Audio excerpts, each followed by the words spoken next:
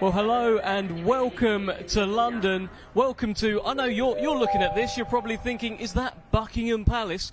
It kind of is. It's Buckingham Palace in Wembley Arena. I told you at the start of this fight week, it will be a fight week like no other. Saturday night, Anthony Joshua, Daniel Dubois, the IBF World Heavyweight Championship will be on the line in front of 96,000 people. It's the Riyadh Season Card Wembley Stadium edition. And everything that happens this week will be unforgettable. And I've got some unforgettable guests with me. How about this? Andy Clark, Matt Macklin, Johnny Nelson. How are we? We're good. We're good. I think that was the siren to evacuate, wasn't it? I think so. Listen. After you, lads. Andy, I think I'm probably going to say this to you every day. And we're going to look around and I'm going to say, have you seen anything like it before for a workout today? No, I really haven't, because we walked in through the back of Wembley Arena, as we've done dozens and dozens of times before, all four of us, and I looked to my right and there's a set of Buckingham Palace, and then just nonchalantly strolling past me were a couple of lads dressed as beefeaters, and I just thought, this is every time they come up with something. But it looks great, you know, the backdrop we've got with the ring and then Buckingham Palace and the gates, which I'm guessing will be closed and then open for ring walks and ring entrances for the open workout, so I'm all for it. Enjoy it, Matt? Have a little look around. Did you make it into the Palace? No, I didn't, but I might after. But look, a bit of razzmatazz, a bit of showbiz is brilliant. I've never seen or heard of a media workout where there's actually going to be boxing on as well. So yes, that's even another little trick. This is like a Riyadh Season innovation, Johnny. This is something that Riyadh Season have started doing. We saw it in LA last month. Terence Crawford on that show, they had 3 fights at the workout. We've got it tonight as well. No expense spared. They're doing it different. They're getting us talking, getting everybody talking in the boxing world. This is boxing moving with the times, and Riyadh Season has brought that to the masses. It's a good thing. Nobody's complaining about it, and I said no expense spared. And if you're a boxing fan, this week is a great week. This event today is a nice little taster. When you see the boys get in the ring just to do their workout again, what a way to build up a massive fight just across the way.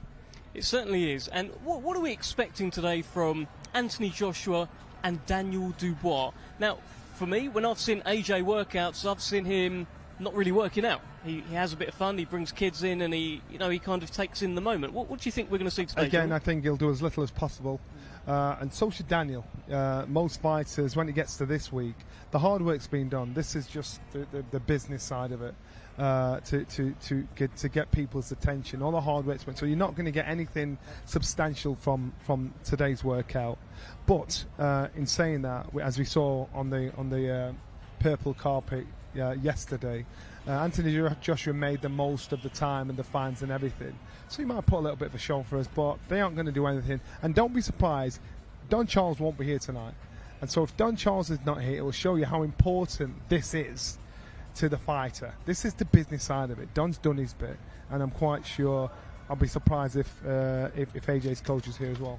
Just to stick on the workout theme, I think you were out in Poland where Daniel Dubois took on Alexander Usyk, Andy, and from what I recall, at that workout, it was outdoors, it was very hot, and he really put it in. He put on a bit of a show and had quite a bit of a workout. Do you think we could see something like that today? I think we'll see him do more than Joshua, probably. I wouldn't be surprised if Anthony went down the route of getting some kids from a local club involved, that kind of thing. It's always good to see. But there's 2,000 tickets available for this. They're not at any cost, but it is ticketed, and hopefully we'll have a good turnout. And if we do, and the chances are as the evening wears on, more and more people will arrive. By the time Dubois gets in the ring, there'll be a little bit of a crowd. I wouldn't be surprised if he fancies, just giving the pads a good clump and just showing us a little bit of that power. He won't go crazy and do too much, but I'm pretty sure that he'll show us something. Yeah, maybe I'm a little bit sick in the head. I want to hear those punches. I want it to all go completely quiet here. No music, no nothing. I just want to hear Anthony Joshua, Daniel Dubois hit something. What do you think, Matt? Yeah, I'll go on with you. I'd love it. I just don't think we're going to see it. Not of Joshua, because I've seen quite a few of his public workouts now, and usually at this point in the week he doesn't do a lot at all. But interesting to hear Andy talk there about Dubois in Poland, and he did give it a bit of a go. So, like I say, everyone's different, and I guess we'll see that again tonight. Well, let's head over to Thomas Triber to begin the workouts. this Saturday, September 21st, from Wembley Stadium in London, England. I would first like to take this moment to thank the Kingdom of Saudi Arabia and the custodian of the two holy mosques, King Salman bin Abdul Aziz Al Saud, His Royal Highness the Crown Prince Mohammed bin Salman, and His Excellency Chairman of the General Entertainment Authority GIA, Turki Al Sheikh, for putting together this spectacular Riyadh season event and its fight week here in London. Riyadh season has really re-elevated the sport, and it is genuinely being done for the boxing fans. This great event is being brought to you by Riyadh Season and the General Entertainment Authority GIA, with Frank Warren for Queensberry Promotions and Eddie Hearn for Matchroom Boxing. This event is sponsored by Visit Saudi, Solomon Al Habib Hospital, Saudi Airlines, Red Sea Global, Daria, and Middle Beast, in partnership with Gold Star Promotions and Sella, in association with Wasserman Boxing and Boxer. This great event will be shown worldwide on DAZN, on TNT Sports Box Office, Sky Sports Box Office, and on payperview.com. Let's now get the media workouts started. Our first two fighters competing this Saturday in a scheduled 10-round super lightweight contest. Let's first welcome to the ring from Doncaster, Yorkshire, England, undefeated with 14 wins. 4 of his 14 wins coming by way of knockout. He is the current UBO and Central Area champion, Josh Padley.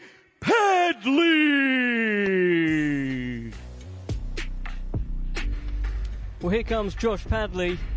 And look at this. I mean, a few months ago, would he have thought in his wildest dreams he'd be walking out of the gates of Buckingham Palace to a ring at Wembley Arena ahead of fighting at Wembley Stadium on Saturday? No, not at all. And you know where he is in his career, 14-0. It's a tough fight for him. You know, it is a tough fight for him. But what an opportunity for him!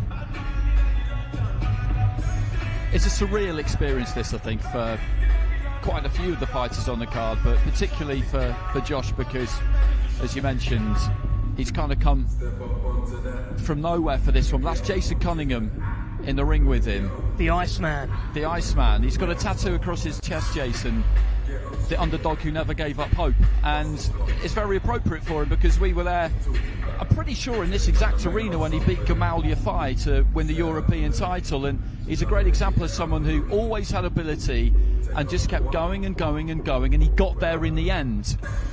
So he's kind of the perfect guy to have in this situation because he doesn't get carried away with anything, but he has been there on big stages, and he'll be trying to just keep him calm and just make him stick to what he does well, because that's really all you can do. Yeah, 100%. Jason Cunningham, genuinely one of the nicest men that I've met in boxing. He's called the Iceman. He's also the nice man. Ended his career with Queensberry. Good fighter. Good to see him transition to that role of trainer. Josh Padley was telling us earlier in the week that Jason does the main training, but Steffi Ball will jump in and help where he can as well. Looks like they've got a good relationship. Yeah, and that's a tight, solid team to have around you. People who've been around, people who've been on some big cards, people who've travelled the world with the sport, and it's the same kind of thing for Tyler Denny, who, like Josh Padley, got the call, I think, the day before the press conference, or very shortly before the press conference, to come and fight Hamzah Sheeraz. Now, Tyler's done an awful lot more than Josh Padley, but it was still quite short notice. But I saw Errol Johnson and Paul Mann on the way up here from Black Country Boxing, and again, You know, that's a really good team to have around you. If there's any possibility that you might be starting to feel it nerves-wise, because they've operated at every single level of the sport, and they'll just be able to remind you who you are and what you do well and what you need to do and concentrate on. And that's really important in weeks like this, where bit by bit, we discussed it yesterday, didn't we? Bit by bit, it can start to get to you. It can start to become a bit too much and sap your engine if you're not careful. Love that Jason Cunningham's still got his accreditation on around his t-shirt, swinging to and fro.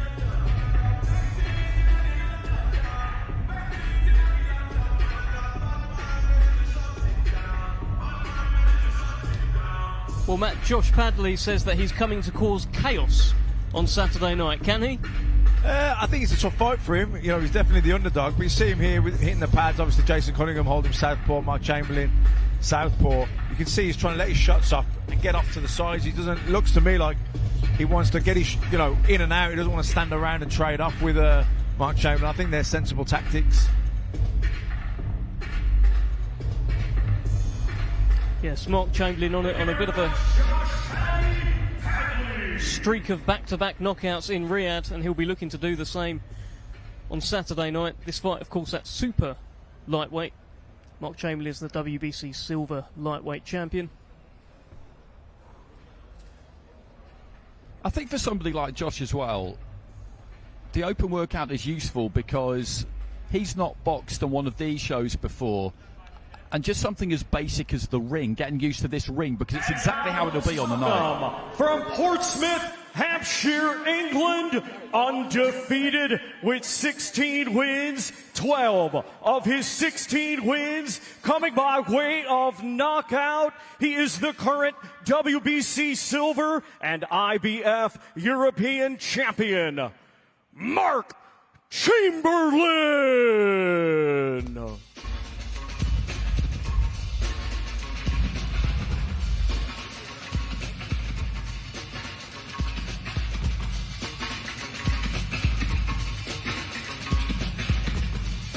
He is coming, I promise you.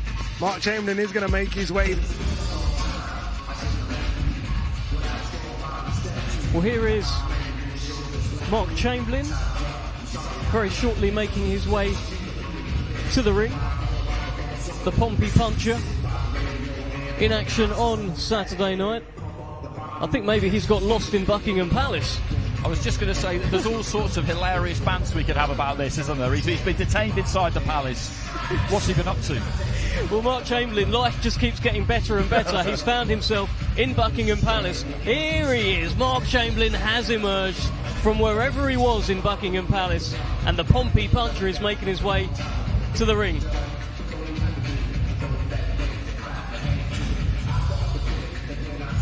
It was interesting talking to him on Monday, wasn't it? Because we were basically asking him what it's like to be so active on these Riyadh season cards and always getting the call. And he said, well, actually, it looked like I was going to be boxing in November or December. And then I thought to myself, you know what, I probably prefer to box at Wembley. And so I had a word with Frank, and before I knew it, I was on this card. And I was sat there thinking to myself, wow, that is quite a position to be in, where you feel like you unbelievable. You feel like it's okay to do that, and it obviously was okay to do it. You know, and he keeps performing. He keeps performing, and he keeps performing. When winning the way he does, he'll be on him again. Well, he's had 2 fights in Riyadh. He's had 2 stoppage wins, and one in particular very, very impressive against Gavin Quinn, who was the European champion. European title wasn't on the line, but the win looks fantastic on the resume. Yeah, I mean, we were expecting that to be a tough fight, you know, step up for Mark Chamberlain. I think I favoured him to win it, but I think it was going to be a tough fight. And, you know, I think the eye closed the pearly doors, and it was a really difficult fight for Quinn after that. And, Chamberlain looked brilliant again. It was really impressive, that, because it was an example of his power. He didn't knock him out in the first round, but he did so much damage to him with a fairly ineffectual looking uppercut that if it had landed from somebody else wouldn't have caused that kind of problem. But he's got that natural power and timing whereby he can do you real damage, and after that, Tony Borg was trying to keep Gav Quinn going in the corner, but it was over really, wasn't it? Because he had one eye, there was nothing he could really do. Even if he did put his foot down and try and swing, he just couldn't even really see him. Yeah, but I think as well with Chamberlain, I think he's a natural puncher. You know, he doesn't load up. He lets his hands go. He's quite fluid. Puts his shots together, nice combinations. Obviously heavy-handed, because every time he lands cleanly, you can see it has an effect.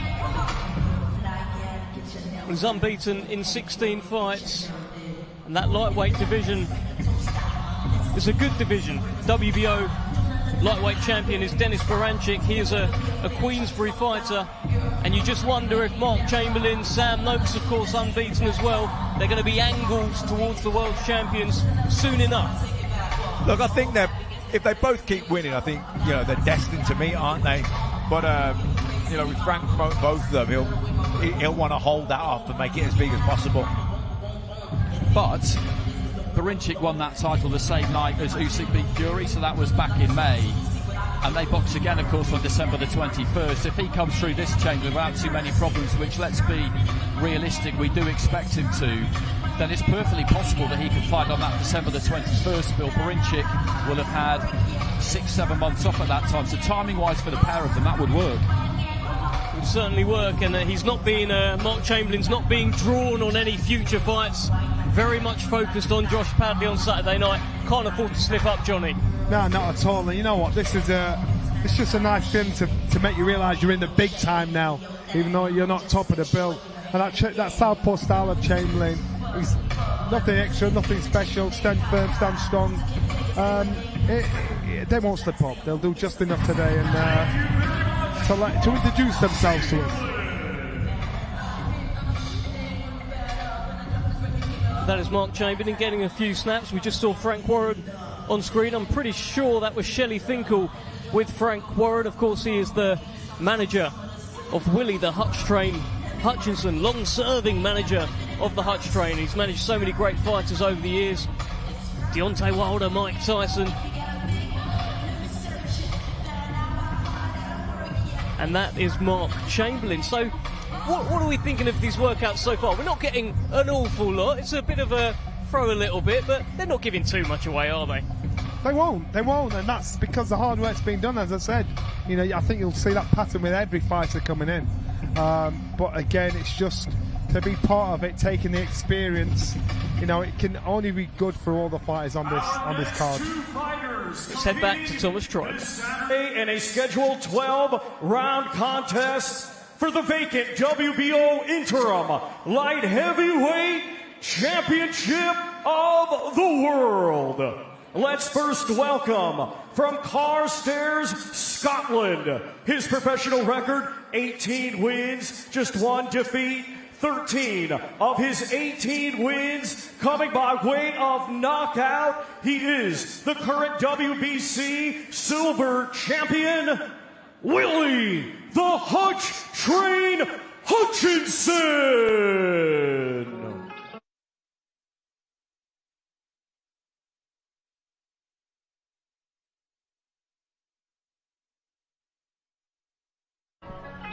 Well, here is the Hutch train. The train is coming through the gates.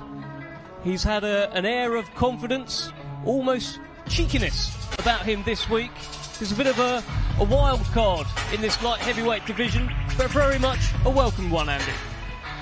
He absolutely is. He's been boxing a long time. He's been at this a long time, and he got that World Youth gold medal. And it wasn't just any old World Youth gold medal, because for the 2-3 years before that, in the juniors as well as the youth, he beat everybody. Americans, Cubans, Russians, Kazakhs, Uzbeks. He was the best of that bunch, and he proved it by when it really mattered, getting the gold. So that's where a lot of his confidence comes from. He's got that one defeat against Lennox Clark. He says that there was a lot going on outside the ring at that time. We'll have to take his word for that. But the one positive you could take from that defeat, just as an observer, is that he kept getting back up. He didn't go under. He didn't sit it out. He didn't quit, basically. It wasn't his night, and he could tell from an early stage it wasn't going to be his night, but he took his licks. I was in the lift. I walked up with Willie up to the arena today, and the confidence from him and his team is second to none. It's not a hustle, it's not a front. They truly and seriously believe that they will create a massive upset in regards to Joshua Buatsi's career moving forward. This kid can fight, I keep saying it. If they've slept on him, he's going to beat him. And he understands that. He just said, when you stop telling anybody they're sleeping on me, I want them to underestimate me. The kid can fight for fun. He enjoys it now. I spoke to his dad. His dad said, you know what, his life's in order now. He's all right. He's in a great place. So it's going to happen. It's going to happen Saturday night. I am so intrigued to see how this fight turns out, because Joshua Buatsi is going to show us a side to him that we know exists, but he's got to put it out there to show he's world class.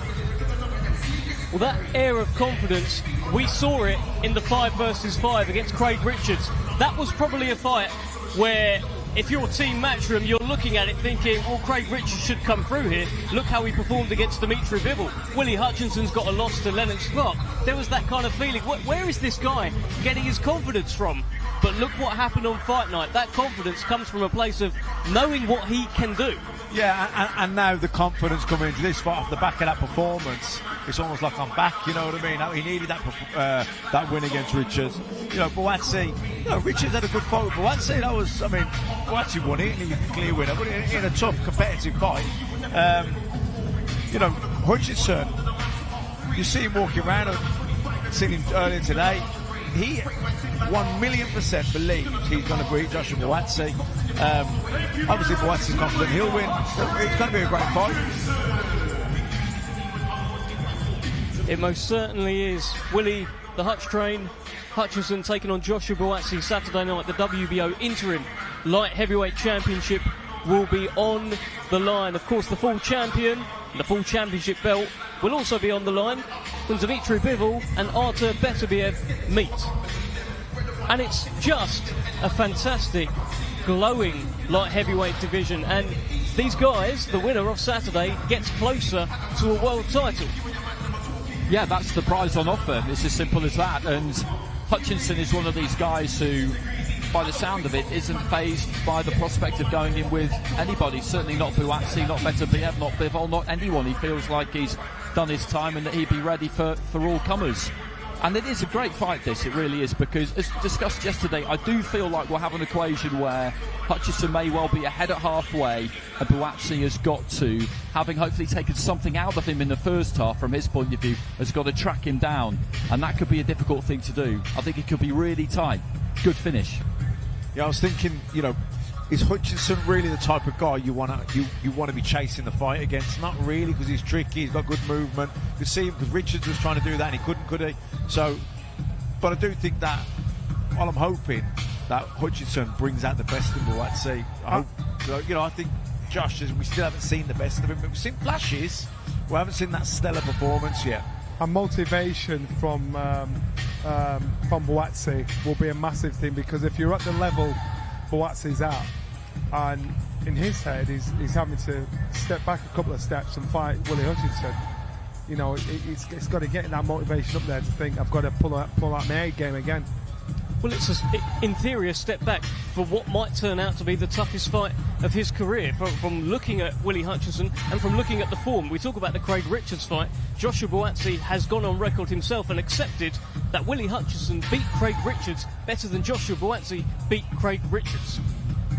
That's why he's got to get his acts in order, because I think that's why we've seen a side to Joshua Buatsi's character that we haven't seen before with anybody who's fought as a professional. So now he needs that edge. He needs to be troubled. He needs to be bothered, because Willie Hutchinson, he'll be your mate. He'll trip you up. He'll be your mate. He'll say, we're good friends, then beat you up in the ring. So Josh doesn't want to be his mate. He wants to get angry and get rid of him, and that's the attitude you've got to take. What are you thinking of what Willie Hutchinson has brought out of Joshua Buatsi? We've never seen that before. We've never seen Buatsi in a heated kind of confrontation, having his hand around the throat of his opponent during a face-off. We've never seen that. No, never. He's quite a calm demeanour guy, isn't he, Buatsi? Nice fella, almost like a gentleman. So to get edgy like that, you wonder But look, I think he'll calm that down. I don't think he'll let his emotions rule the fight. I think he'll approach it with a calm head. He'll need it calm. Someone like Willie Hutchinson, he wants you to be angry and fight emotionally because he's tricky, isn't he? He can start counter punching, walking into traps. So that's his game, trying to antagonise Buatsi. But it's important for Buatsi have the fire in the belly, but have a cool head. You had a moment with Buatsi, I think it was Monday, you interviewed him, and you just said to me afterwards, he's got that coldness about him where he's just business right now. Yeah, he's always been like that, and that's why it's kind of difficult to get any handle on whether you really know him or not, or whether he's one person as a fighter and he's a different person away from boxing. He said to us yesterday that he is, but that's completely normal. These two don't behave outside of the ring the way they did inside the ring, I'm pleased to say, or things could get very problematic. But people often say about fighters, don't they? Oh, you're completely different to how you are in the ring. Well, of course, because you can't behave like that. Obviously, you can't behave just like punch that someone in the face outside of the ring. But Buatsi, I do think he is very, very cold. He's a God-fearing man. His faith is important to him, but do not mistake that for any kind of mercy that he might have in him in fight night, because there is none. When the fight is on, the fight is on. And I do think, as much as he says it's all business, he won't let his emotions rule, but still he will enjoy inflicting pain on Willie Hutchinson if he can manage to do so. He will enjoy it. He probably won't admit to it, but I think he will. Yeah, there is that coldness, and we was talking about Willie Hutchinson earlier. The one blemish on his record was Lennox Clark. That was the first time Willie Hutchinson actually ever made super middleweight. I'm not sure what he was doing down there, not sure how he made the weight, but it didn't go well. Every fight that he hasn't been at super middleweight, he's won. You know what? I know Willie. If his head and heart aren't in it, no point in being there. And that one loss, there was a lot going on in his personal life, which I know about. So now Willie's in a place, he's in a great place. And that's why his dad's here. His dad's here, and you don't usually see him in this close proximity with his son. You understand? My son's in a great place. You know, and we see it so many times. If you're in a bad place in your personal life, either makes or breaks a fighter. For Willie, he wears his heart on his sleeve. There was a moment where Willie Hutchinson met Artur Beterbiev. This happened. I think Willie's going to join us very shortly, and maybe he can tell us about this moment. But my understanding is he told him he wants to fight him one day. Well, choo. Here is the Hutch train. How are you? Living the dream. Tottenham. You've been saying that all week. You are living the dream. You just come out of Buckingham Palace. Well, listen, it's unbelievable, isn't it? It's unbelievable, isn't it? This is it's all fun and games, really, isn't it? Until Saturday night. Yeah, just soaking everything in. Are you just itching to fight now? Hey? Are you just itching to fight now? Of course I am. Every day, 5 days, 4 days, 3 days. I'm on 3 days now, do you know what I mean? I'm up to wear with it. I can't wait. You know what I mean? I get the weigh-in done, now when that's over, I'm in the ring on Saturday and everyone's going to see what's going to happen. Well, Johnny knows you. Johnny rates you. Johnny's been hyping you up big time. Johnny, you're a fan of this man. Good. You know what? Listen, he was a complete nightmare in the gym, full of talented fighters, and he was one of those guys where you thought, I don't want to spar with him, and you could cause trouble in the empty room, but he could back it up with a smile and a wink.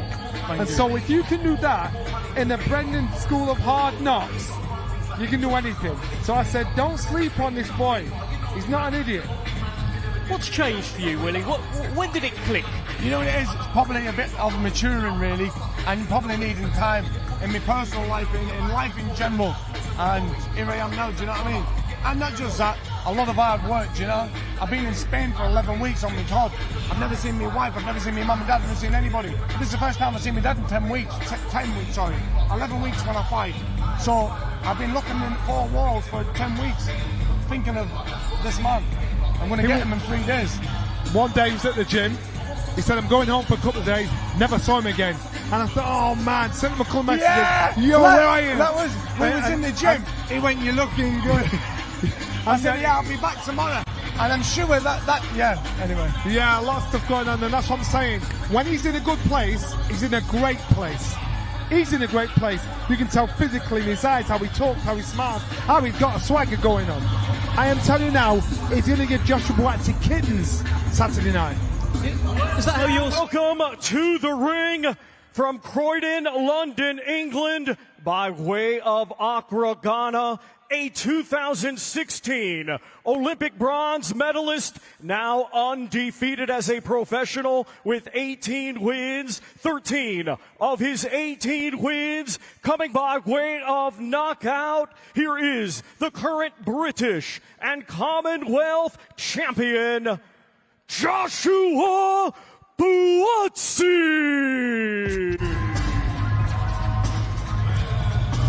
Hey, can they hear us on here, no? They can hear you now, Willie Hutchinson. 2294. 2294. This is the man that you will be facing on Saturday night. This Terrifying. is Joshua Buatsi. They're terrifying. I genuinely, it's terrifying. I can't look at that screen. I've got to keep my eyes away from it. Now, listen, at the end of the day, it's going to be a good fight for me. And that's really... Willie, what do you think of this setup? It's unbelievable, isn't it? For me, 2 fights ago, Johnny, I was in your calls, you know what I mean? It's unbelievable. And I think, but at the same time, a lot of hard work. I've put a lot of hard work. And, yeah, it's all paying off. Good sparring, good preparation. Everyone can sit and look you in the face and tell you how good everything is and this and that next thing. Trust me, I'm ready. Mentally, physically, emotionally, I'm there. But I'm quite sure you tell us otherwise. You know, I'm quite sure it's not been good. It's not been great, but I'm going to do my best. So I don't doubt that for a second. Good. Unbeaten in 18 fights. Joshua Buatsi is pretty good. There's no blueprint on how to beat him, Willie. Yeah. Well, on Saturday night, it's we was going to see. He's a good fighter. I'm not saying he's not, Johnny. You know what I mean? I'm not saying this man's not a good man. He's a good man. But that's all he is, and that's all he'll ever will be. He's a good man. Do you understand what I mean? He's a good man. But good's not good enough, is it? You know what I mean? When you do something, you go and buy a car, but there's a little mark on it, but it still looks good. But it's not good enough, is it? Because I don't want a car with a mark on it. I want a brand new car. Where's my new car bought? Or not?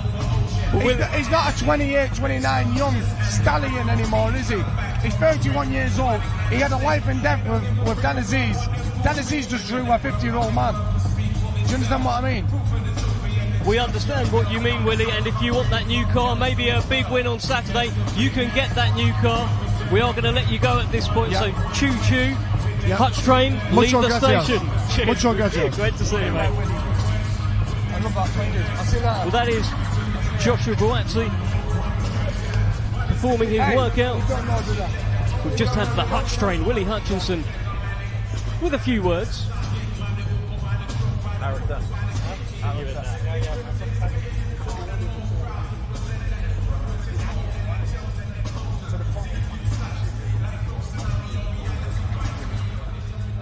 Well, Andy, Willie Hutchinson says Joshua Buatsi's a good man, but that's all he is. He is brimful of confidence, and every reason that you should be. If training's gone well, if camp's gone well, then that's exactly the kind of mood that you should be in. And you can see him just kind of on the simmer, can't you? He's getting more and more borderline, not out of control exactly, but he's getting more and more amped up about the fight as the day goes past. And I think for him that's a good thing. With others you might think that he's wasting a bit of nervous, emotional energy, but I think with Hutchinson, that's just what he does. And he'll work himself up into that state. I totally agree. I think he feeds off it, doesn't he? He feeds off it, and I think it's also a part of his tactic. He's trying to get in the other guy's head, antagonise him, annoy him, make him angry. My advice if I were Joshua Buatsi is stay away from him until the first bell and get stuck on him. Don't talk to him, don't look at him, don't even get in his space, because this kid can cause trouble in an empty room. I know it. You listen, even now when he was here on the mic, you just thought he's talking at you, nagging you, not leaving you alone. I know what the boy's like. I know what he's like with people he spars with, people he fights. Stay away from him, because you hang about him and in his presence, he's got you. Well, everything that Willie Hutchinson just said there on the stream, I'm sure it will be clipped, it will go across social media. Joshua Buatsi will be tagged in these posts, and it's kind of up to him. Do you keep scrolling, or do you have a little look? If you have a little look, it's going to wind you up a bit. Don't go on social media. That's simple. if you take what's said on social media at this point in a fight to heart, don't get involved. I'd advise any fighter, don't look at social media, because you're in a strong positive place and you're being surrounded by positivity. Once you go on social media, someone is going to say something good or bad about you that's just going to be enough to make you think about it. So you stay in that bubble, you stay in that circle you're in. Yeah, he's a wind-up merchant, isn't he? You know, he's like Tyson Fury, win the psychological, get in their head, create the self-doubt, piss them off. You know, it's that same shouting you down, hyping themselves up, and he feeds off that, get themselves confident. But you're the opponent, you don't want to play that game with them. Just like Johnny said, don't even go on that, don't even scroll on their page. Just keep on scrolling, Josh, keep on scrolling. Andy, the other thing we can see with Joshua Buatsi, the beard is back, the hair's out. This means he's been working hard, right? When that beard grows, you know that all he's been doing is training. That's how he's always done it. And on Friday, maybe even Saturday morning probably, because the weigh-in's quite late on Friday night, well, we'll see a different Buatsi. He'll trim his hair, he'll get rid of the beard, and he turns into, as he's described it, his younger, better-looking brother. So he likes to kind of keep things very Spartan during camp, and I think the hair, the facial hair, that's just something to remind him of how long he's been at it, basically, and then he turns into a different mode on fight night. He's a difficult man to ruffle, Buatsi, and I know that Willie managed to do it in that original face-off, but I think that was because he brought a vibe to a professional setting that Josh just didn't really appreciate. And he basically explained it to us, didn't he? And he said, listen, if that kind of thing happened outside of the workplace, then I'd have addressed it and things would have been handled very, very differently, and that would have been fine, because that would have been appropriate to the situation we were in. But he didn't feel it was appropriate to the setting of conducting your obligations as a professional boxer. That was the difference between the pair of them there. But Hutchinson's one of these natural wind-up merchants as well, like Matt said. It's like Eubank Jr.'s naturally condescending and people find it really annoying. Hutchinson is naturally quite annoying for a lot of people. He is, isn't he? I'm right, he knows it. And that's why it doesn't take takes no energy from him to annoy other people, because he doesn't even know he's doing it. But it can take a lot of energy from you. I think he does. No, I think he's doing it on purpose. I think that's all part of it. I think he's trying to do that. You can just see a little smile when he's doing it and he's talking at you. I swear, in sparring, we're all friends in the gym. In sparring, this young man, he's trying to create a war in sparring, not just with what he's doing, but what he's saying. And the amount of times Dominic's had to break people up. Well, that kind of carry on outside the ring. The amount of times Dominic's had to drag him out. Will it behave himself? I swear it was like two parents. Well, let's head back to Thomas Schreiber. Consisting of 15 wins, just one defeat, one draw, with 8 of his 15 wins coming by way of knockout. Please welcome the former British and Commonwealth champion and current WBO International champion, Josh Pretty Boy Kelly.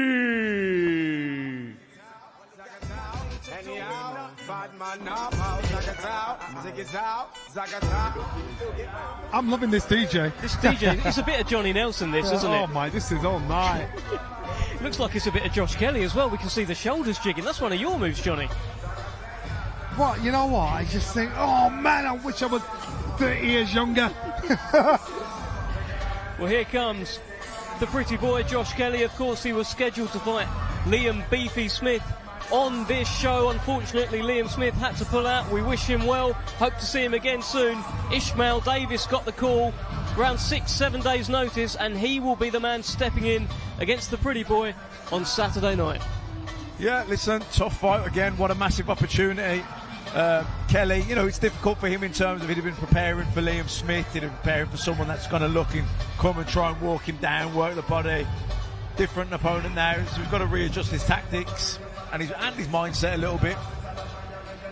Kelly's team think this is a walk in the park, and I know there's members of the team that say, nah, it's a done deal, don't even worry about it. That's the wrong attitude to have with Davis. It is definitely the wrong attitude to have. These are when surprises can happen. Josh Kelly is a very talented, unorthodox, successful fighter. I knew this kid before he turned professional. you know, and I think this guy's got everything going for him. But again, Saturday night is not a night for sleeping, boys. It's a night for getting on with the job, getting your professionalism in, and getting the job done. Well, it was in this arena that he had his heartbreaking loss to David Avanesian a few years ago now. Says he shouldn't have been in the ring that night. He is rebuilding. We've got a great win over Troy Williamson. That's a mutual opponent with Ishmael Davis.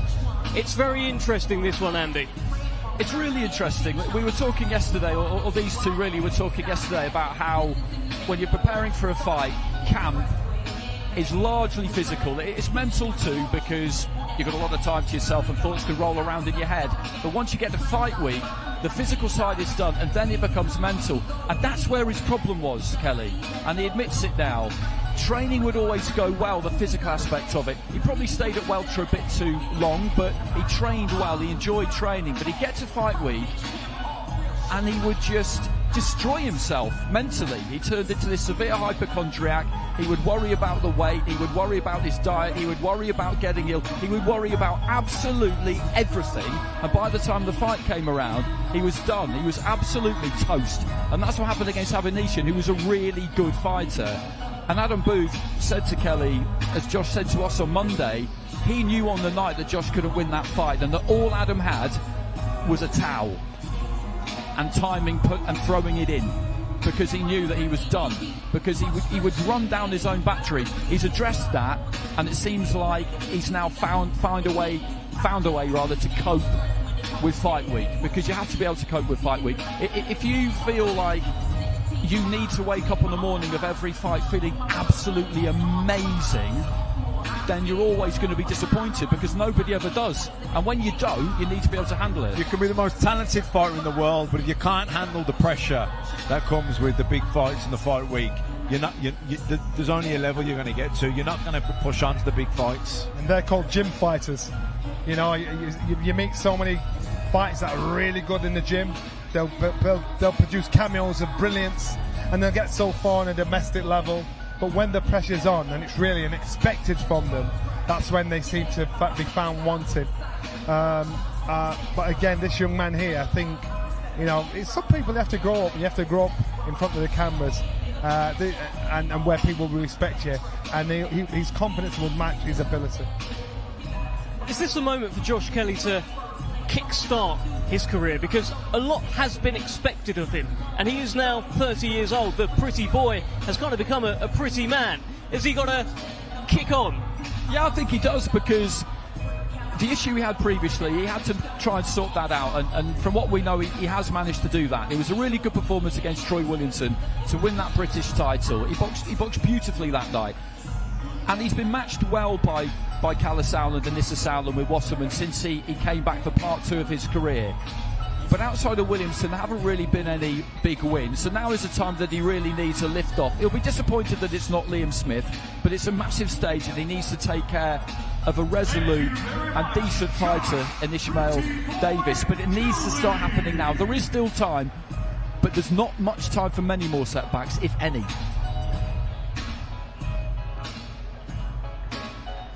Well, that is the pretty boy, Josh Kelly. Sunderland represented on Saturday night at Wembley Stadium. Many different parts of the UK represented on Saturday. We've got London to Leeds, Sunderland to Scotland, West Midlands. We've got a little bit of everything. A little bit of everything, a taste of different parts. A bit of Leeds as well with Ishmael Davis. But you know Ishmael Davis, right? That is Josh Kelly. That's who we're about to see. What's he like? Ishmael Davis is a straight talker, no nonsense, a very tough, honest pro. Gets the job done, hopes to create an upset tonight. I know, you know, the levels that Josh Kelly's been, and you know they're just dismissing Davis. They shouldn't. I think Saturday night we've got so many intriguing builds, and there are going to be 1 or 2 upsets if anybody takes their position for granted. Well, let's head back to Thomas Driver.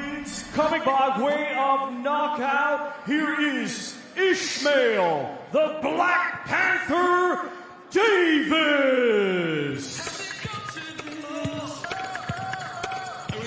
Ishmael Davis, a fighter that a lot of fight fans might not have known too much about. 12 to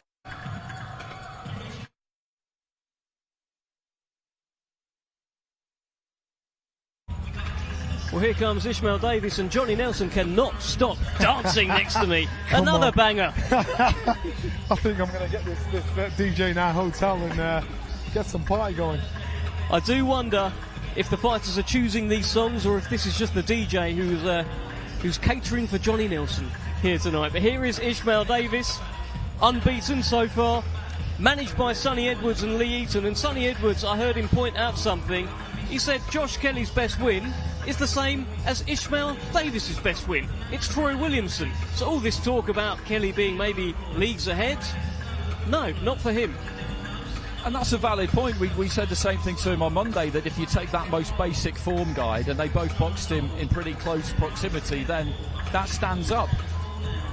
I like Davis. You look at the way he's gone about his career. He actually started boxing at 11, so a while ago, but then he had problems in subsequent years, found himself in prison a couple of times, knew that he had to make changes, and as a lot of fighters do, he found himself drawn to the law of attraction, and he made all the changes that he felt he needed to make to put that into effect, because that's the key part of it. Basically, you have to make the changes if you're going to attract that change to your own life, and he's definitely done that.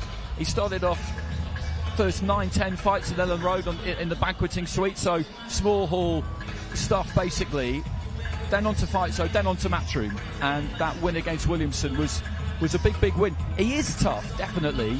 He is a good pro. He's all the things that Johnny described him as, but he can box as well. He's not some kind of basic slugger who's come through one unlicensed fight, and it'd be easy to stereotype him as that, as a tough guy. And he is a tough guy, but he can box.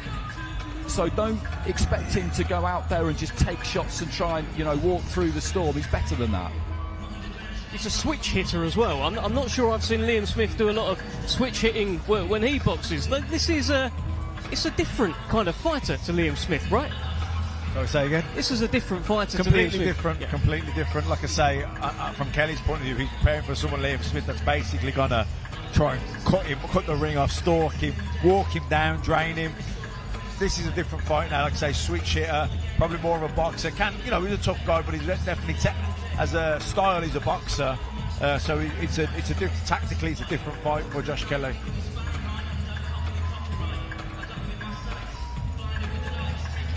Well, he calls himself the Black Panther, believes in the law of attraction. What's the view on the law of attraction? I mean, it seems to have worked for him. Again. The law of attraction. Yeah. Well, look, he's here, he's fighting on a Riyadh season card at Wembley Stadium. I mean, he's attracted that, hasn't he? He certainly has. And it's very easy to write Davies off. You look at Tyler Denny. Tyler Denny, I'm quite sure we'll see him next. Tyler Denny is forever being the underdog. Look where he is now. So just because someone's not a star, a headliner, in your face, braggadocious and anything special, that pure strength, determination and being in the right place at the right time makes all the difference to any fighter's career. These fighters, especially like Davis, I was just like him, lived in a gym, wait for the opportunity for somebody to drop out of a fight. When they dropped out, I stepped in. They didn't expect you to be fight fit, but all the time you were just hovering. He's fight fit. And it's very hard if your opponent's pulled out to respect the new opponent as much as you did the original opponent, no matter how hard, no matter what he said, because you've obsessed about, Joshua's obsessed about Smith all this way through. So now he's in, he's got disdain for him in a respectful way. So it's not until the ball goes you realise, wow, all right. We had one of these not that long ago that is similar in quite a lot of ways, where Zach Shelley thought he was going to be fighting Mark Heffron for the British title, and he waited a really long time for it, in the way that Kelly's waited a while for a really big stage and opportunity like this. Heffron had to pull out, and Mark Jeffers came in, who Shelley probably didn't know that much about, but who, as it turned out, is really good, and he got beat because he was a bit flat on the night, and Jeffers is a really good fighter. This is that kind of equation. If Kelly's a bit flat, Ishmael Davis may well beat him, so he's got to make sure he isn't. And as Johnny said, it's not the easiest thing to achieve, because you can tell yourself all week, don't be flat, don't be flat, don't be flat, but then sometimes you just are, and you have to drag it out of yourself. Fighters, that's right. It's the hardest thing to guard against: complacency, becoming flat, not getting up for it. When you've been, Liam Smith's a big name. That would be a big win if he was to win for Kelly. He'd have been thinking about that, visualising it, totally focused on it. In his head, he's disappointed that he's fighting Davis, but Davis is going to step up. He's buzzing that he's got this opportunity. He's probably going to perform better than he's ever performed before because it's a huge opportunity for him.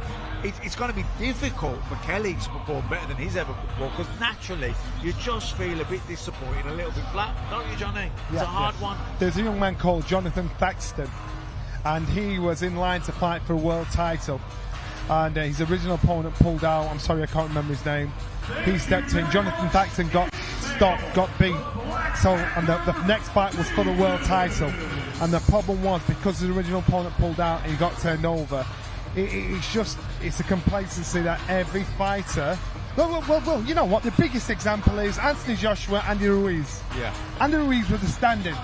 And you saw Andy Ruiz come in, and when Andy Ruiz came in, we all laughed at him walking through. Anthony Joshua's looking at him, and he's got to lift himself with this little fat Mexican. Look, what did little fat Mexican do? Turn him over. He had to go back to the drawing board, adjust himself, and get the job done right, and come back and box him the next time and show him some respect. This happens in our sport. It's the worst thing that can... Every trainer dreads that kind of fight. And actually, AJ had 6 weeks to get his head around Ruiz. This is only a week. 12-round contest. It will be for the IBO Super Featherweight Championship of the World. Let's first welcome the challenger from Leeds, Yorkshire, England.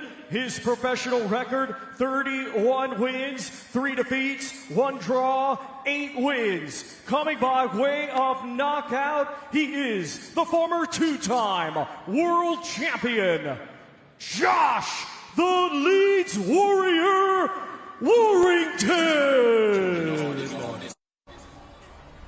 Well, here comes the Leeds Warrior, no stranger to the big occasion. Stadium fights, he's done a couple of them. Pressure heading into it with everyone backing him, everyone wanting him to win. He's done it. He knows the big stage. He's got an almighty stage on Saturday night against Anthony Cacace at Wembley Stadium, and it's an almighty task. I think so. I think Cacace's on such a roll. His confidence is sky high. He was like a man possessed in Saudi Arabia when he beat Joe Cordina, and I think he'll have that same fire, and on top of it, the self-belief and confidence that you get from becoming world champion. I think Warrington, a career featherweight, moving up in weight as well, fighting Cacace. It's a difficult one for him, I think. How you doing, Joe? Well, we are delighted to be joined as we watch Josh Warrington. We have Joe Parker. How are you, sir? I am fantastic. I just arrived in from New Zealand. It took us 28 hours to get here, but I'm happy to be here. Very looking forward to watching the fights on Saturday, but it's great. It's great to be here. Buckingham Palace. Have you been to the real Buckingham Palace, or does this suffice? Huh? Is this good enough for you? For me, this is good enough. This is fine. This is awesome. What's happening with you at the moment? You're coming off some brilliant wins. What's going on in the Joe Parker world? You know what? I've been. I was told there's a fight in September. I was told there's a fight in October, and then I'm told December. I've been in New Zealand with George Lockhart training away since April, and I put on about 20 pounds of muscle, I hope. And I'm ready to fight anyone, anywhere, anytime. Seriously, I feel like I'm in great shape, and I'm ready to go. Is it the Zhang rematch? Because Zhang had a rematch clause, didn't he? So is it going to be him? I think Zhang wants a rematch. I'm not sure what everyone else wants, but Zhang wants a rematch clause. I think there's talks of RJ Carbayal, there's Bacoli. There's a lot of names out there. I just want to lock something in so I know who I'm fighting, training for. Focus on who I'm training for, yeah. Talk to us about the main event on Saturday night. Anthony Joshua, a man that you know well, a man that you have filled out a stadium with, aiming to become a 3-time world heavyweight champion against a young, hungry Daniel Dubois. I feel like, for me, I picked Joshua. I feel like Joshua in the first 5 or 6 rounds, he's looked very dangerous and looked powerful in his last few fights. George Lockhart picks Daniel Dubois. So we've got a bet on, and I think I'm going to win this bet. I think Dubois is a very live one. I still pick Joshua. Yeah, but I feel like Dubois later rounds. Yeah. Like he showed a great chin with the Hrgovic fight. and he showed grit and determination to be able to just. And had power in the later rounds as well. And power in the later rounds with Miller. He was able to stop Miller in the later rounds. So I feel like he's a live underdog. He's got a lot of. I think he's got a lot to prove. In this fight. I totally agree with that. They're both resurgent. They're both resurgent heavyweights. Anthony Joshua completely rebuilt with Ben Davison, almost like you linked up with Andy Lee, and you've gone like that. He linked up with Ben Davison. He's gone like that. Daniel Dubois with Don Charles. He's gone like that. But who's going to resurge better? Could you fight the winner? Could you fight the winner in December? I would love to fight the winner. I've put on some good weight since training with Georgia in New Zealand. We have yet to link up with Andy Lee since we didn't have a fight locked in yet, but I feel like now I've got a lot more power. I feel like I can knock people out now. That's what I need. Worked on your power and your strength. Power and strength. Power and strength. Look at that. Look at Joe Parker. What does Anthony Joshua do well? You've shared the ring with him. What does Daniel Dubois need to be worried about on Saturday? Like Anthony Joshua possesses the power with the right hand, but he also can box and keep the distance if he needs to. And he's very, like when I fought him, he was able to just nullify what I was doing. You know, so I think he has to do that because you've got a live underdog, like you said, in Dubois, and he's coming to win. A lot of people are saying if Daniel Dubois takes the same shots that he took against Hrgovic from Anthony Joshua, it's good night. I don't feel like he can take the same shots. I think Anthony Joshua possesses a lot more power and a lot more, just that oomph in his punches. Also, I think Joshua, when he does get you hurt, he's a really good finisher. He puts the shots together well. He was a good finisher, But with the Andy Ruiz fight, they said he was a good finisher and then he got caught. I know what you're saying. I guess the question is also, can Anthony Joshua take the shots that Daniel Dubois was dishing out against Filip Hrgovic? Yeah, good question, that one. What do you think? What's the answer? Daniel Dubois possesses a lot of power. I feel like if he lands clean, it's going to test AJ's chin. And test if he can he come back after being hurt? Like he was hurt in the Usyk fight, hurt in the Ruiz fight. Can he show that grit and determination to finish the fight and come back? It's a good question. Thanks. We're talking about these fights that you want, these fighters that you want to fight. When's the next music video dropping? Because I'm checking my feeds every morning, waiting for the next Joe Parker. We've had a bit of Take That. We've had everything. When's the next one? Give me some ideas. Give me some ideas, and we'll get one sorted ASAP. That last one, Take That, mate. That was. I don't know how many times I watched that. It was brilliant. It's not just you. It's the backing. It's the backing band as well. It's the other band members. Just give tremendous. Us some ideas. How do you do it? How long does it take to put that together? Who comes up with the idea? Kerry Russell comes up with the ideas. And I reckon it takes about 2 or 3 hours to film, and it's a lot of fun. It's something different, and it's just time to relax and enjoy and make some fun content. It kept us going in the lockdown. Yeah. Let us know what's next. Give us some ideas and we'll make the next one. Well, when did you realise that you could actually sing like Gary Barlow? Because you're not miming, are you? I can't sing. Oh, come on, Joe. Come on, Joe. Tell me a little bit about Tyson Fury, Alexander Usyk. Tyson, of course, a man that you know very well. He's a good friend of yours, and it didn't go his way in the first fight. He's got the rematch coming up in December. How can he get the win this time? What do you think? I feel like with this fight with Tyson Usyk, I've been talking to him recently, and he's different mindset. He's got a different mindset coming to this fight, He's I feel like he's a lot more focused. He was focused in the last camp and last fight, but having a loss in your record, I think it changes everything for him coming into this fight, rematch. I think it's lit a fire in him. He's got the fire in him, but also he's just the mindset's changed. Like he was undefeated before, now he's not undefeated. And I feel like he's going into this camp with a lot more motivation and more determined to put on a better performance. Are you speaking from experience there as well? When you took your first loss, did it light something in you? Yeah. When you take your first loss, you always want to come back and bounce back. It's unknown territory, isn't it? For him at 36 now, 35, Tyson. Yeah. It's unknown territory at this stage in his career, coming back off the defeat. He's never been here before, has he? Yeah. Well, here comes the Andy Town Apache, Anthony Cacace, taking on Josh Warrington on Saturday night as part of this incredible show. We're going to lose Joe Parker here. Joe, great to see you. Great to see you, Joe Parker. Sounds just like Gary Barlow, that man. Just like him. And let's welcome back Johnny Nelson. and the Andy Town Apache. Anthony Cacace is here. And Johnny, whenever I see Anthony Cacace here around Wembley, it just takes me back to 2 years ago. He was supposed to box at Wembley Stadium in front of 94,000 people on the Tyson Fury Dillian White undercard. His fight got called off in fight week. Heartbreak. How do you build yourself back up? It must have been a dark time. It's part of the course in the world of boxing, and you hear it happen to everybody else, but when it happens to you, there's no consoling. There's no fix. You train for that day, that moment, that time. And once it's changed, even if it's changed a week after, or even if it's changed to 4 or 5 weeks after, it affects your drive. And it's very hard because if it happens over and over and over again, you don't train with the full belief that it's going to happen. But that's by the by. Look at where he is now. Look at the bill he's on now. Look at the position he's in now. Looks in excellent condition. God willing, that won't happen again this week. So let's see him in action on the big stage. No, absolutely. And he was on the big stage on the Fury Usyk undercard when he stopped Joe Cordina, who was the underdog heading into that fight. What a win that was for Anthony Cacace. Yeah, massive win. Brilliant fight. And a really brilliant performance from Cacace. He was like a man possessed all week. You knew he was going to produce a special performance. And Cordina, at times he matched him, but in the end, Cacace just overwhelmed him, and it was a fantastic performance.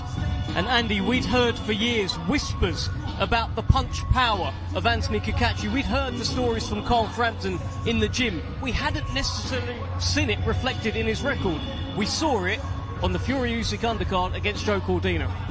We did, and you're right, he was one of these fighters who the streets knew, if you know what I mean. And you'd hear about him, and people would tell you about him and how good he was and what he might be able to go on and do, but it just didn't really look like it was going to happen because he had that narrow defeat against Martin J. Ward. He felt he won it. Martin J. Ward in good form at the time, a good fighter. He then did get that British title, but he was chronically inactive. You mentioned what happened Fury White Week, and then he gets the chance against Cordina from absolutely nowhere, and all week you could tell that he knew that was it. This is the week, this is the chance. And you just knew that he was going to turn up and perform, and he absolutely did. So he's in no mood to let this belt go. Just to clear that up, actually, if he loses, the title becomes vacant because the IBF haven't officially sanctioned this as a defence against Warrington. So if he loses, the title becomes vacant. If he wins, then he will have to defend against Eduardo Nunes. It's mandatory pretty soon after this, actually. I think it's 180 days, but the IBO title is most certainly on the line on Saturday night. Josh Warrington, with a win, can still claim to become a two-weight, three-time world champion, but Anthony Cacace will be doing absolutely everything in his power to make sure that doesn't happen. There is an intensity about the way he speaks, about how far he would go in this fight. It's just what he lives and breathes, this sport. Yeah, definitely. Massive fight, like you say. And it's funny for him to kind of hit his peak and get these opportunities at this sort of late stage in his career. But like I think Andy said earlier about you keep going, and it'll get there, it'll open up for you, and that's what's happened for him. I think he's a pretty strong favourite on Saturday night. I think so as well, and he says that he's the hardest hitting super featherweight in the world, and maybe now in these fights, now that he's getting a bit more active, maybe we're going to start seeing more of that punching power. Self-belief is everything, and you tell everybody that, they're expecting that. Fighters know that, sparring people know that.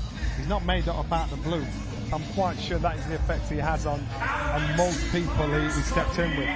Let's head back to Thomas Treiber. Round contest. It will be for the EBU European, WBC Silver, and Commonwealth Middleweight Championships. Let's first welcome to the ring from Rowley Regis, West Midlands, England. His professional record consists of 19 wins, 2 defeats, 3 draws, with 1 win coming by way of knockout. Let's welcome the reigning and defending EBU European Middleweight Champion, Tyler Denny. Well, here comes Tyler Denny, and this song has certainly perked the ears of Johnny Nelson, Matt Macklin and Andy Clark. We were talking yesterday about how we were feeling romantic. What about this one, Matt? What a tune. Tyler Denny, what a fairy tale, what a story he's had, you know, coming in as the away fighter, the B-side, as they say, springing upset after upset. You think, oh, that's it now. What an upset, but that he ain't going to go no further. And he just kept going and going. Now he's middleweight European champion. What a fantastic story. Well, he's coming out to killing me softly, but I can assure everyone Hamzah Sheeraz will not be punching him softly on Saturday night. He's on a hell of a streak of knocking out middleweights. It's what Hamzah Sheeraz does. Listen to lines. And listen for a while. This kid is fancying it. He doesn't mind being the underdog. He said that's what his career's all been about, and that's why he's in the position he's in right now, because people write him off. His style looks so easy, so hittable. He looks so easy to beat, but he's got the heart of an elephant. And he's awkward. He's awkward. He gets down real low. He gets on the inside. He dogs you. He doesn't leave you alone. You know what I mean? And then all of a sudden, you're thinking, he shouldn't be doing this to me. You know, they've underestimated him again. And all of a sudden, they're in a tough fight with him. They start getting frustrated. And that's what he wants. Well, let's be clear, Andy. Tyler Denny wasn't the first choice for Hamzah Sheeraz. Hamzah Sheeraz very publicly wanted a fight with Chris Eubank Jr. At one point, he thought he was going to get a fight with Chris Eubank Jr. Carlos Adames was linked as well for the world title. It wasn't those two. It ends up being this southpaw who has a habit of taking unbeaten records of rising British middleweights. Is it a banana skin? It's 100% a banana skin. I actually think that if Hamzah Sheeraz is what Queensberry and Frank Warren and a lot of people think he is, then this is actually the perfect next fight for him, because the European title is a big title. This guy's earned it. He defended it against Felix Cash, and there's a next step on the road if he's going to go all the way, Sheeraz. I think this is a great fight for him, because he got nailed nice and clean by a southpaw in Austin Williams and had his knees dipped, and that didn't go unnoticed by Tyler Denny, so he knows that happened, and he doesn't look at Hamzah Sheeraz as this wrecking machine, this unbeatable, you know, force of nature. He looks at him like he looks at everybody else as somebody who, like we said yesterday, puts on his trousers one leg at a time. And if I could get up close to him and weld myself to him, which is what he likes to do, I said it yesterday, but if he could get close enough to you as a southpaw to an orthodox, he will dig his hip and his shoulder into you, grind them in, and just try and lock them in. And then once he's done that, he's in you then, and you've got big problems. Whoever controls the distance in a fight generally controls and wins the fight, but that is times 10 with this one. Yeah, Denny's one of those guys who just doesn't buy into the hype. He's a very matter-of-fact guy. He's got 2 arms, 2 legs like me. And, you know, everyone can say that to try and talk themselves that they're not buying into the hype, but he doesn't. He doesn't get swept with it. He just literally goes in and approaches every fight the same. And it's a lovely story. Again, we were speaking at the hotel, and he's just happy that he's in a position now where he's changed his life. You know, even at this point, he's changed his life. He's got a house. He's got a bit of security. And he said, you know what, I'm going to keep, and it's made him even more hungry. Not complacent, it's made him hungry. Which you know, I like seeing that. Some fighters makes him complacent. He's a hungry guy. Well, speaking of hungry guys, we're about to be joined by a champ. He's the IBO and IBF World Super Featherweight Champion. And so, how are you? I'm great, mate. I'm great. Just taking it all in, mate. You know, it's great to be back. Part of rehab season again. So, I'm just super excited. Life's changed. I can see you've got about 400 sponsors. I'm like a race car here, you know. Perks of being the world champion. But listen, I appreciate them all. They get you through camp. As a big man would know, it's not easy. It's very expensive to be a boxer, especially needing everything and doing everything. And these boys, they'll help me out. I've seen a big smile on your face all week. Of all the fighters, you're the one that looks like they are the happiest to be here. Hitting shadow boxing, doing a presser. How much does it mean to you? Johnny, listen, I've worked my whole life to get into this position, and I'm going to enjoy it while I'm here. I mean, no one expected me to go over and beat Joe Cordina, and I've done it. So I'm going to enjoy every moment from here and take it all in. But you were underdog against Joe Cordina. Yeah. You're a favourite heading into the Josh Warrington fight. See, that favourite, underdog and whatever else. Josh is a 2-time world champion. You know, he's had a couple of one defeat doesn't define a fighter. Not even he done well against Wood. Lopez could have went the other way. So for me to go in there and think I'm going in as an underdog, you know, nobody knows me. They're going to know me on Saturday night. We were just talking about that win in Riyadh against Cordina, and I was just kind of talking through your career and how you've been inactive and there have been injuries and fights falling out, like the one here on the Fury White undercard, heartbreakingly for you. And that you would have known when you got that voluntary from Cordina, I'm sure, that this is it now. Yeah. This is the chance, and if I don't take this, it's not going to come again. Yeah. Was that how you were feeling? Listen, you get boxing's full of bad luck, good luck. You know, it's just a crazy hard game. The bad luck has made me hungrier. You know, I've got 3 children at home. That motivates me. I wanted to buy a house and, you know, not have a mortgage. This fight does that for me. I mean, that's all that matters to me. It's providing for my family and a bit of legacy now, you know. I really like that. I like to hear that, because, you know, when fighters, they become successful financially to a level in our game, they lose that hunger, that drive, what got them there in the first place. It sounds like your hunger and drive, you want even more. It's made no difference at all. Beating Josh Kelly. No, it's secured a house for my family. You know, I don't have to go after this here and work and pay a mortgage. Hopefully, you know, things will went perfect. I can't believe that I'm in this position, and I'm here honestly. So I'm going to take every fight as it comes and keep producing the goods. This is what I love about our fight game. These stories right here. Did you enjoy walking out of Buckingham Palace, by the way? Did I look like I enjoyed it? I skipped it, nearly skipping it.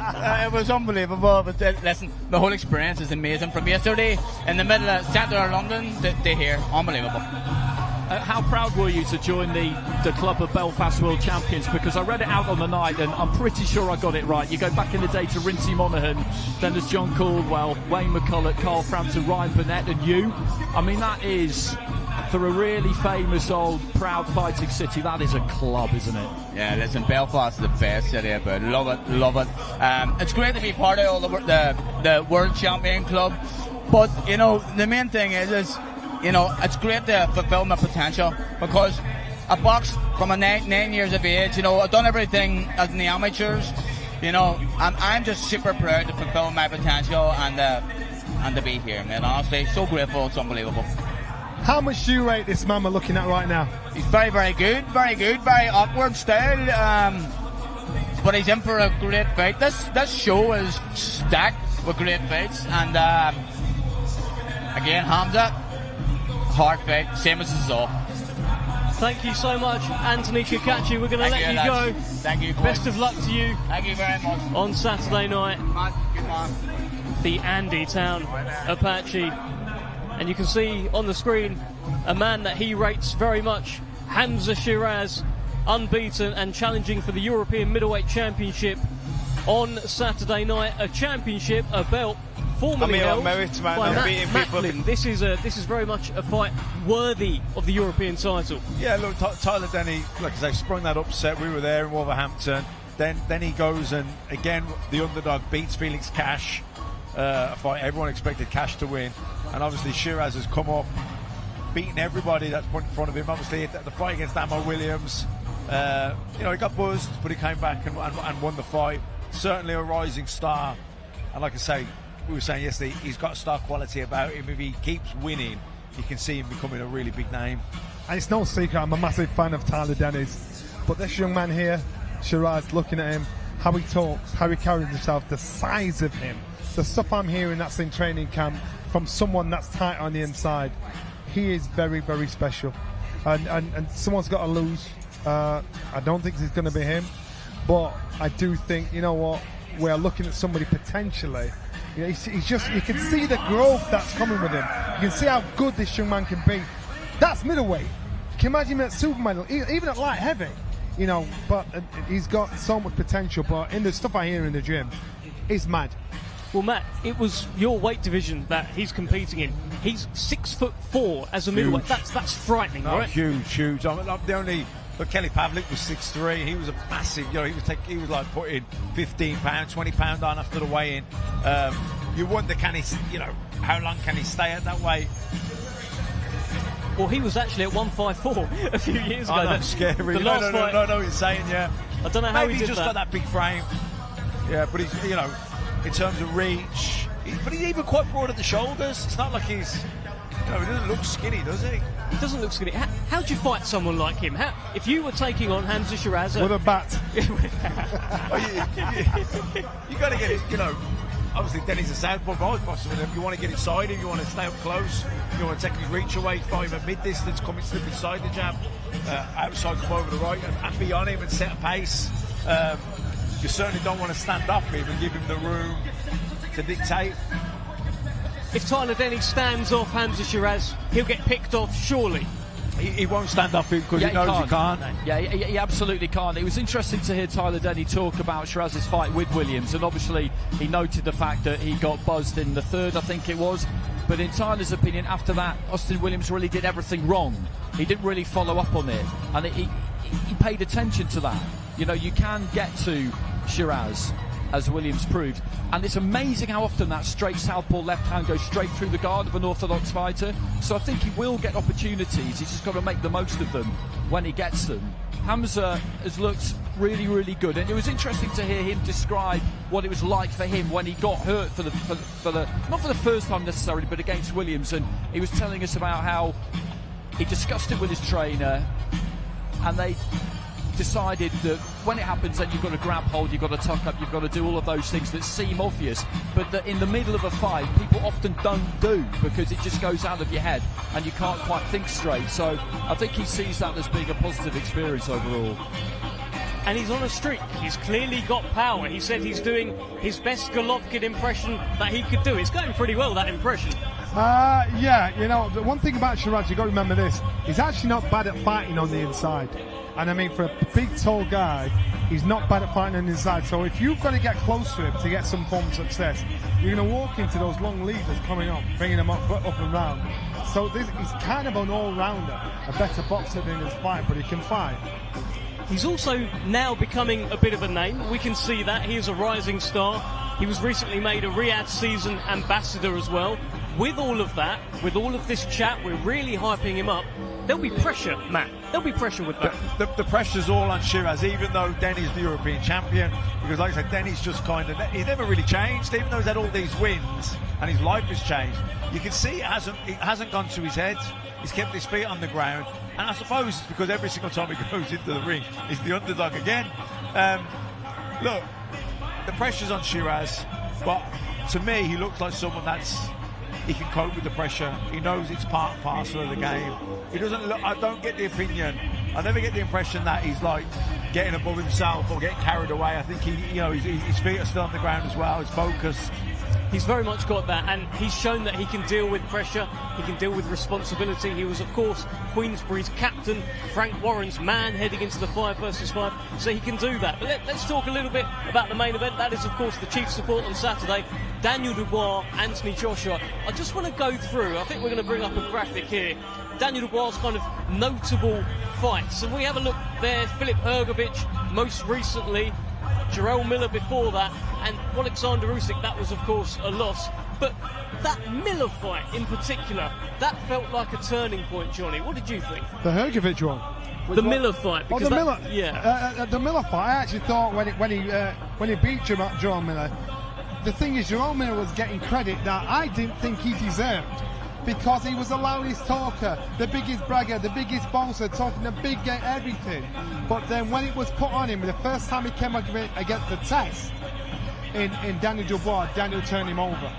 You know, so I just thought, well, it's a good win, but don't say it's a great win, because this guy is just a great talker, not a great fighter. So Daniel getting that win, I thought, good on you. But in reality, the biggest win on his record, as far as I'm concerned, is against Hrgovic. It's most certainly against Hrgovic. But the thing I'd point to on the Miller stuff, I hear everything you're saying. Jarrell Miller, in his subsequent fight, went on to have a draw with Andy Ruiz. a draw that many people feel that actually he won. And yeah, you can talk about what Andy Ruiz was No, in it was there. a big performance for Dubois against Miller because, like you say what you want. It was coming into that fight with that draw on Ruiz, and he's a big lump. And you know, for Dubois to retain the power and to be able to get a knockout in the 10th round, I thought it was impressive. And maybe psychologically turned the corner as well, more self-belief.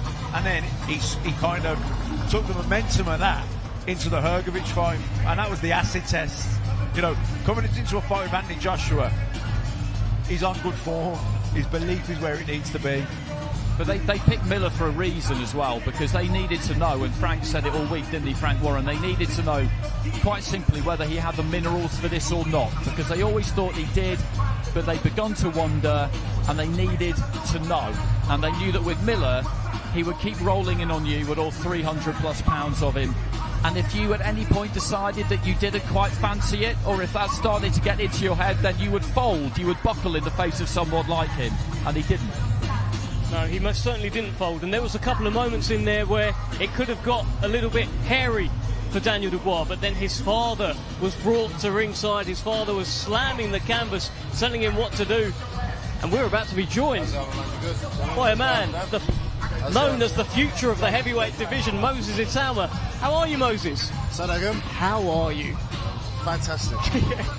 I introduced you as the future of the heavyweight division. I've heard heavyweight sensation, the future of boxing. Does any of this stuff ever get old, or are you enjoying it? I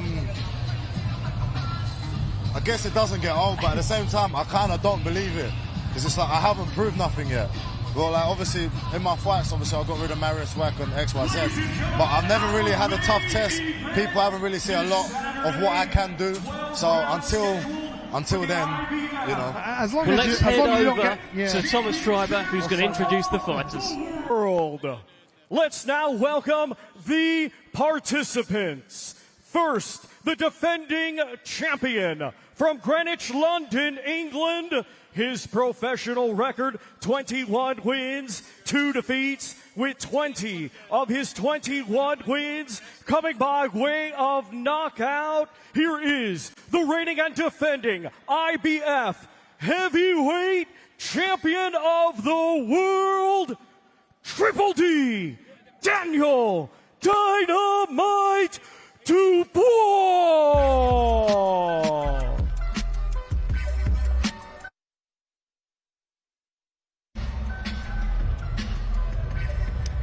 Well, here is the reigning and defending IBF World Heavyweight Champion, Daniel Dynamite Dubois. Has come into this fight week looking pretty cool, looking pretty calm. Doesn't appear to be fazed by the gravity of the occasion. And this is the first defense of his crown against Anthony Joshua on Saturday night. What a fight it will be in front of 96,000 fans at Wembley Stadium. A record-breaking night. And what a moment for this young man on a redemption story right now. That win over Filip Hrgović was very, very impressive on the Queensbury Matchroom 5 versus 5. And Moses, let me bring you in here. What are you thinking of Daniel Dubois' redemption? That win against Hrgović, that was big. Yeah, you know what? I've got to give it to him. It's like, I'm not going to lie, some of the fights I didn't think he was going to come out on top, and he ended up doing it. So he's got his confidence back, and I'm actually really intrigued to see how the weekend's going to go. You've done countless rounds with him. Have you ever got much out of him conversation-wise? You know what? We actually have. We have a lot, you know. Obviously, we've done a lot of talking in the sparring, but yeah, it's very, very difficult to get around some of his attributes, especially his jab. As you can tell, it's got a very, very strong, very fast jab, which is very annoying. Who do you think wins the battle of the jabs on Saturday night? I don't think Edge is going to be jabbing, you know. I don't think he'll be doing a lot of jabbing. Very, very intrigued to see how the weekend's going to go. So one of the major concerns is that how easy Daniel seems to be hit. Yeah, but at the same time, you actually got to give it to him. He's got a good chin. He has got a good chin. How many times has he been hit?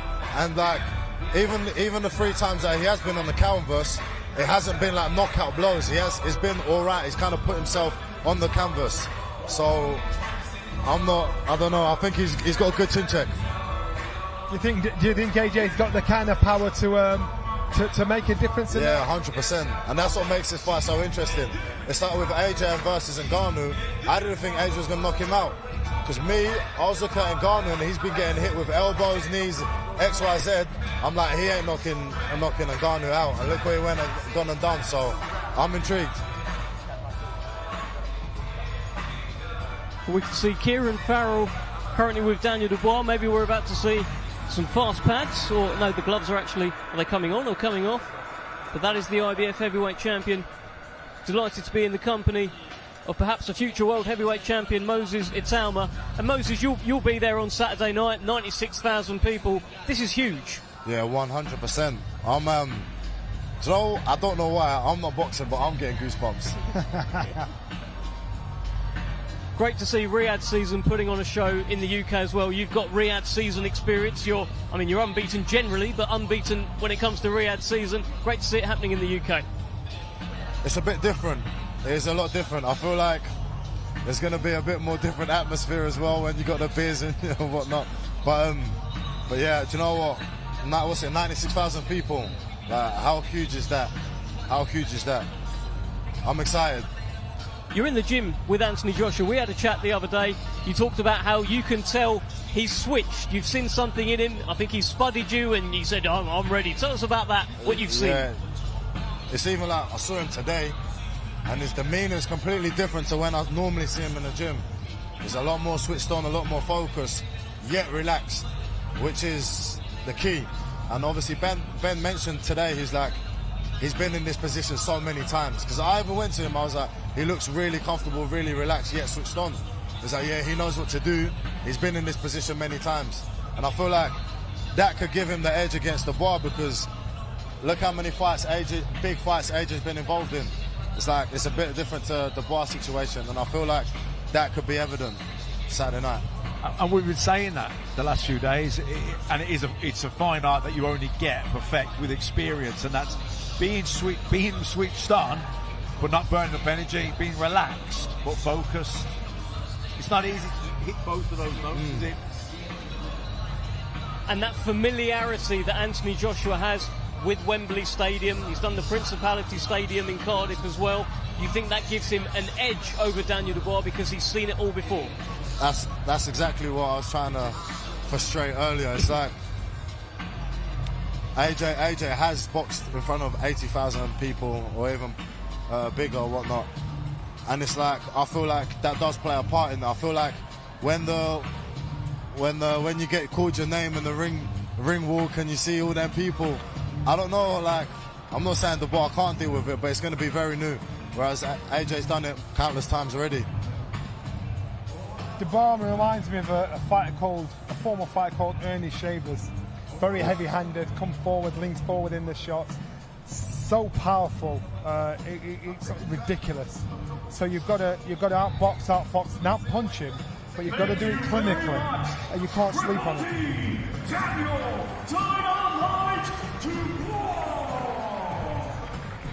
There is Triple D, Daniel Dynamite Dubois, Kieran Farrell with him. I'm sure he'll enjoy the comparison to Ernie Shavers, by the way, Johnny Nelson. That's high praise for Daniel Dubois. I think we're going to grab a word with him. I can see Ali Drew with a mic in the ring, so Daniel Dubois very likely here to address the crowd. And he's got a few lines recently. He started coming out of himself. He told Jarrell Miller, hey, big baby, every baby has a daddy. I'm going to beat you like I'm your daddy. He's coming up with it now. The delivery just wasn't smooth, though, was it? But it was a good line. It was a good line. Have you been impressed, Moses, with Dubois? I mean, broadcasters are having to use the expletive button. He started swearing more. He's finding himself. No, it's like, you can't really knock it. It's coming out of his shell a little bit more. And that was like one of the things when he was boxing Hrgovic. I did think that Hrgovic was going to beat him, and then it was completely different with the press conferences. Well, let's hear from him. It's certainly underway.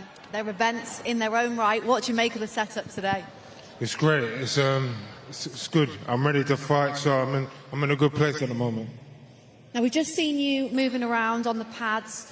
What do you use the open workout for? Is it to showcase some skills, get a sweat on? What is the purpose of today? It's all part of the pre-fight ritual, and yeah, I'm going through the motions and just building up my energy for Saturday. You do look super confident and like you're taking it all in your stride. Just how high is your confidence right now, 3 days out from the fight? I know I need to go to another level, you know, my very best, so I can't wait for the challenge on Saturday. I'm ready to fight. Let's go.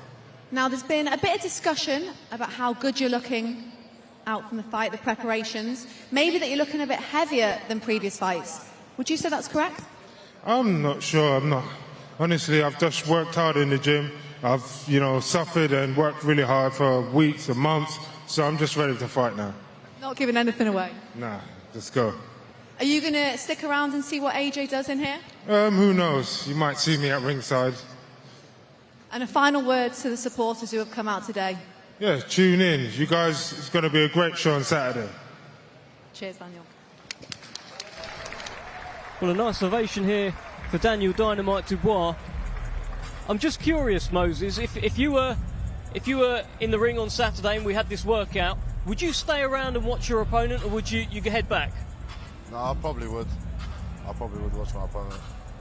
Can you gain anything from that? No, not really, because it's like no one's actually going to show tactics or anything on a public workout, are they? So I just wanted to see like the shape.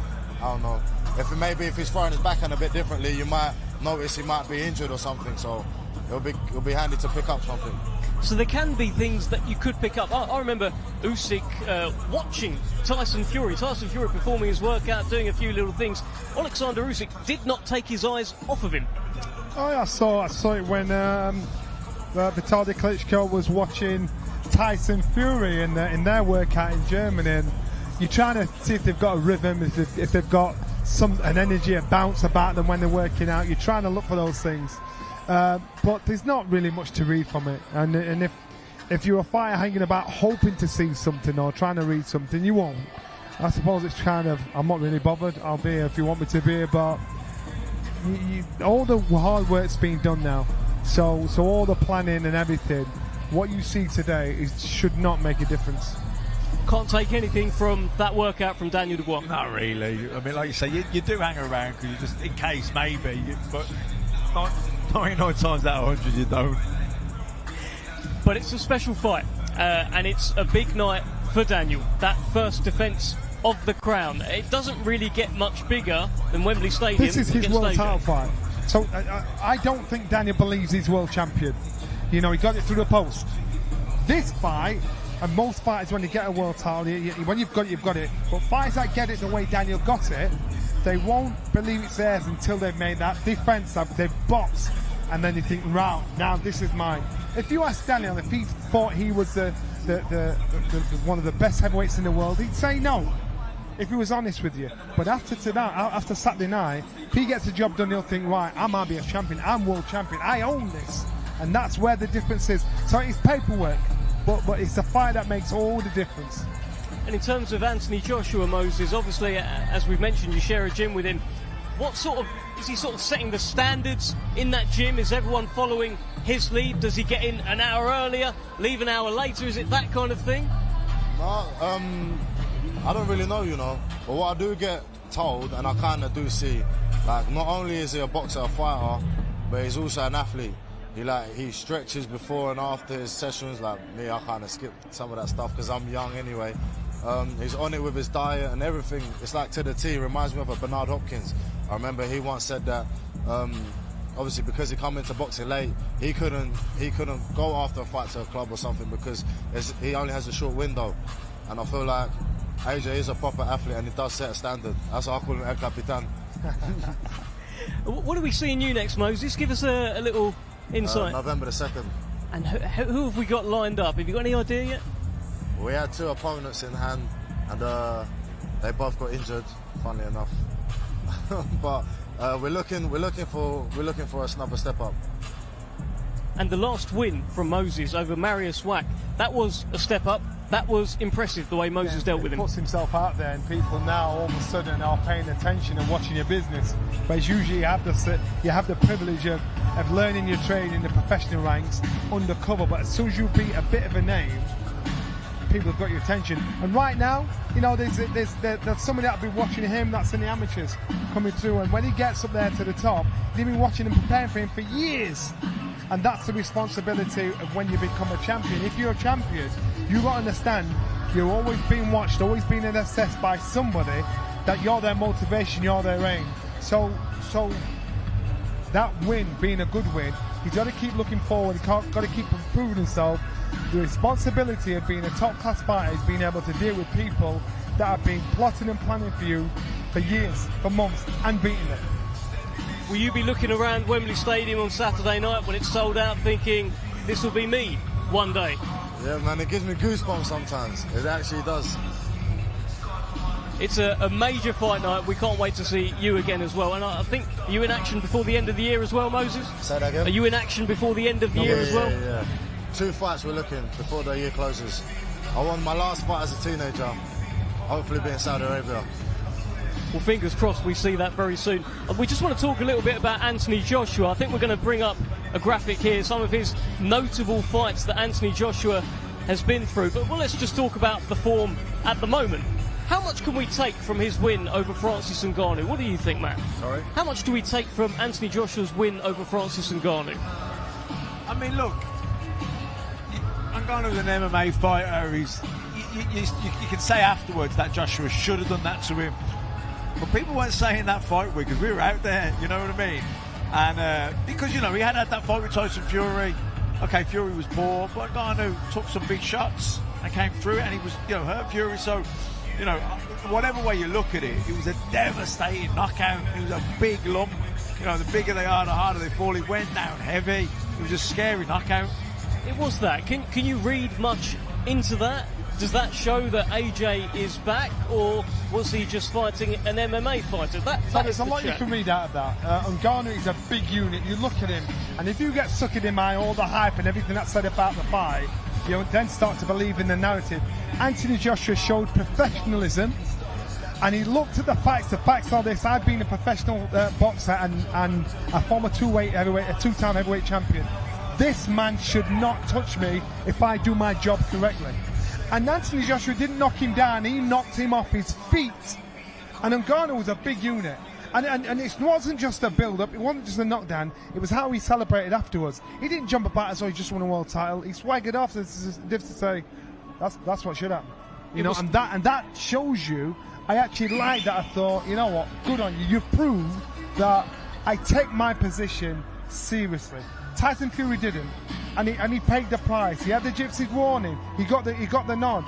But if you're a champion, if you're a top fighter, your responsibility is that of a champion to stay there and do your job right. When you don't do it right, what happened to Tyson Fury will happen. It was a cold knockout, Moses. It was one of those where he knocked him out and then he walked away, didn't even look back at him. That's a bit of you, that. No, it was very impressive. I'm not gonna lie, when I first moved to Ben's gym, and he showed me an example of video analysis, and like they showed me what they had prepared for Francis Ngannou, and obviously when AJ gone and done what he done, he didn't celebrate. He was thinking, why would he not do that? But leading up to the fight, they was always planning for that to happen. So it's like, it goes to show that fights are won way before you step in the ring or even fight week. They're won in the gym. Do you know what I mean, on the road, XYZ. And I feel like with the Francis Ngannou fight, it's very good, very, very impressive. But I feel like with Daniel Dubois, I feel like that's where he has the edge over Anthony Joshua. His last 4 or 5 opponents has been a lot different than what AJ has. And I feel like that could also play a part in Saturday night. Well, that is the chat, and we're going to bring up a graphic here talking about the best kind of opponents faced, and you can see there, of course, Vladimir Klitschko at the top. That was 2017, 29th of April 2017, so long ago now. A bit of a passing of the torch fight. Joseph Parker there, unification, Dylan White, remember that? Interestingly, Dev, you know, take Francis Ngannou at that because he was an MMA guy, and none of those opponents has he fought recently.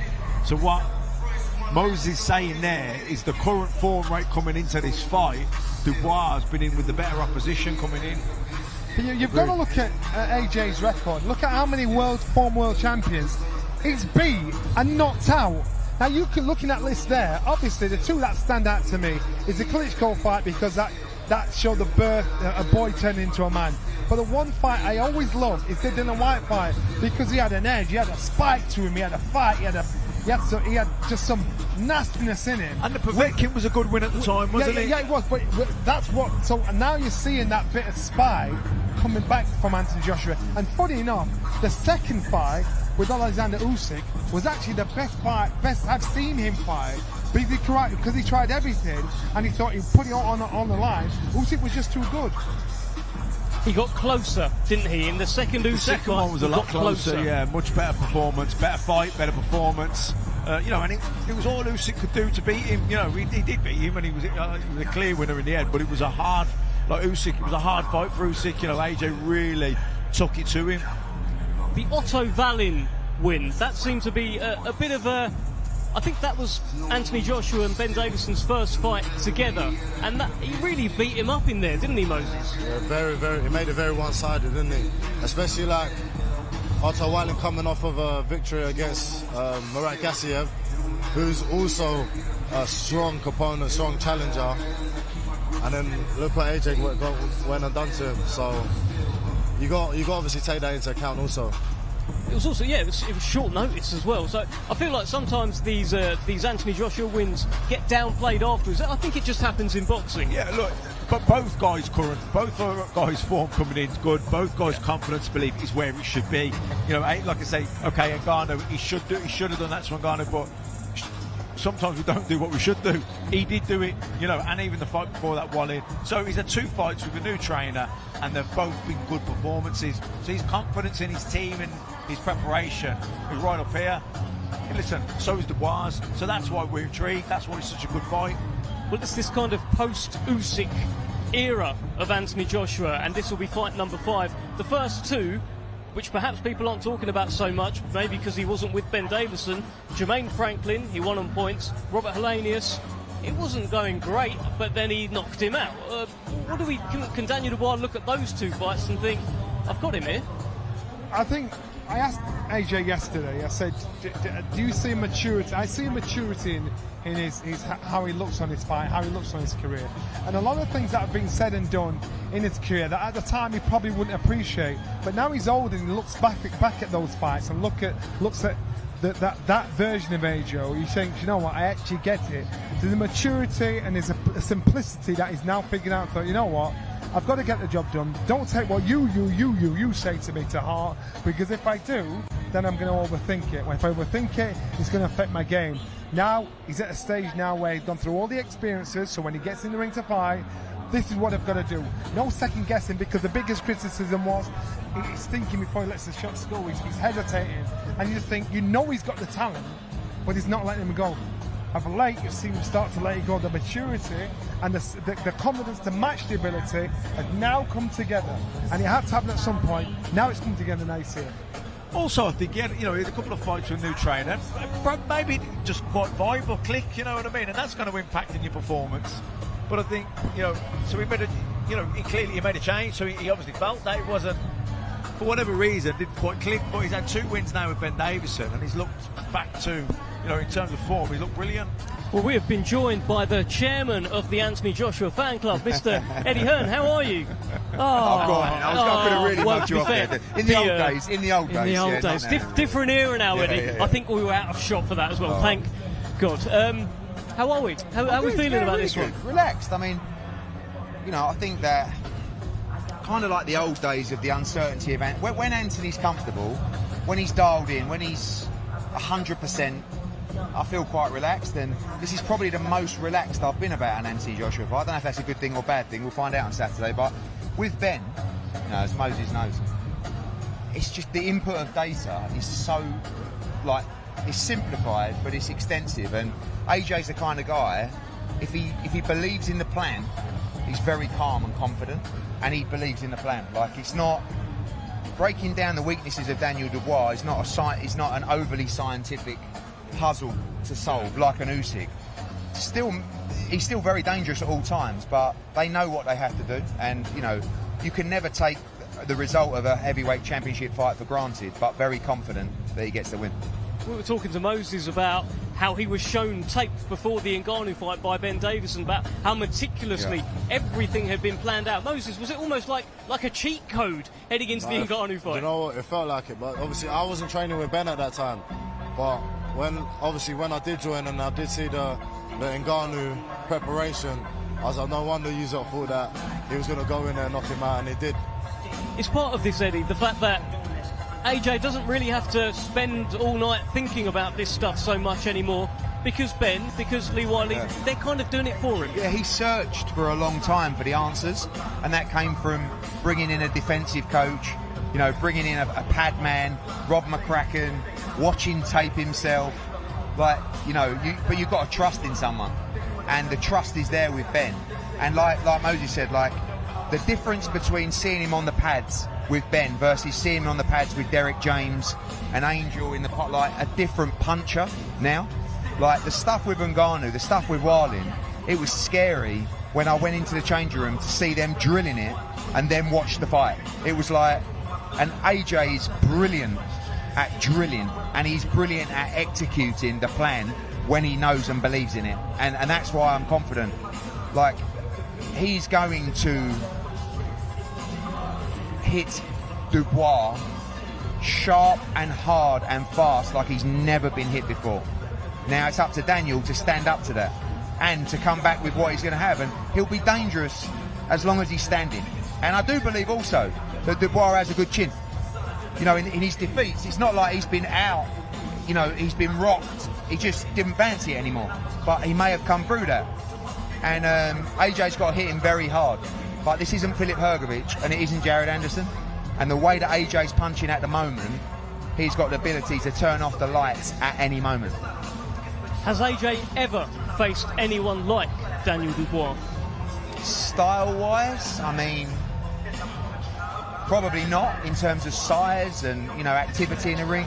I'm looking forward to seeing what Dubois does. Povetkin was a dangerous fight. Yeah, Povetkin was really dangerous. Shorter man, you know, but a big puncher as well. Good movement. Actually a bad style for AJ. Anyone that's small and has good movement, not ideal for the bigger man. And oh look, the style matchup for AJ here is, it's never perfect, but it's a lovely style matchup for him. But, you know, what do you think? Do you think that Dubois is going to come out like a train like he did against Hrgović? Are they going to try and take him into the later rounds? I think he'll come out aggressive, but I don't think he'll be reckless, because that'd be suicide, wouldn't it? You're going against someone who can bang like AJ, who's sharp like AJ, and he's shown he's sharp in his last couple. You know what I mean? He's got to think his way in there. He's got to get his jab going. He's got to use his feints. I don't think you can just steam into AJ. I think that'd be suicide. I think when he's like this, AJ, people aren't quite prepared for the sharpness. You know, like the slip counter. Like, I'm going back to the days, like, I know it was Charles Martin and then, but back then, one mistake and it was like, it was over, and he lost that. You know, he lost that ability with his feet and everything to actually throw shots like he used to. You know, if you look at him, even in the Franklin fight and the Hellenius fight, it just, everything was out. No, last two fights. First round of the Wallen fight, I remember thinking, he looked sharp, straight right hands to the body, he was accurate, his timing, his distance, he was spot on. Moses, every kind of amateur pundit out there right now is saying the same kind of thing. I'm looking forward to seeing. If Anthony Joshua hits Daniel Dubois like Filip Hrgović was, it would be over. But surely Daniel Dubois is going to move his head, right? Surely they've worked on that. Well, everyone thought that he was going to move his head once he got caught with Hrgović a couple of times, but he didn't. He just tends to brace for the punch instead. But I don't think he can do that against AJ, I can't lie.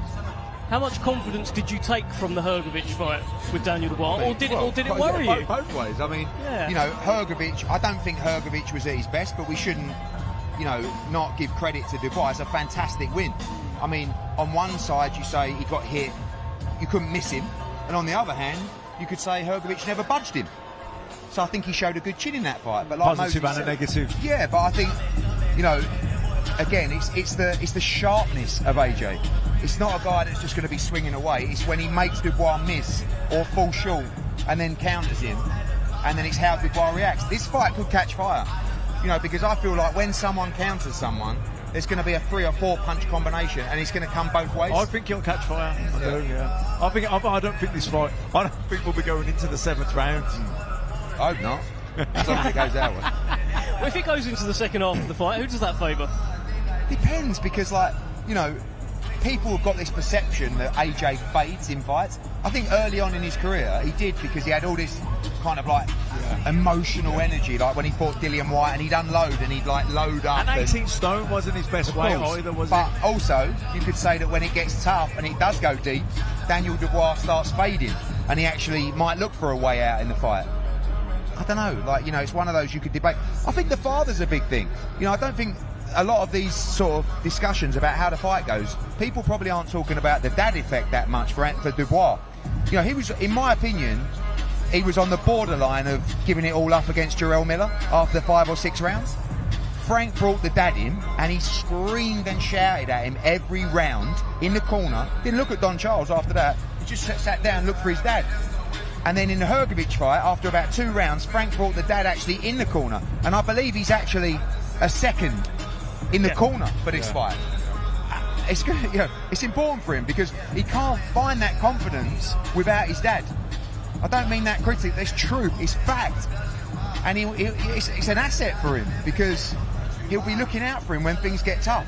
Might be a weakness as well, but the fact that he's there is interesting, you know? I agree with you, and in the Joe Joyce fight, his dad wasn't there. Yeah. His dad had left the building. You know, if he in the catches Usyk fight, you see Daniel looking around. He couldn't find his dad. When his dad is there, things tend to go quite well. And Moses, let me bring you in here, because it's about hearing a familiar voice that you've heard all your life ringside. You've not had any times of trouble yet in the ring, but you will always hear the voice of Carol, the voice of your mum, the voice of your dad. I hear it too. You hear that, right?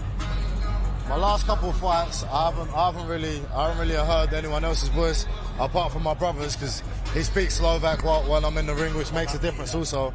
But funnily enough, in my last fight, I don't know why, I only heard my best mate growing up here. I only heard his voice. I don't really know why, but it just turns to be that way. Well, Frank, great to see you. Good to see you. Here's your man, Moses Atalma. He's looking good, right? He's always looking good. It's $1 million. He does look $1 million.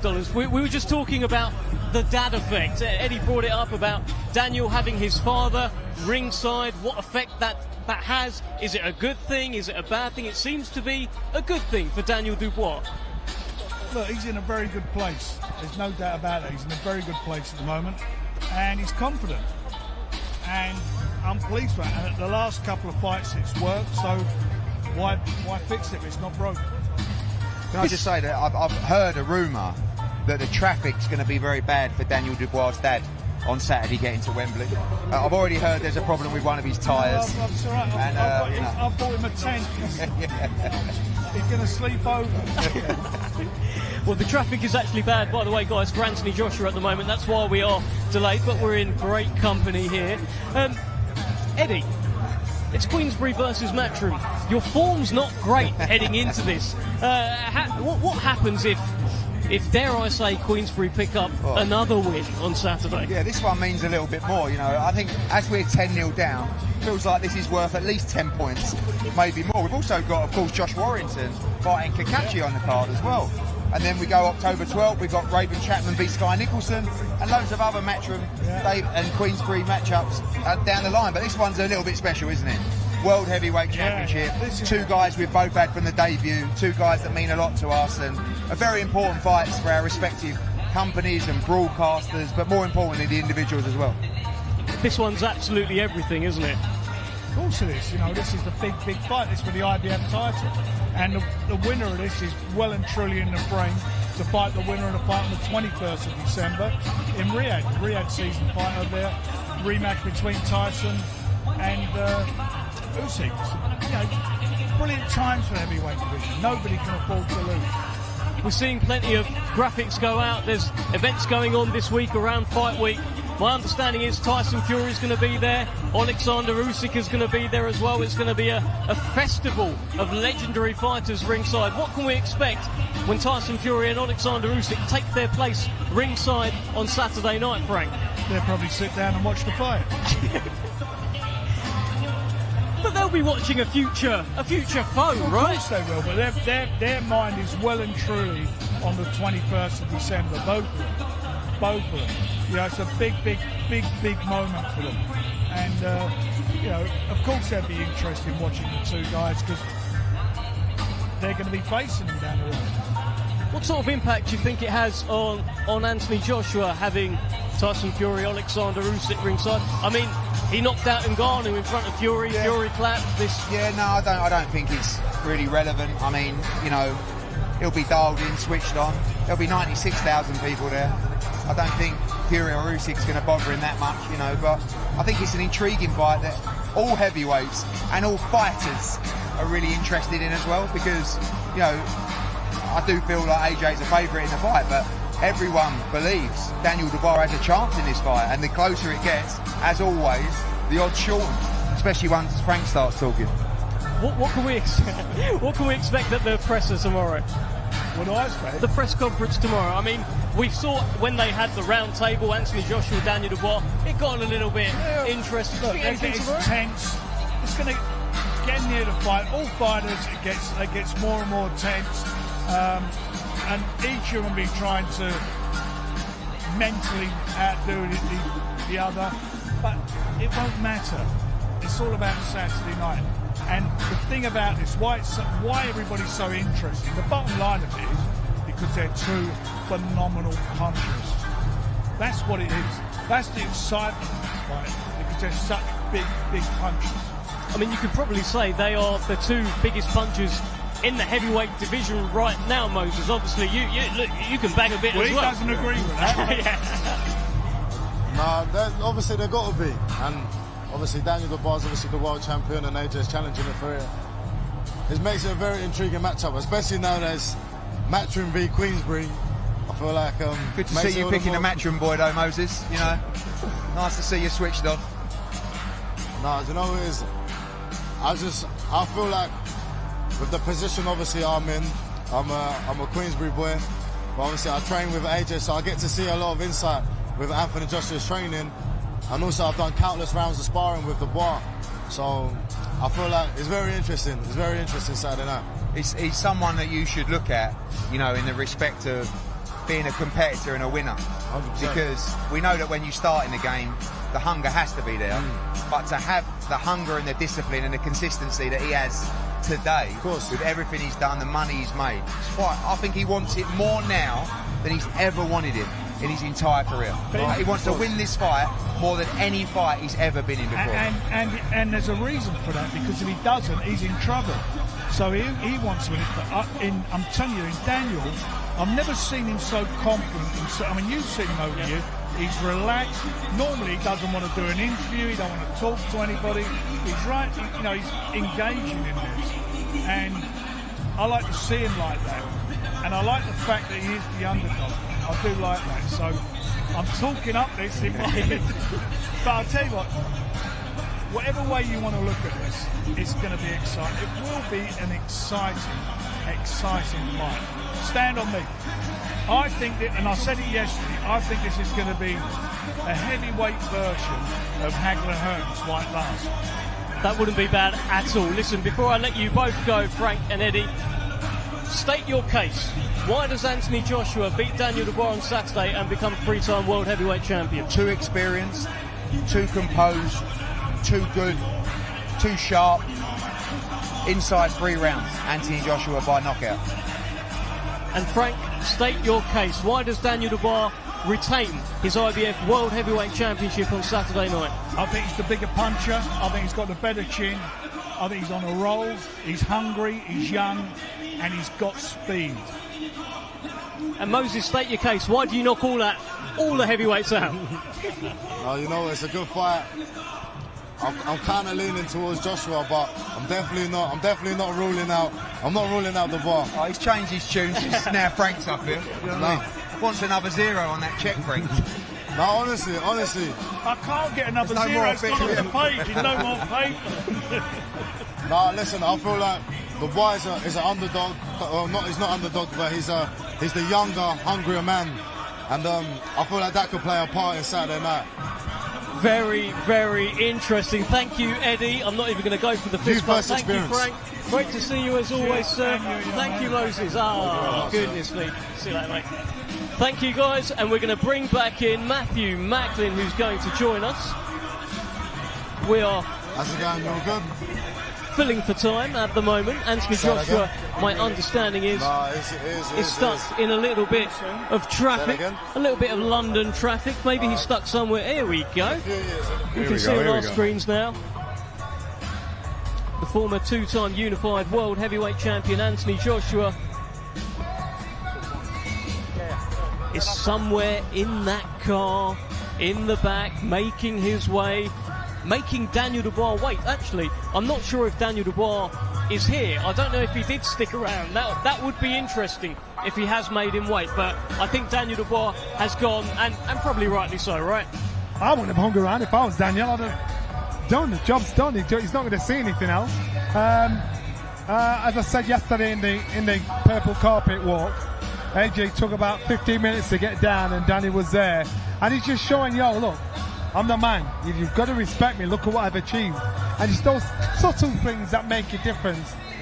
The smartest thing for Daniel to do is leave and go. What's he hanging about for? He's done his bit. He's done his bit. I guess this is...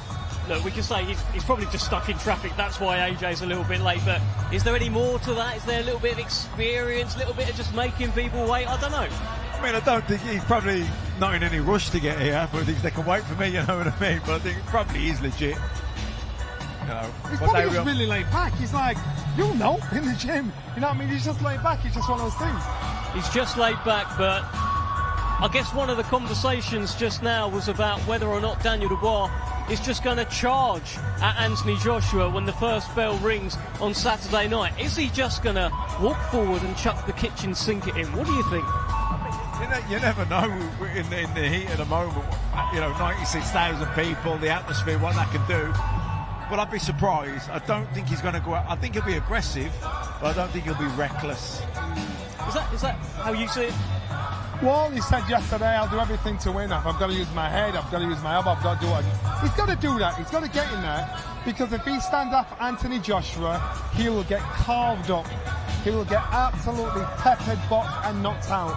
That's the worst thing Daniel Dubois could do. He needs to cross swords with him. If you and I stood toe to toe, we had beer glasses, everyone was slinging them.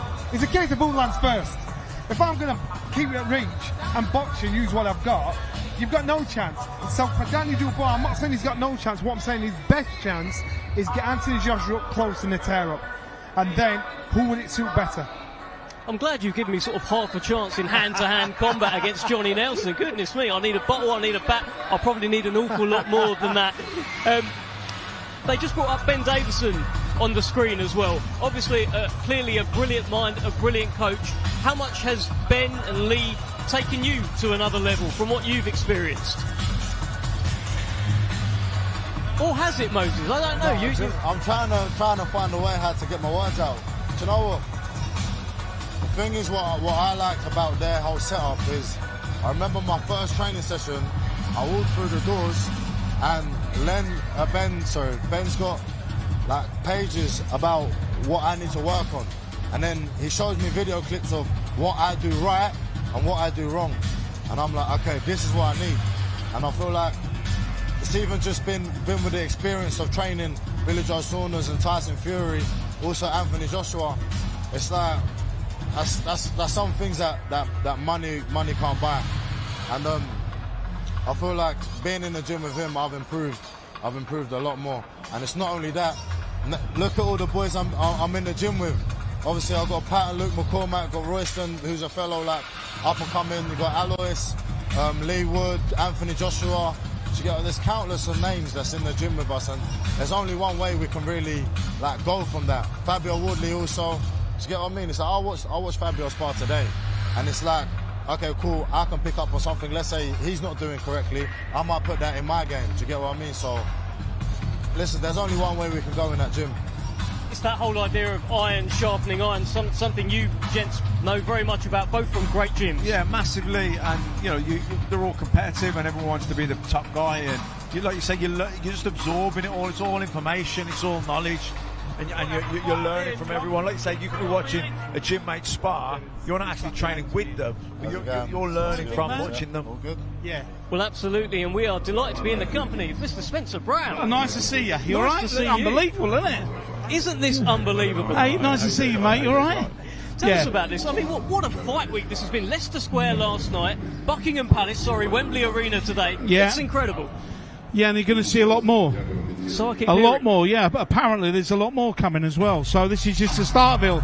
I don't know what we're going to get next. We might get the full piping band come down, and I don't know what we're going to get next. I ain't got a clue. Listen, we've had Riyadh season, of course, in Riyadh. We've had it in LA. How special is it that we've got it in London? This is going to be the biggest one yet. When Turkey Al Sheikh walks into Wembley and sees nearly 100,000 people, you'll see he'll never see anything like it. You know from the previous fights. It's a special place, unbelievable place. I can't wait. We can't wait either. My understanding is Anthony Joshua is now very shortly going to make his way. We can see people in the ring from Anthony Joshua's team. So we're going to head over to Thomas Treiber very, very shortly. But tell me a little bit more about Saturday. Actually, we're heading over to Thomas Treiber right now. Event this Saturday, 12 rounds scheduled for the IBF Heavyweight Championship of the World. Let's now welcome to the ring the challenger from Watford, England, a Olympic gold medalist with a professional record of 28 wins, 3 defeats, with 25 of his 28 wins coming by way of knockout. Ladies and gentlemen, two-time heavyweight champion of the world, AJ Anthony Joshua!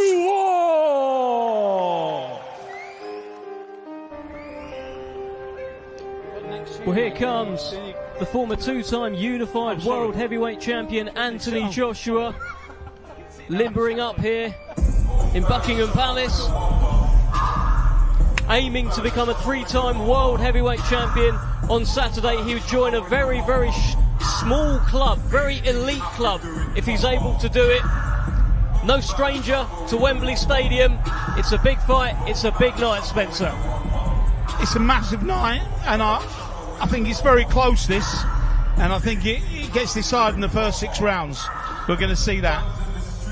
I've got a funny feeling about this, and these Riyadh seasons, there's always a massive upset. Always. I don't know whether this one will happen. I mean, I can't see Anthony getting beaten, but I've been wrong every time when you see Dubois. Every time they get it wrong. That's a great point about Riyadh season cards and strange, unexpected things happening. I remember coming back on the plane from Riyadh, and you're always talking about something. You're like, what on earth just happened there? We may see something like that on Saturday night. Well, there's a lot of people come back to big careers from losing, going to Riyadh season, beating people they should never beat. All of a sudden they're on top again. Joe Parker, Ajit Kabayel, just to name two. Cacace against Cordina was a big win. Unbelievable. Who saw that one coming? Certainly I didn't. So, there's going to be an upset again Saturday. There always is.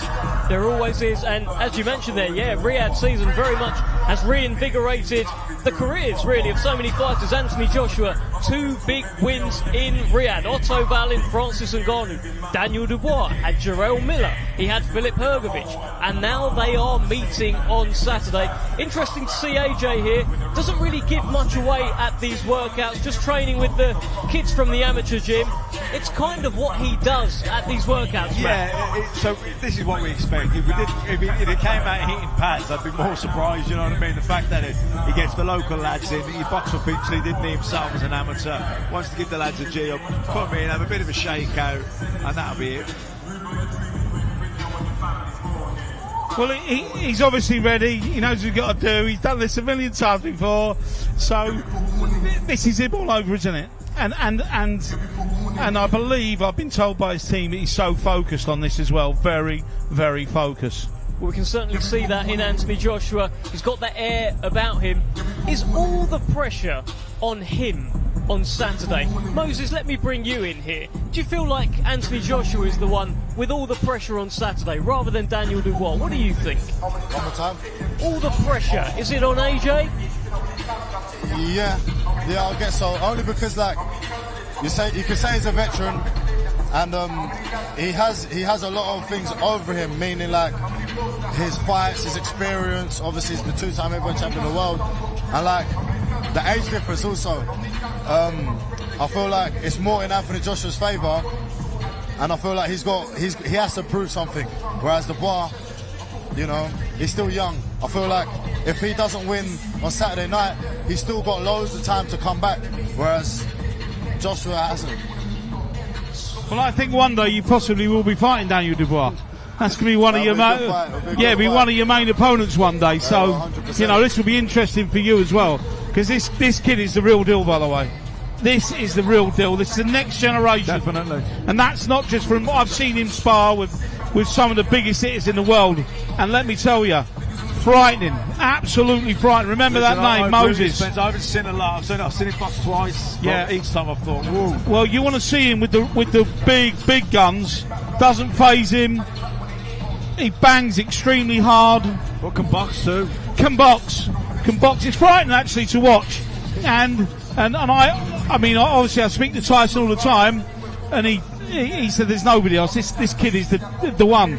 I thought he might have a bit of problem with Anderson, but he's been, you know, let's see what he comes back like. But this is the man. And 18 years of age. 19. Oh, 19. Oh, happy birthday. Happy birthday.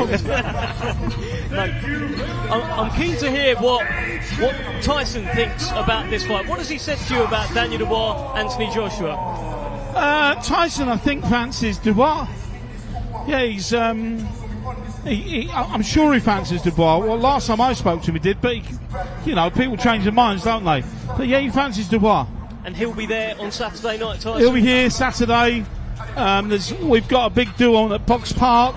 We've got every champion from all over the world. I mean, we've got more champions than we have punters at the moment. So it's quite unbelievable, really. But yeah, it's going to be a huge day. Again, put on by Riyadh Season. Spent no expense. Get who you want, bring everybody in, and that's a party before a party.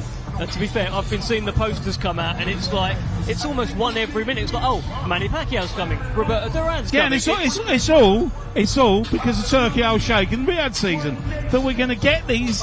I mean, Manny Pacquiao, yeah, it's all right, I'll nip along and have a few drinks with you, you know. Crazy. Well, let's hear from Anthony Joshua, who joins Ali Drew in the ring. AJ, a small workout for you, but as we've seen you do before, giving this opportunity to the guys and girls to showcase their skills and be on the big stage. Exactly. Being on the big stage, they're the boys and girls from my boxing club, so we're in local towns, so I thought I'd bring them down. How much does it mean to you to be able to do that on a platform like this? Everything. So it's about opening doors for people, like people open doors for me as well. What are you making of the setup in here and where you walked from today? There's a fight here happening tonight, right? 10 out of 10. 3 fights happening tonight. It's 10 out of 10. I feel like I'm in the ring ready for my fight as well. It feels good. Canvas feels good. Size is good. Just need to get my wraps on and my gloves and I can fight today. 3 days out. How are the emotions now? There's no emotions. You're just ready to go? No emotions. I'm just here. Just here. What are you expecting from the rest of the fight week? More media, more talking, more training most importantly, and walk into the ring in front of 96,000 people ready to show people my gladiatorial spirit. We have to give the final words to the supporters who are here today. Yeah, I see my peoples. Big love to everyone that come out. Enjoy the show. Shout out to His Excellency Turkey Al-Sheikh for putting on a boxing show for the public. And how's everyone doing tonight? Everyone feeling good? I'm going to shoot off, but you know if I could, I'll spend all day with you lot. But I'm going to shoot off and I appreciate your time. God bless.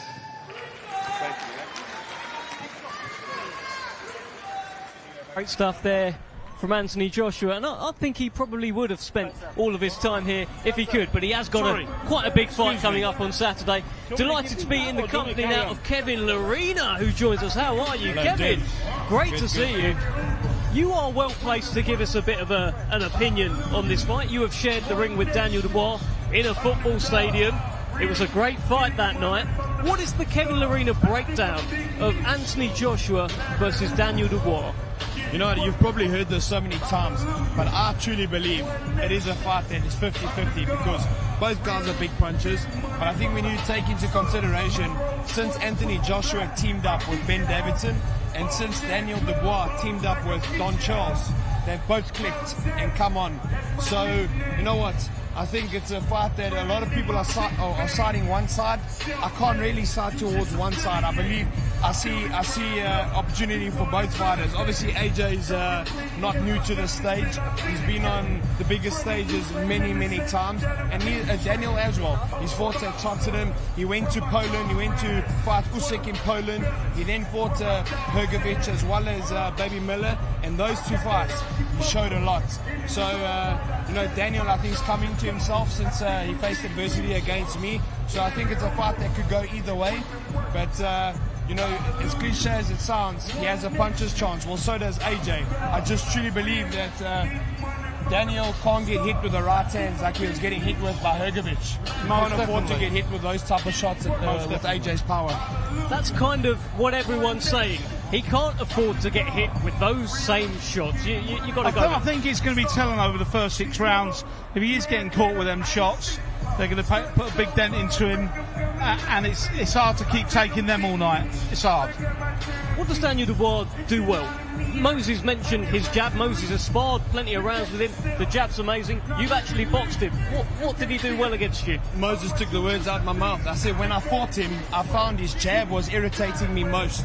Being a southpaw, you know, the jab hands where my lead side is, and I kept saying his jab's frustrating me. I kept trying to change my levels because his jab was finding me. And to be honest, he's got a very hard jab. Yes, he's a heavyweight. Yes, AJ's big too. All heavyweights can hit. Daniel Dubois' left hand was very strong. His lead hand was very strong. He's got a good jab, and I think he needs to utilize that. He needs to keep AJ off balance, because if you let AJ set and throw those long right hands, those long backhands, it's going to be hard for Daniel. Thank you for the Kevin Lorena breakdown. Love that, Kev. Great to see you. We're going to let you go. Spencer, we're going to let you nice go. See you, as well. see you soon. See you soon. See you when I'm looking at you. And Moses. I think Moses Atama is going to jump out as well. Anthony Joshua, you can see on your screens. He hasn't got time for selfies with everyone, but he will get some in. No, I'll be ready, don't worry. I'm sure that's what we're going out there for, isn't it?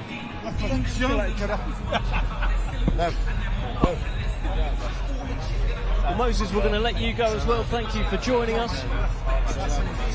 Anthony Joshua on the screen here, taking his time. Look, and as I mentioned, he probably would do a selfie with absolutely everyone in here. He might even come in and have a selfie with us, but he hasn't really got the time, Johnny. He's got a fight coming up. Yeah, he's got a bit of business at the weekend, and you know, this is the calm before the storm for most, especially for AJ. And he knows he can switch his game face on. He knows he's just on the edge of that. This is the relaxing time. He mentioned it earlier on. They've just got media after media after media. I just want to fight. I just wonder what his downtime's like, you know, once the fight's over. But to talk about that now, you don't want to be in that mindset. It's just getting the job done. He was asked a couple of questions there. He was asked about what his emotions are right now, heading into Saturday. And he said the same thing twice. No emotion. No emotion. That's how it has to be. He has to be indifferent, because if you let emotion get the better of you, if you let emotion get the better of you, then what happens is, you know, that's when your mind starts playing tricks on you. That's when you start thinking things that you shouldn't think. You've got a job to do. You've been working on a game plan for the past 12 weeks, and you don't want anything to rock that at all. So you have to put it into a compartment. You know, compartmentalize it. That's what you've got to do. What did you make of the no emotion? Expected? Yeah, because you don't want to lose focus. You don't want to get sidetracked. You're almost like a robot a little bit, because you're just programming yourself. You're almost like got a script that you just keep replaying in your head. If you ask this, say this, because, you know, especially AJ, he'll be a little bit scarred from what happened in New York, where he did get a little bit involved with the questions and everything, and he got sidetracked and he's lost his focus. You know, so I'd say he's super sensitive to that happening again, you know. So when it comes down to people are trying to get stuff out of him, he's almost got a script that he just repeats. No emotions, no emotions. No emotions. I'm interested in these ring walks on Saturday night. but not as interested as I am in hearing Thomas Treiber, because now it's time for 3 live fights. Let's head over to Thomas Treiber.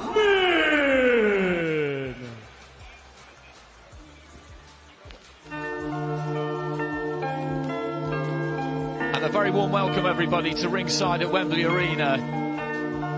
A frankly extraordinary setting as Jacob Quinn comes strolling nonchalantly across the forecourt of Buckingham Palace, through the gates and down the walkway. It's a good idea to have these fights on an open workout night. There's a good crowd in here, and to treat them to a few rounds is a good thing, Barry, and this is a good showcase too for the fighters on show. Quinn is one of these guys who has had wins in the home corner. The defeats have come in the away corner, generally speaking, but he likes to come and give it a crack. Yeah, he does, and this is an opportunity not just for, of course, for Chris Congo, but for him himself to just to show what he can do in a big occasion. It might not be Saturday night in front of 96,000 people. It's a huge event with a lot of eyes on it, and this is your chance to impress. And it's a decent crowd here, Andy, also.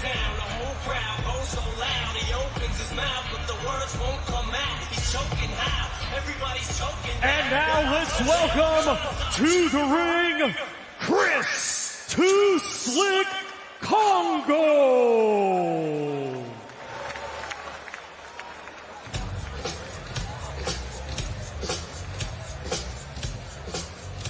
It's been a frustrating stop-start career for Chris Congo at stages.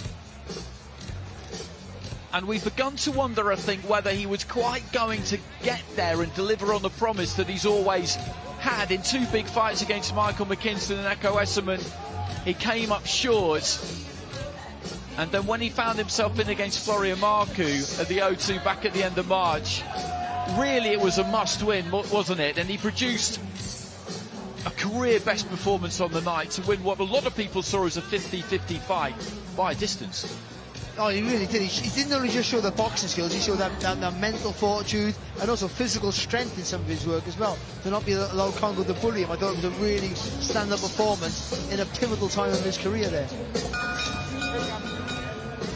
Ladies and gentlemen, welcome to professional boxing action live from the Oval Arena in London, England. We would first like to thank the Kingdom of Saudi Arabia and the custodian of the 2 holy mosques, King Salman bin Abdul Aziz Al Saud, His Royal Highness the Crown Prince Mohammed bin Salman, and His Excellency Chairman of the General Entertainment Authority GIA, Turki Al-Sheikh, for putting together this spectacular Riyadh season event and its fight week here in London. Riyadh season has really re-elevated the sport, and it is genuinely being done for the boxing fans. We get things started with 6 rounds scheduled in the welterweight division. Brought to you by Riyadh Season and the General Entertainment Authority GIA, with Frank Warren for Queensberry Promotions and Eddie Hearn for Matchroom Boxing. Sponsored by Visit Saudi, Solomon Al Habib Hospital, Saudi Airlines, Red Sea Global, Diriyah, and Middle Beast. In partnership with Gold Star Promotions and Stella in association with Boxer. It is sanctioned by the British Boxing Board of Control, steward in charge Alan Spelling, timekeeper Nick White. Our referee in charge will be Amy Pooh, and scoring ref is Sean McAvoy. Introducing to you first, fighting tonight out of the red corner, he comes to the ring wearing white with gold and weighed in officially at 11 stone, 1 pound.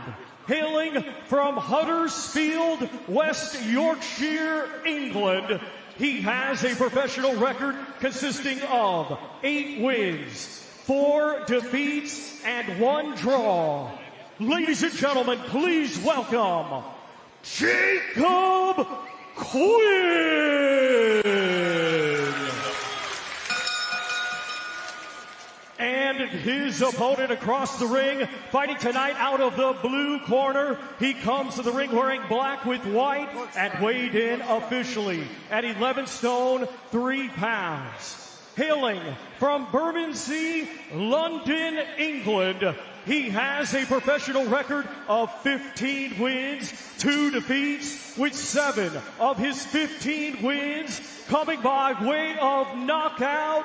Ladies and gentlemen, here is the current IBO Intercontinental Champion, Chris Too Slick Congo.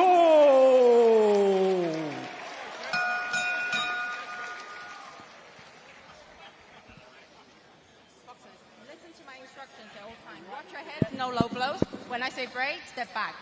Protect yourself at all times. Touch buffs. Thank you. So this is our opening fight. Jacob Quinn nearest to us there in the red corner in the white and gold. Chris Congo in the blue corner in the black and white. Second fight for him now with head trainer Barry Smith. It was a very successful debut outing they had together at the O2 on the undercard of Fabio Wardley, Fraser Clark. What a fight that turned out to be. We'll see that again next month. But it was a huge night for Congo, as Barry described. He really had to win that fight to keep his career going at the level that he feels he belongs at. He feels he belongs at a higher level even than the one he's competed at up until this point. But he's had to be patient. There was a long gap between the Esserman fight and the Marku fight, 14, 15 months. And this is a chance just to remind people of what he can do. I'm sure he'll be looking to box again as soon after this as he possibly can. But again, in this sort of fight, this, when you're stepping down a level, certainly from your last opponent, not to make any silly mistakes, not to just go in there with the arrogance that this is an easy night for you. As you've already said, Andy, Quinn likes to come to fight, likes to throw lots of punches, so you have to still be on board, still be sharp, make sure you do everything correct and make a statement the right way. He had an away corner win in March, Quinn, in Derby against Donisutu. Then drew over 10 rounds against an 11-0 Callum Blockley. So as we've been saying, he does always come with some ambition. Congo trying to sink in a straight right hand and then look to curl one in around the back of the guard. It took him sort of a minute and a half. I think he's got his range here, Congo. Just see through a nice right hand, but the left took you through. He slides out with it. Very difficult to do, but really effective. So you gain yourself out of distance, but you still land him with a nice clean shot. Good work there from Congo. Good angles with that left uppercut.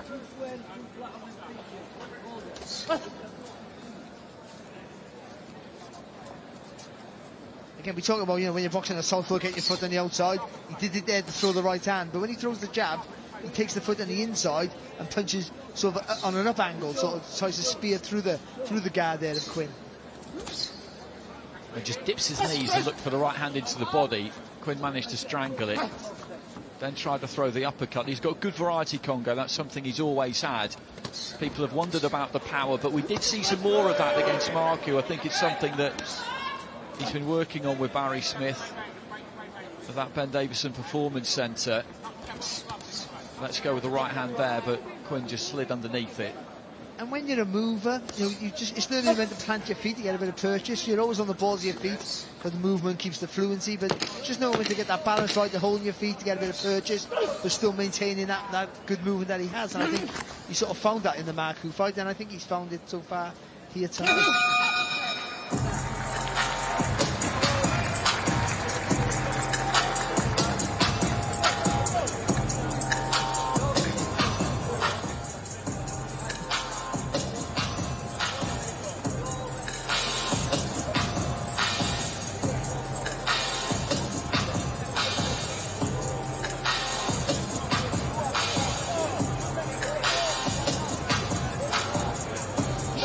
It's a good stable to be a part of, isn't it? There's lots of fighters thriving that he'll see every day, not just Anthony Joshua, there are plenty of others boxing under that same roof, but success breeds success, as they say. It certainly does. I say it quite often, a trainer's worth his weight in gold, but ultimately you probably learn more from the fighters around you than you do your trainer, because you see it without even noticing it. All of a sudden you mimic what you see. That's just human nature. So you pick up things almost subconsciously at times when you're around good fighters. And we've seen that many times in over history. Kazagi gyms, the Ingle gym is the perfect example for that. But obviously they have great trainers as well with it. So you need a good base, and they have that with Ben Davison and Barry Smith and the other guys there like Lee Wiley who were helping out with all the other stuff, and video analysis and stuff I don't understand, Andy. Let's be honest. Congo just quickly across the ring to Quinn.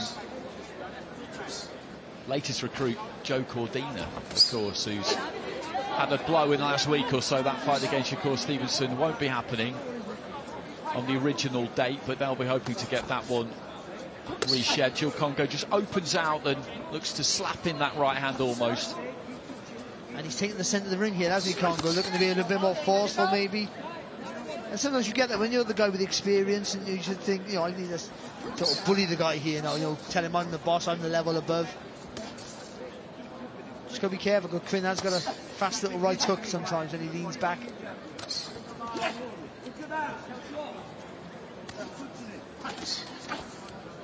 Lovely right hand there from Congo, right through the centre of the guard there of Quinn.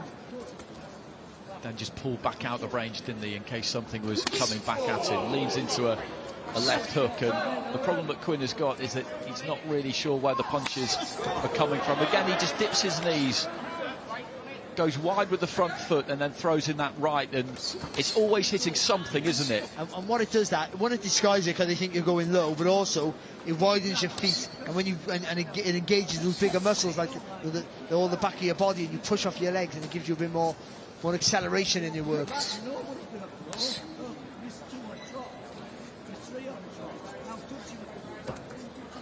Plenty of feints here as well from Congo, just not allowing Quinn to set himself. He feinted his way off the ropes there, basically, didn't he? Because Quinn had backed him up and got himself into actually quite a good position, but didn't manage to get off because he bought the feint. Caught him in a backhand there, Congo. A bit sneaky. It's a lovely jab, though, isn't it? Especially against a southpaw. It's good work. Just a little bit sharp, too sharp, isn't he, for Quinn? Not smothering his work either, is he, Congo? Keeping it nice and long, even though he's the one advancing.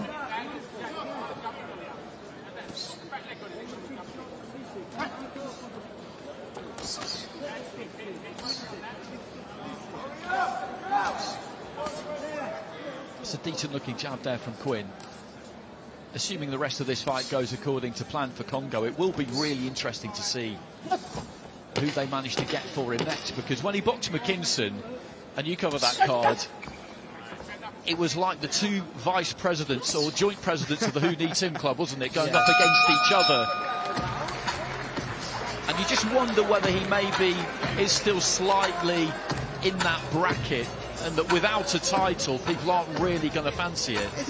And more so in this generation ever, where just being good is not good enough. You have to have a selling point more than ever. So because he's a quiet guy and doesn't really scream from the limelight outside of the ring, then it makes it more difficult to sell him as a product for other fighters. And because he's good and awkward with it, makes him even easier to avoid. So he's one of those fighters, unfortunately, like a lot of fighters before him, just have to keep fighting their way to opportunities, which makes it more sweeter, all the more sweeter when you do get there. Well, we were talking to one earlier on, weren't we, in Anthony Cacace, because things weren't going his way for a long time. He was chronically inactive, fights kept falling through, then he gets that voluntary against Joe Cordina. He takes the opportunity, and now that he's got a title, although we know that Warrington can't win it on Saturday night, he could still lose it if he doesn't win the fight, then it becomes vacant. Now people have to fight him, and everything's different. But that takes a mental toughness, because, especially waiting for so long, the age he is, just to still believe in yourself and still believe in your dream.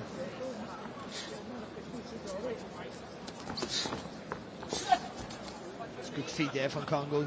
Backing up, but not too far away that he can't throw back.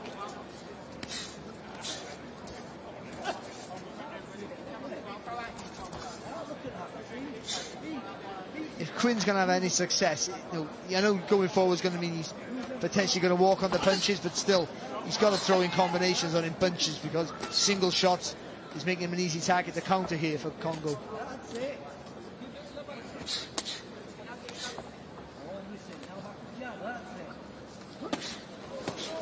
Left hook nearly got through clean there, didn't it? The disguise was lovely, wasn't it? The way he dipped to the right, looking like he was going to throw a right hand rolled, and then came back with it.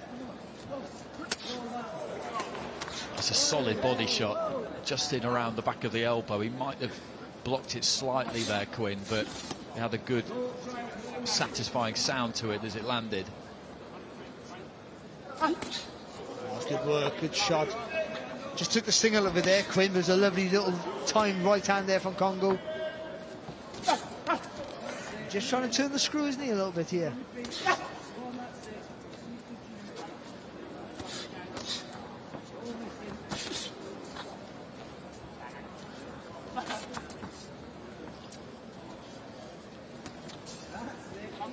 He's landing that jab every now and again, Quinn, which is just serving to keep Congo off him, but not for too long. Well, he just needs to believe in himself. When he good shot there from Quinn, but when he lands with the jab, you got to punch off it, believe in himself, and commit.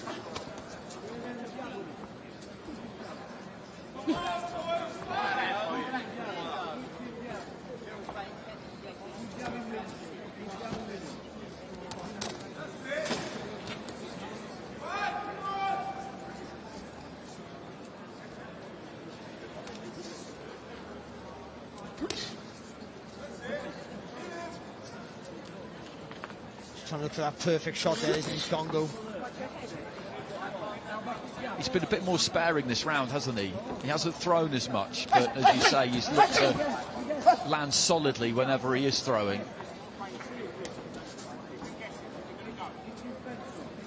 And that might just be where the evolution comes in, where they're just trying to make him a little bit more of a forceful fighter without losing what he does.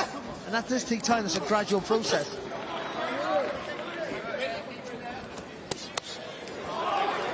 There's a little bit slapping with those body shots, but good work there from Congo in that round. So at the halfway stage of this one, scheduled for 6 after this, Adam Hamed. And then we'll have Cameron Vong up against Joe Underwood Hughes. Midway through the week. Always good to see some boxing, and a good crowd in here too.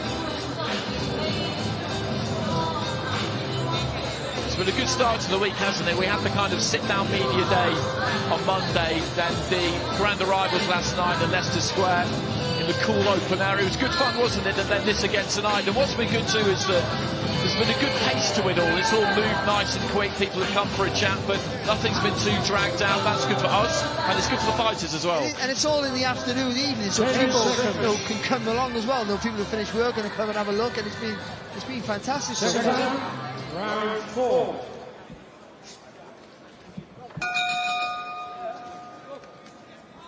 So into the fourth. Congo in the black and white, Quinn in the white and gold. Congo 3 rounds up here as we would have expected him to be.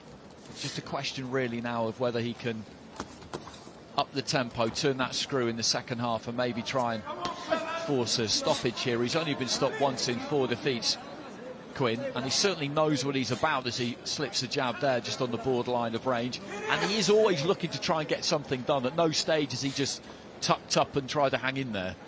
No, he's just boxing at the wrong range for him, right on the end of Congo's shots. But it's Congo's feet. When he does try and advance, Congo takes that he takes a step with the back foot and slides the front foot away, which means he doesn't go too far out of distance, but enough to make you miss. And because he has the reach, he can always fire back with a decent counter. There was a good left hand into the body from Congo about 20 seconds or so ago. Still campaigning at welterweight. He's managed to hold that weight for a good while now. He is a big welterweight. He's tall. And there does seem to be a more solid look to him these days. Maybe that's just my imagination, but seeing him up close here, he's not quite as spidery as he once was. boxing well. He's taking his time. He's not taking any silly chances, of course. You know, I mean, he could probably turn the screw a little bit more, I think, maybe. But there's a risk attached to that, and he's not that sort of fighter. But he's trying to be more assertive, and that's a good sign.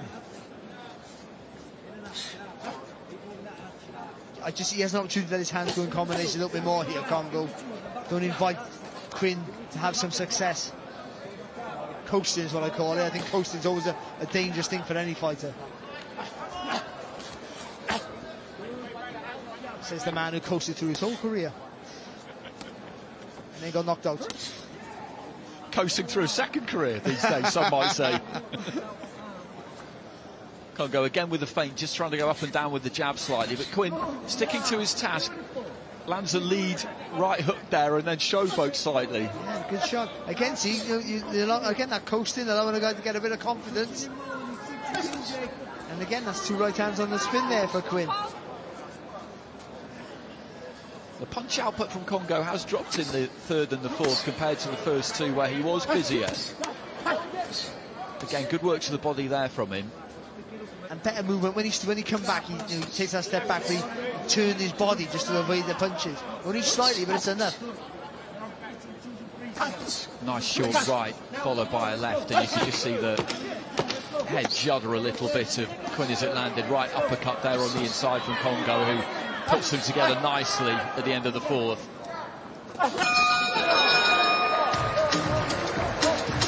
But then Quinn finishes with a smart left hand. He's making a decent fist of it here, the fighter in the red corner. He's just a few feet above us, away to our right-hand side. We did expect him to do that, but Congo had looked capable maybe in the early stages of really dominating in the second half. He's maybe slightly taken his foot off the gas, but you have to give Quinn some credit that whenever there's been an opening, he's looked to try and take it. Yeah, he has, and I think Congo, the output was being a little bit less in the last 2 rounds. For that round, he literally stopped throwing punches, and I think that allowed Quinn to get a bit of confidence, land with a couple of good shots, and he grew from that. I do think right at the end of the round there, Congo just I'll get back into this, and that's a good sign.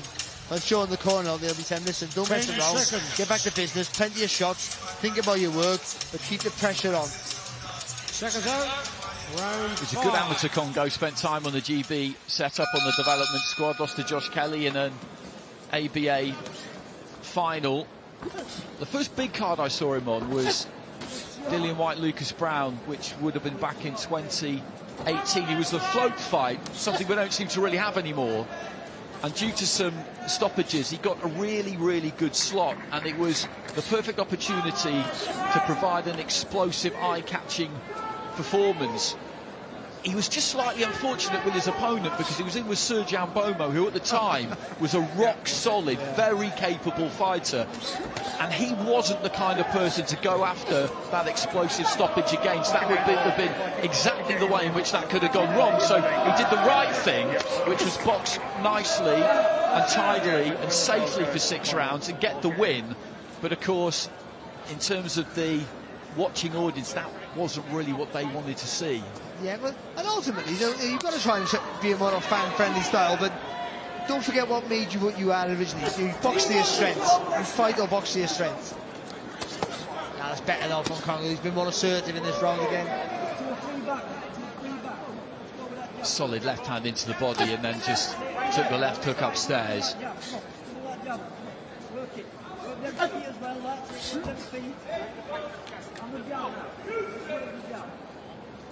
Just like to see him cut the ring off, not allow Quinn to escape. Make Quinn fire out rather than walk away. And then the gaps might appear there for Congo. Got to commit there, Quinn. It's good. Launched into that left hand, the weight came forward a bit and Congo was looking for the uppercut. It wasn't too far away. Good left hand there though from Quinn. He's catching Congo a little bit square.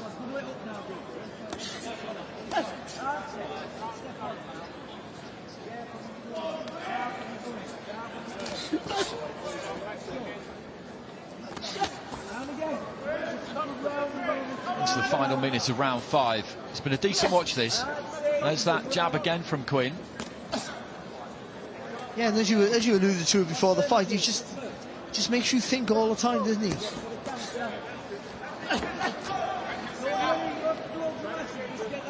Just doesn't let you get a real foothold on the fight. Just is enough to fire back.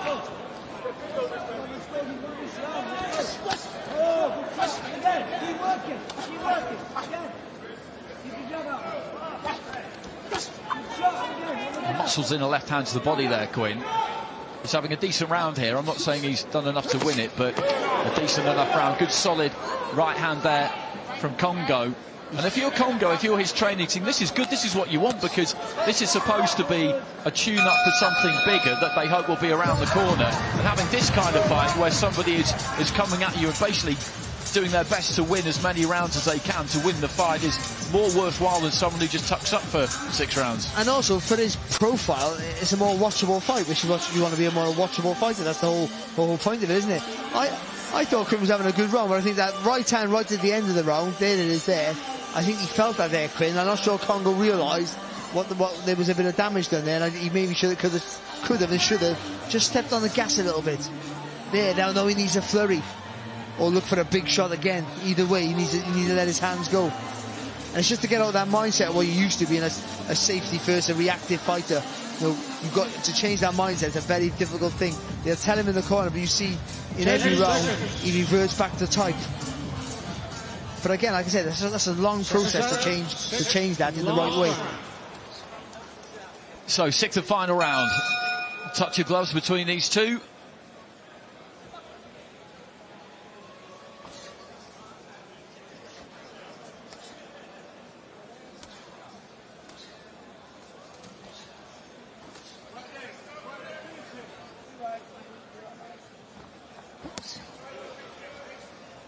Heavy looking right hand there from Congo, taken on the gloves from Quinn.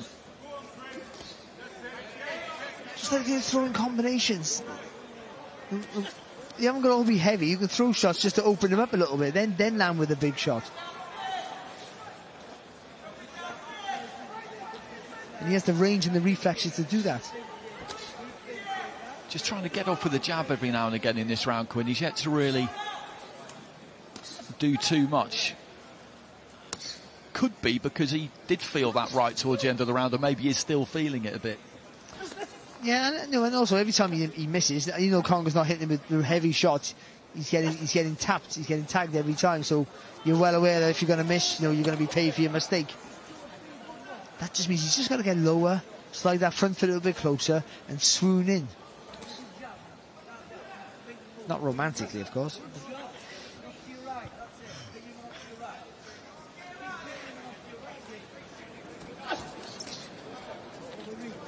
Good combination there from Congo on the counter. Well timed, but just slightly short. Midway through the final round.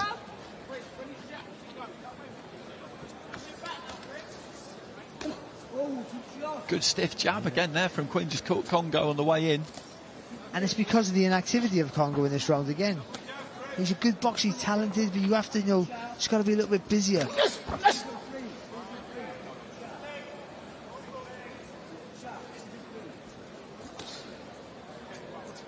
I'm not saying, bite down on the gum shield and just go for it, but be more assertive. You have the ability and the range to do that, and you've shown that in the fight already. You're more comfortable, and Quinn's certainly more uncomfortable when you're doing that. Just sinks into the ropes there, Congo, and throws a left hand which caught Quinn as he was coming forward, but Quinn looking to try and get something done here. Got through with the uppercut there, I think.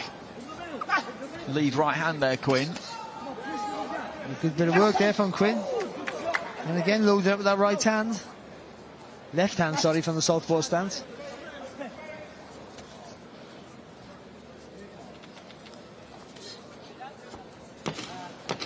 Final few seconds.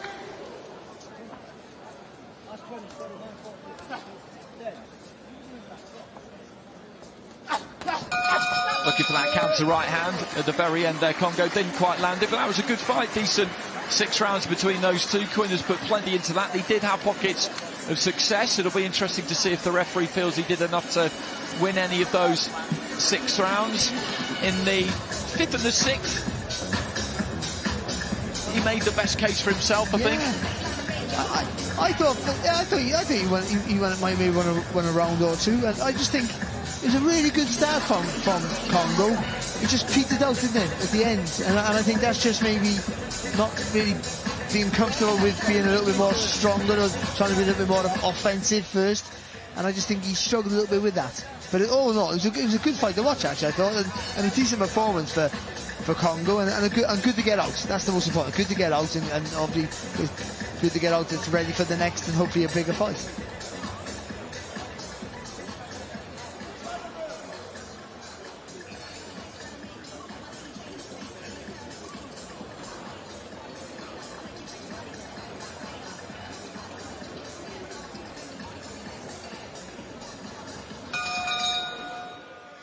Ladies and gentlemen, after 6 rounds of boxing, our scoring referee ringside, Sean McAvoy, has it 59-55 for your winner, Chris Too Slick Congo! So Chris Congo gets a 59-55, which is 5 rounds to 1. Well, that is Chris Congo picking up the win here at the workout. We've got fights at workouts, and the lineup tonight just keeps on coming, and the lineup here back in the studio just got a whole lot more delicious. I'm delighted to be in the company of Delicious Ori, David Adelaide, and Matt Macklin joins us back here. Gents, how are we? Great to see all of you. Great to see you again, Matt. Yeah, man, I mean, what a team we got up here, eh? Even the thought was going to work, but it does. This is the A-team. Delicious, I want to start with you. I need to see you hitting things in smaller gloves. When is that going to happen? We'll see. I'm in that transitioning period. I'm collecting as much information as I can. Speaking with David earlier, it's just all about just collecting information and seeing what's out there before I execute or make my move. So that's where I'm at the moment. Still feeling a little bit raw, fresh from the Olympics, and I'm still hurt. So it's going to take a little bit of time. Well, I want to hear more about that very soon. We're going to head back for this interview just now. And then, of course, Spencer Brown, so big him up. And yeah, man, we're good. Now, you train in the gym alongside AJ. What does it mean to you to be involved in this historic fight week? I mean, it's history. So how can I not say yes to an opportunity like this? I love it. The upcoming big fights. Where do you go next? What welterweights have you got your eye on? Like I said, I want a big fight next. You know, I wanted one straight away in June, but that didn't happen. We move on. Now I want a European or maybe an interim or even a world title shot. I'm here, man. So. Well done tonight, Chris. Great performance. Thank you. Well, that was Chris Congo picking up the win. Let's get back to this chat. By the way, you two, David Adelaide, Delicious Ori, is it, you cool? Is it going to kick off? Do I need to step in, or is this all good? This is all love, right? This is what I was talking about, Delicious. They're always trying to stir things, aren't they? I can't help myself. But look, I'm troublemaker, Dev. I'm a little bit If the money is right. Let's start something. That's it, baby. I've not even had a pro fight yet. Listen, the money's right. I'll fight Dev. No. Let's leave that well alone. There is no right money for that. David, give me your Joshua Dubois breakdown. Couple of days away now. What are you thinking? Good. You know, both fighters look like they're embracing the moment. Both fighters look like they're taking it serious. Apparently, I heard, I don't know if it's true, Dubois was back there and someone saying to him, look, like you put on a bit too much weight. But I said, look, you can't say that to a fighter. That's on, that's fighting, 3 days away. The man's clearly looked that way on purpose. Everything he's doing has obviously got a plan to it. So if he does look heavy, then I'm assuming it's for his game plan. But AJ looks in good shape like he usually does. Like I said, that fight there is going to be a blockbuster fight, and I think the fans are in for a treat. What are the Delicious Ori thoughts ahead of this one? Do you know what? David probably knows more because he's been doing rounds of AJ very, very recently. But you know me, you know where I stand with AJ. If it wasn't for him, I wouldn't be here. I wouldn't talking to you. He's inspired me and he's done great things. What do I think about this fight? Again, I've never been in a ring with Dubois. I rate him, I respect him for taking this fight. And I do believe he has a puncher's chance early. I just think AJ has that season and he's just experienced.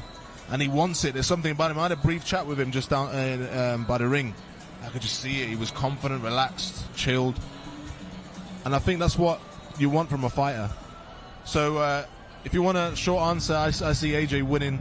I see the referee stopping the fight later on, though. I don't see it being. I think Dubois will give him a good fight, so you got to give him respect. But I think AJ stops him later on in the rounds. Is that where you are, Dave? I think AJ does it early. Okay. I think we're in for like a, you know what blades are, when they used to just let it rip and they used to just keep banging at each other. I think that's what we're in for the first couple of rounds. I think both fighters are just going to stand in the middle. But I think Dubois will kind of set the tone and set the pace, and I think AJ will just feed off that. And I just see Dubois getting caught with a shot that's maybe a bit too big than he can usually kind of take. But you watch him against Hrgovic. Hrgovic ain't faster than Joshua. So and he was landing flush on the button. So if AJ gets him whilst he's not warm, I think it's gonna be a short night. But the longer it does go, I think we kind of know already Dubois boxes at a certain pace. So how Dubois starts is usually tends to finish the same way. So I think once the goes past a certain amount of rounds, it does favour Dubois a little bit. But I just don't see AJ having a problem dealing with him in the beginning. Well, Matt, Daniel has shown that he can carry the power late. The stoppage over Jarrell Miller came in the 10th and final round. He kept on throwing. He's got that stamina. Yeah, definitely. He's got the chin, he's got the stamina. I think he'll definitely hang in there. But, you know, AJ's looked really sharp early doors in his last couple of fights. So I think that, you know, Dubois, I think he's got to start fast, but he can't be reckless. He's got to, you know, get up, be aggressive, wants to initiate the attacks. He's got to be very mindful of what's coming back from AJ. Well, let's head over to Thomas Treiber for the second fight of tonight. Santiago Garces.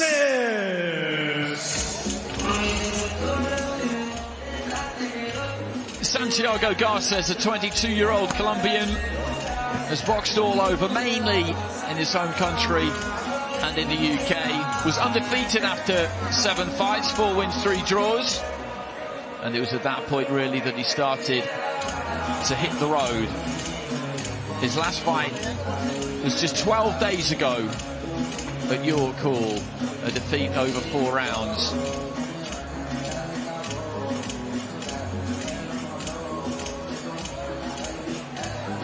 I think all of the fighters on this card got told about this at relatively short notice, particularly the opponents such as Garces. It's just an example of how crazy this business can be, that all of a sudden, midweek, he finds himself in a setting like this. And welcome to the ring from England, the undefeated Prince Adam Ahmed.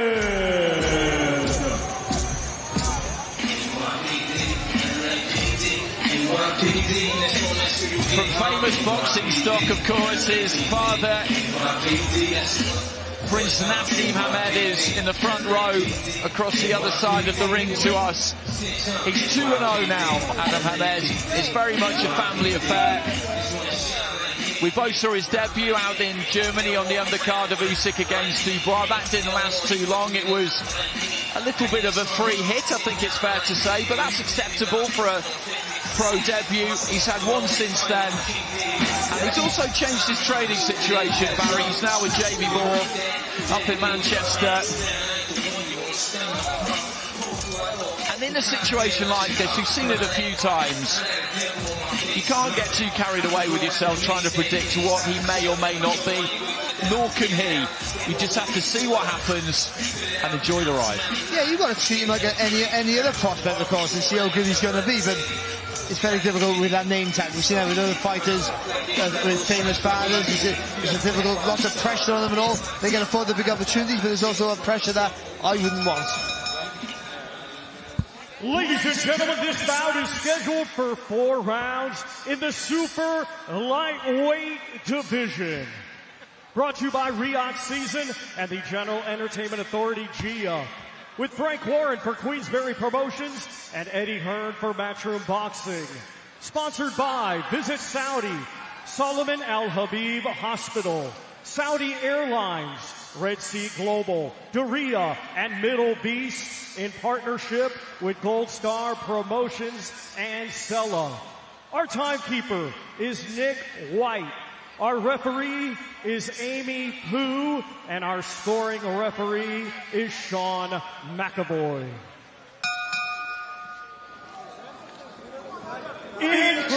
Introducing to you first, fighting tonight out of the red corner. He comes to the ring wearing green and white and weighed in officially at 10 stone 4 pounds. A native of Bajo Baudo, Colombia, he is now fighting out of Southampton, Hampshire, England, and is a veteran of 41 professional bouts. Ladies and gentlemen, please welcome Santiago Garces.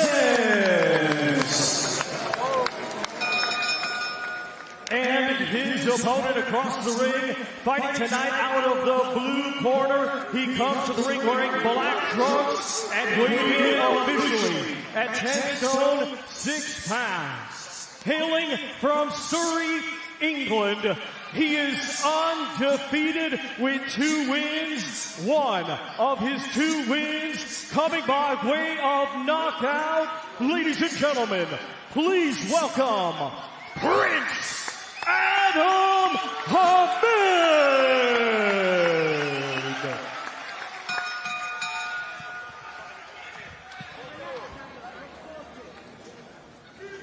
Listen to my instructions at all times. Watch your heads, no low blows. When I say break, step back. Protect yourself at all times. Touch gloves. So a third professional fight for Adam Hamzah. There was quite a lengthy gap between the 2 outings. The debut and the second fight. The debut was in August 2023, and then most recently he boxed in July this year at the O2 on the Joyce Chisora undercard. So it's Hamzah in the black and Garces in the green and white.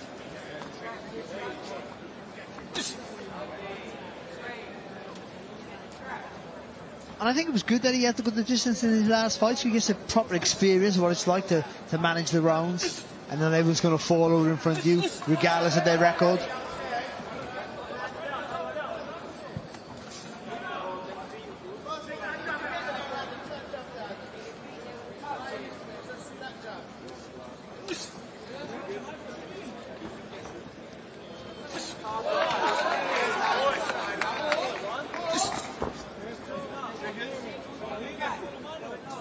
Garces not offering too much so far. Nice jab there from Hamzah, got through the guard.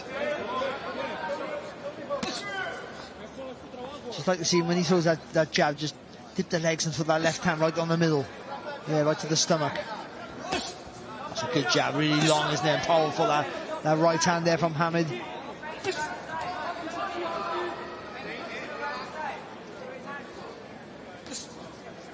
Again, just plants it on the forehead there of Garces, who's just operating around that outer clock face at the minute, barely throwing a punch midway through round 1. Again, could he steps in behind that right hand jab there? He got enough time there to dip the legs, like I said, and throw that left hand right down the middle. Or dip the legs and do the old daddy screw shot. And his fathers do so well.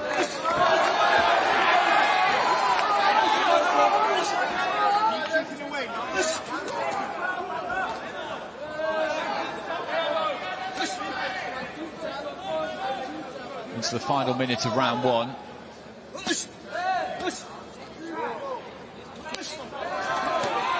That is a left hand from Hamzah. Up until now, it's been almost exclusively with the lead right hand that he's worked. No bad thing, that, because building your way in punch by punch, establishing the jab, then putting the rear hand onto it, then the hook. Always good to see someone just go through it in that kind of structured way, but there's so little coming back from Garces. He could maybe accelerate the plan a touch, but no particular need. He's got 3 rounds after this. Yeah, and he has walked a bit closer with that front foot in the last sort of 30-40 seconds here, Hamzah. Again, just looking for that perfect shot. I just think if he lets his hands go, that's just the feet getting tangled up there, but Hamzah just jumped on him.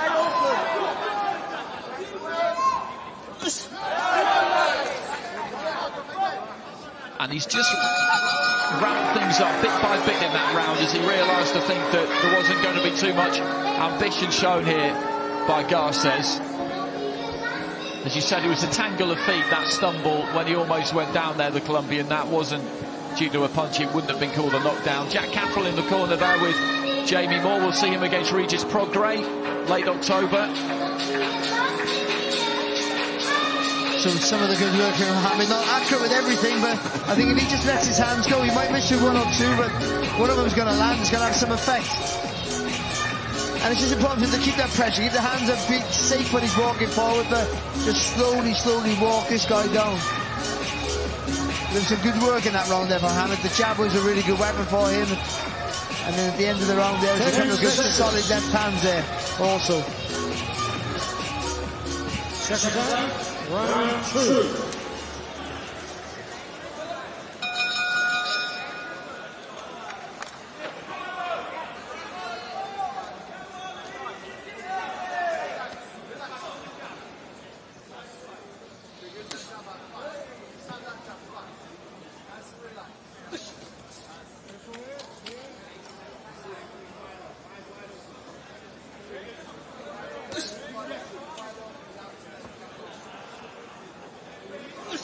Leads off with a hook that time, doesn't quite land it.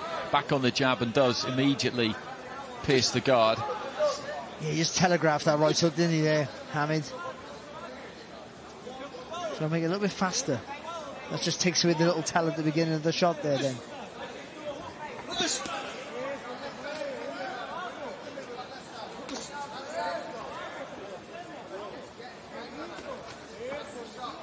Again, you know, when you're looking for that big shot, just keep busy with the hands.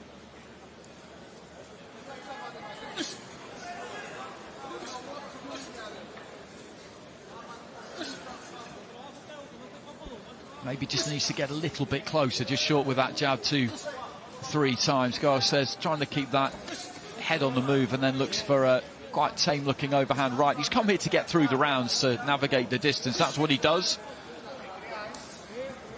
And he's pretty adept at it. There isn't much of a threat from him, is there? You don't want to go crazy if you're Hamid, because your technique will come apart. You've got to try and put into practice the things that you've worked on in the gym, but in the second half of the round, like he did in the first, he could step this up now.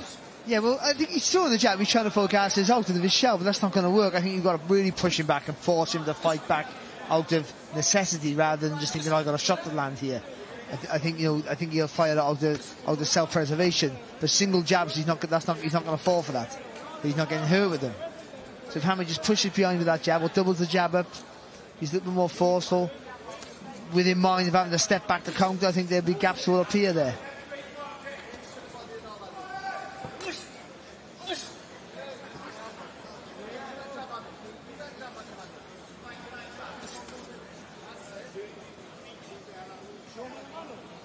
But he's winning everything. He's dominating it, of course, behind the southpaw jab.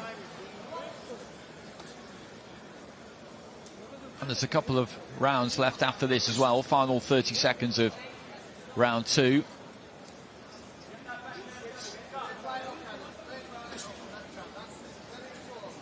His dad at ringside now is just telling him to stay on that jab. It's interesting seeing the whole family around the son when we were out in Poland for that Usyk Dubois card, Barry. We were both working on it, and a bit of a reunion between you and Prince Nassim in the square before the weigh-in. I remember that. Well, he avoided me for years, and to be honest, the only reason I want to fight Naz was for the money. That's all, to be honest. He was phenomenal. He really was, right in my era, and it was a joy to watch him in the ring. He was absolutely a special animal when he got at his best, and brought money into the light of weight. Let's not forget that.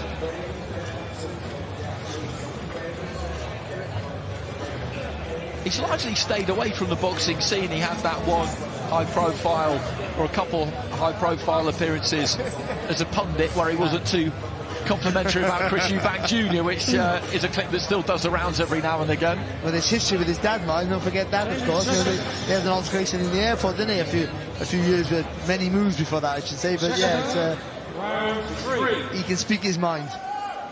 That's for sure. So into the third, the schedule for 4. Adam Hamed, 2-0 in the black. Santiago Garces, our roadman from Colombia, in the green and white. And Hamid has boxed tidily so far. It'll be interesting to see if in the second half he looks to just close that gap a little bit more and punch in combination more. I think that, you don't want him to take any silly risks, so the idea is tease it, so try it with one combination of accumulation of punches and see how Garces copes with that. And if he doesn't fire back with that, then just go again and see how he reacts. If he fires back with a busting combination himself, you either bet on yourself to stay in there or you play it safe and don't take any chances. But at least you'll know. He's in a position here, Hamid, it's all on him to do the work here. He did fire back there, Garces, and as he did, he got caught by a left-hand counter from Hamid, which was nicely timed, and I think Hamid would welcome it if Garces were to engage a bit more, but as you say, I just don't think he's going to, so he's going to have to prise him open rather than wait for openings to present themselves. And unless you've got crushing power that literally can punch through the guard, then, like I've said it again, but it's accumulation of punches that does that for you, opens up the guard. Be careful there, switching the feet there, too close to the target there, Hamid.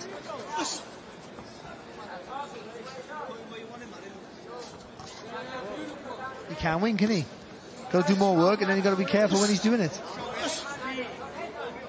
This is what the early stages of a career are like for most people. Most people get to do this away from the bright lights and the attention and the scrutiny that he's got. So the tendency to overanalyze everything that he does is always going to be there. But these are the learning fights that he needs. Yeah, especially with a man with no amateur background. You understand when they've got a prospect in the Olympics, you can say he should be doing this because we've seen him do this at the highest level as an amateur. But someone like Hamid, just because his dad was a phenomenal athlete, doesn't automatically mean he's going to be that as well. But he shapes up well. The fundamentals are good, and I think he's got decent power as well. This is not the best job to learn on the job, though. I would say that.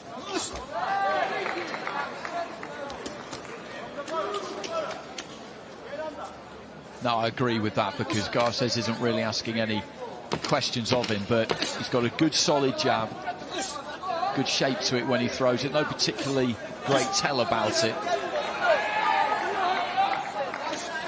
And that's always something to build on, the most important building block, as any trainer will tell you. One to go here, they're scheduled for 4.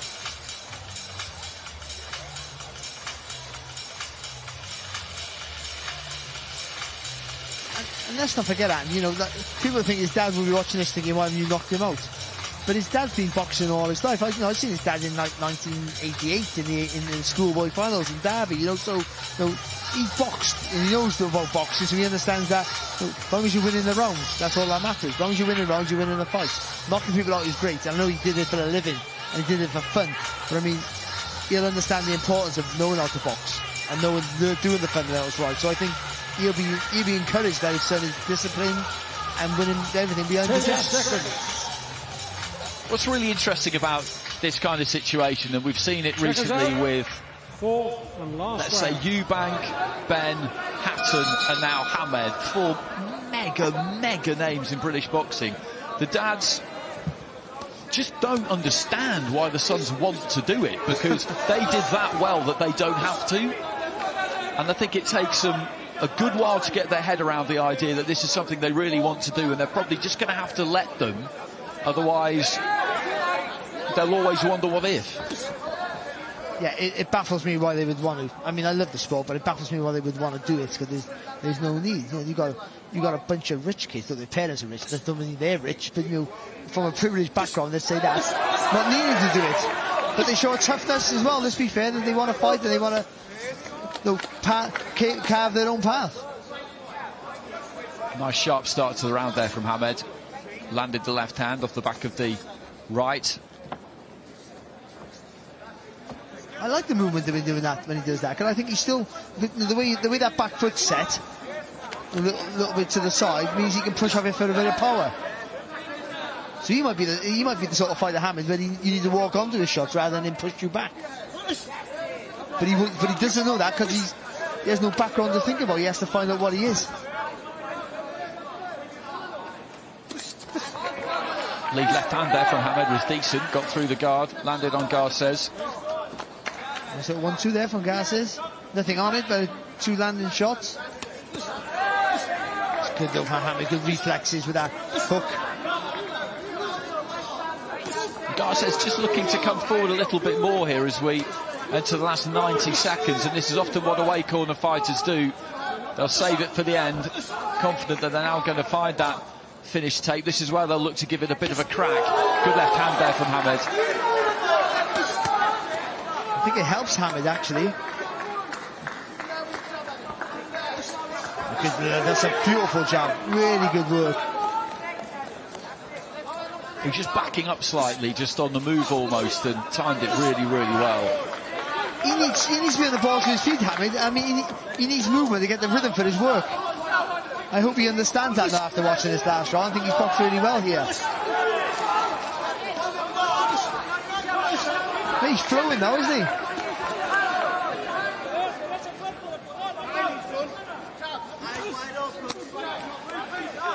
Left hand into the body there from Garces was a pretty good shot into the last 30 seconds. Hamed aims an expansive uppercut, wasn't too far away with it.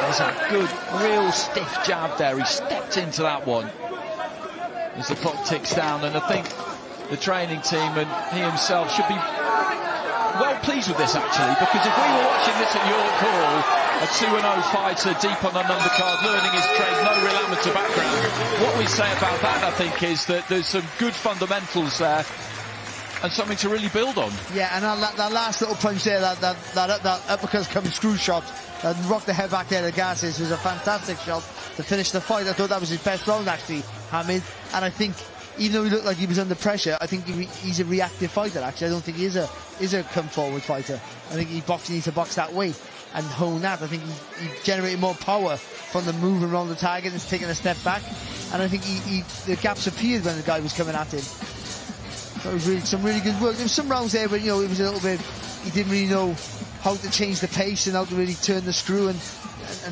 maybe a little bit lost at times, but still winning the fight. But a good start and a good finish to the fight for Hamed, and I think it's all in all, that's a good performance and plenty to work with and plenty to work to. Well, these two will join Thomas Triper in the centre of the ring. He's ready now pretty much with the final announcement.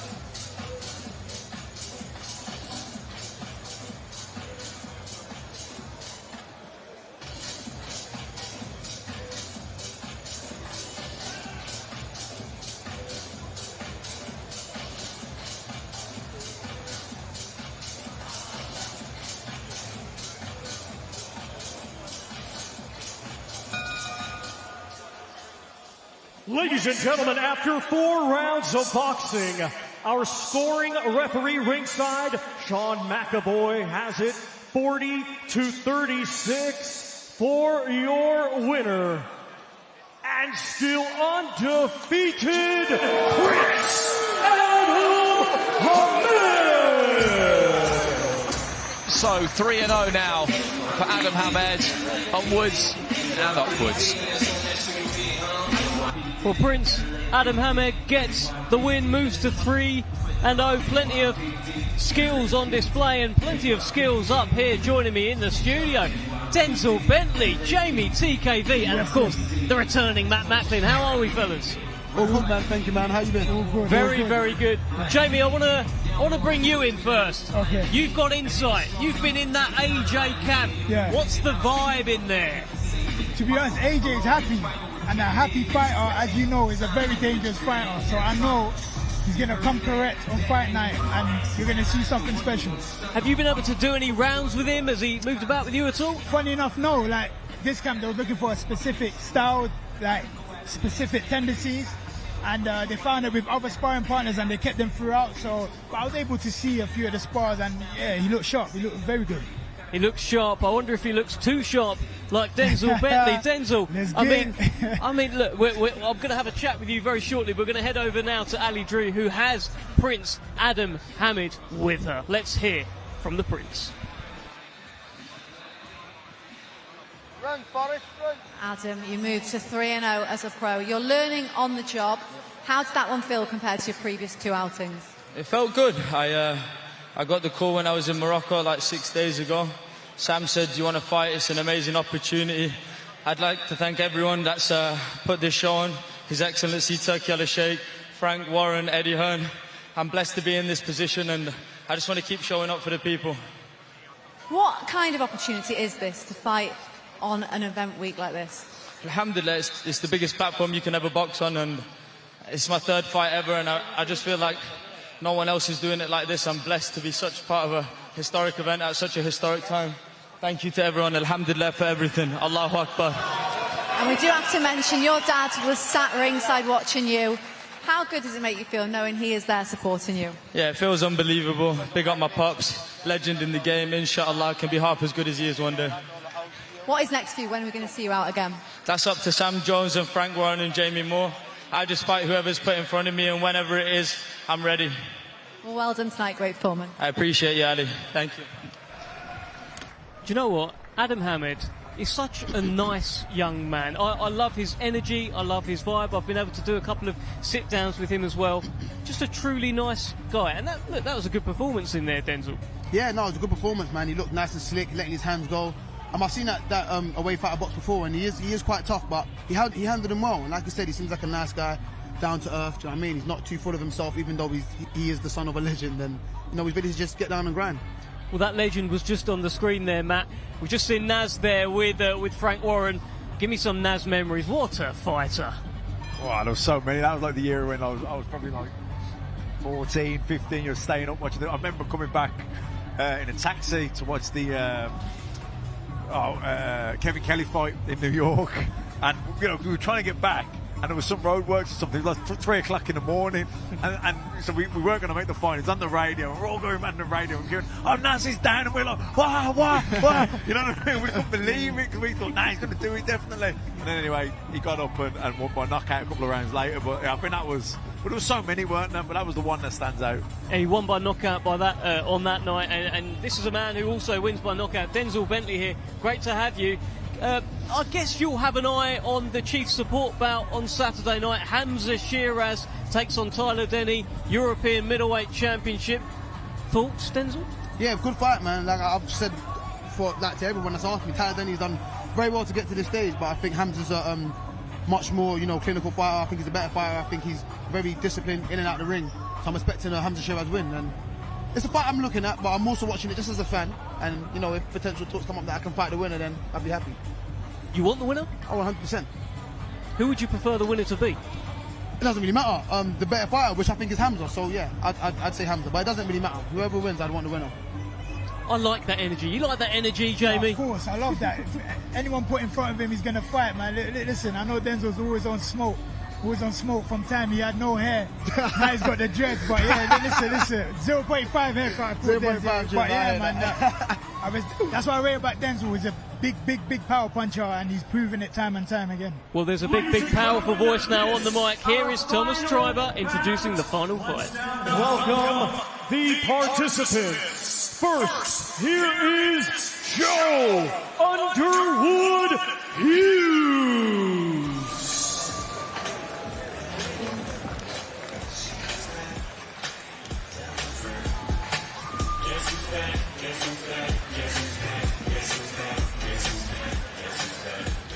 Joe Hughes joins us from Nottingham, 8 wins and 3 defeats in his career so far. Started at super featherweight, has moved up to lightweight, got to 7-0, then went into Ultimate Boxer.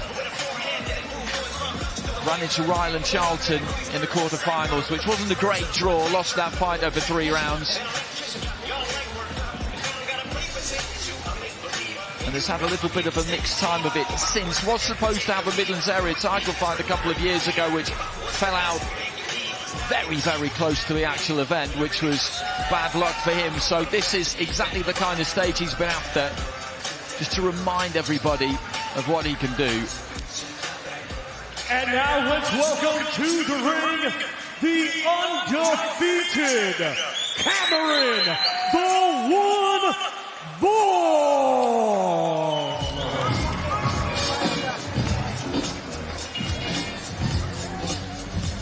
That last bout you saw flash up on the screen there for Cameron Vong was a good performance and a good step up, a 10-rounder against Jeff Afori, who is a fighter of a proven standard around about area title, fringe English title level, you would say.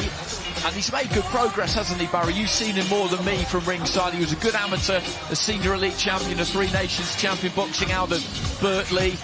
Turned pro after just that one season, I think, or maybe two as a senior, and he's looked impressive. No, he really has. He's full of confidence, as you obviously can tell here. The eyes don't lie, and he's a talent. He has good movement. He comes from different angles, and I think a bit of strength as well. Just need to know when to settle down a little bit, but going in 10 rounds with a 40 in only a 5th fight makes a little bit of a statement. Ladies and gentlemen, this bout is scheduled for 8 rounds in the lightweight division. Brought to you by Riyadh Season and the General Entertainment Authority, GIA.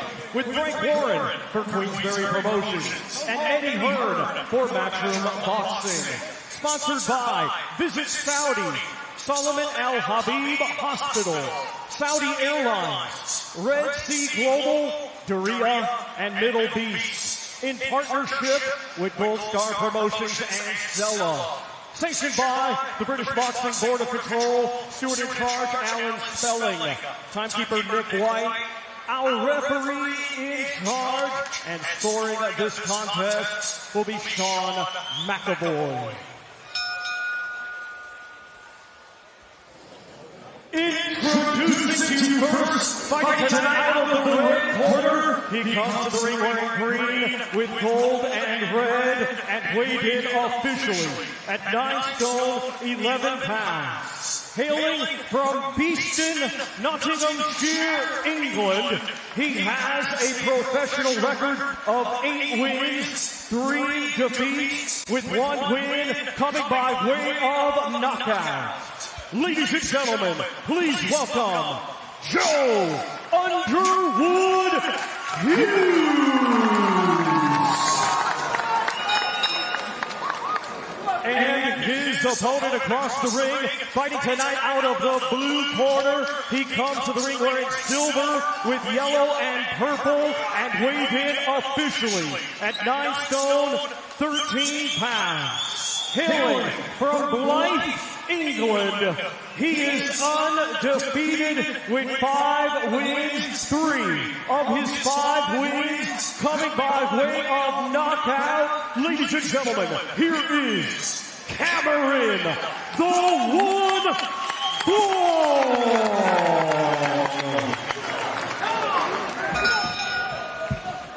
Okay, lads, 8 round contest. Keep it clean all the time. Keep yourself tight all the time. Touch gloves. Here we go. Good luck, lads.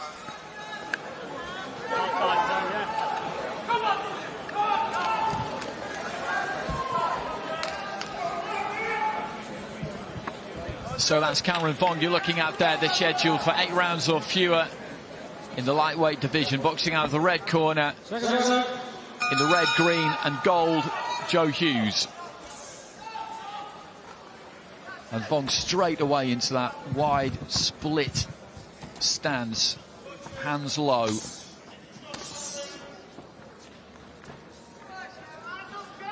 You watch Vong, all of a sudden you'll be messing around and he just explodes into a punch or a combination. Real fast twitch fibers.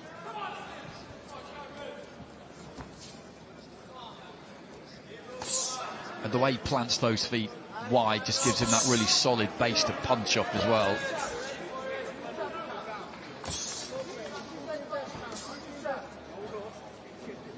And also just makes that front foot just put you under pressure all the time.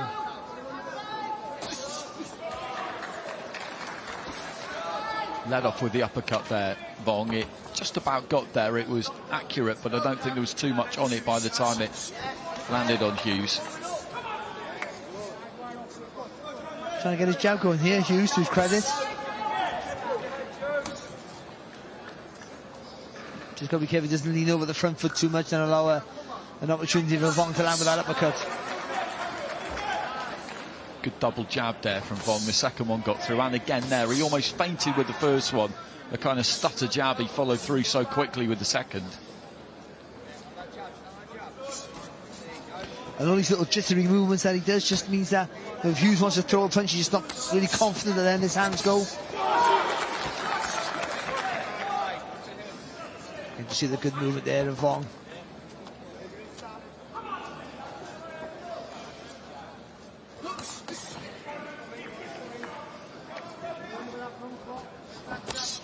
Again, look how he keeps that front foot in the centre of the stance. He leans right back, like you said, Andy. Real wide stance.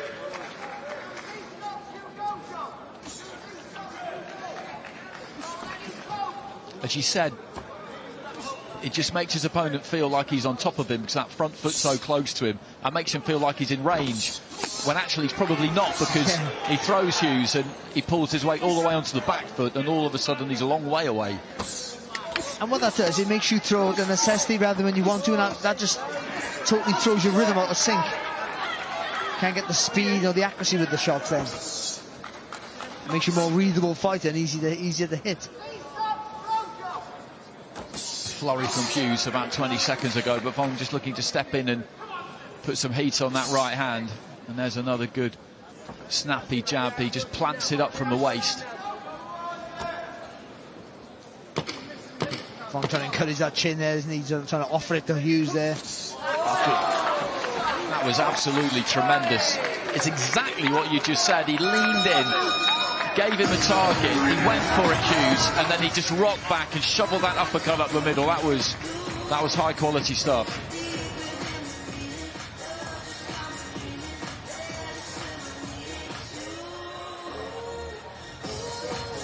Mark Chamberlain on the left hand side there, who'll be in action on Saturday night up against Josh Padley, one of a trio of Joshes on the card, and Jordan Flynn sitting to his left-hand side. Well, of course, him and Vong were meant to fight, weren't they, on the last bill that they had, and it didn't come off. So hopefully that's going to be rearranged. And it might be in October, possibly on the Pro Grade Catrol in the card. 10 seconds. Second time, round 2.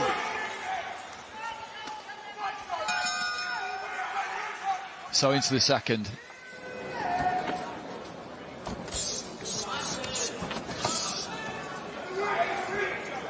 Tripling up on the jab there, Vong. There were kind of 3 single jabs thrown in rapid succession rather than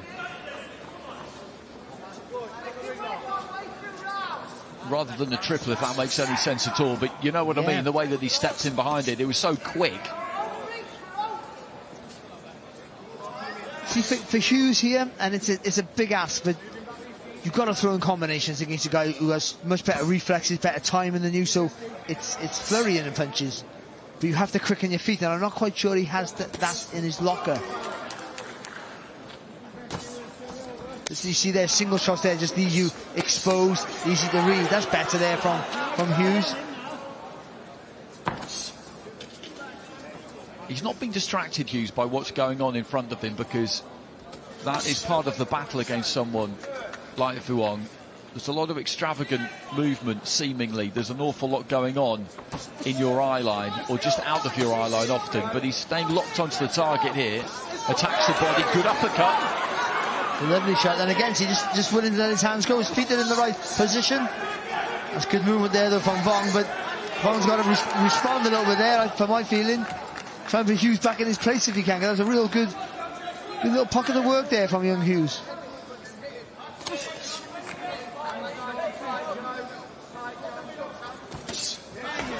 Great shot.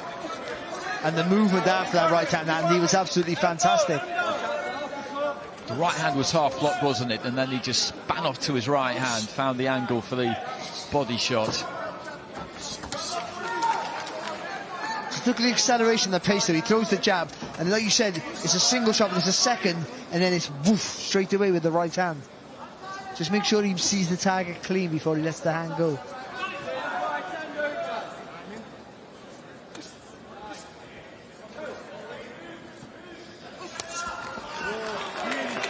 He has to be careful in those kinds of situations, Hughes, because he wasn't really committing to what he was throwing there, and Vong was on the ropes trying to tempt him in. Well, you know he's setting you up. But you either really commit and just throw lots of shots, or you do nothing at all. And what he did was half commit to a shot and got caught on a tempo with the left hook.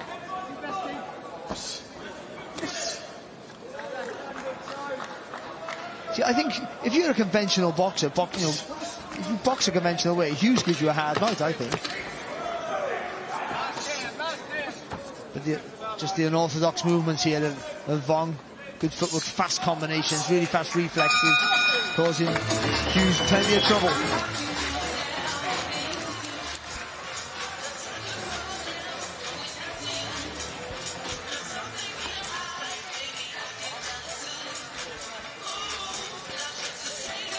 Again, Hughes trying to have a go. It's a lovely uppercut. That was a really good pocket of work there from Hughes. Vong sitting on the ropes. Again, we talked about coasting in the last fight. Just relaxing a little bit and got caught with a nice shot. But the response was pretty good. A good spin off the ropes. And then later on in the round came back with a lovely little left hook.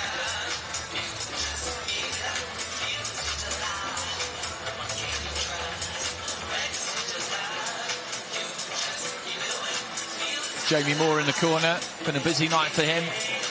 He'll be in the corner with Jack Cattle against Regis Prograis at the end of October. Looking forward to that. It's rescheduled, of course, but ever since it was very first made, it's one of those fights that jumps at you as very likely being a great fight. Yeah, and also because at the stage of their career, they both need the win. Jack to get to that, obviously that holy grail of a world title shot, and obviously for Prograis, it might be his last shot at that top tier.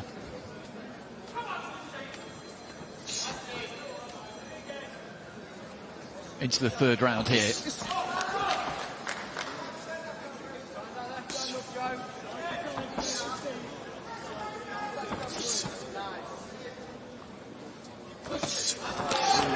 Good uppercut there from Vong.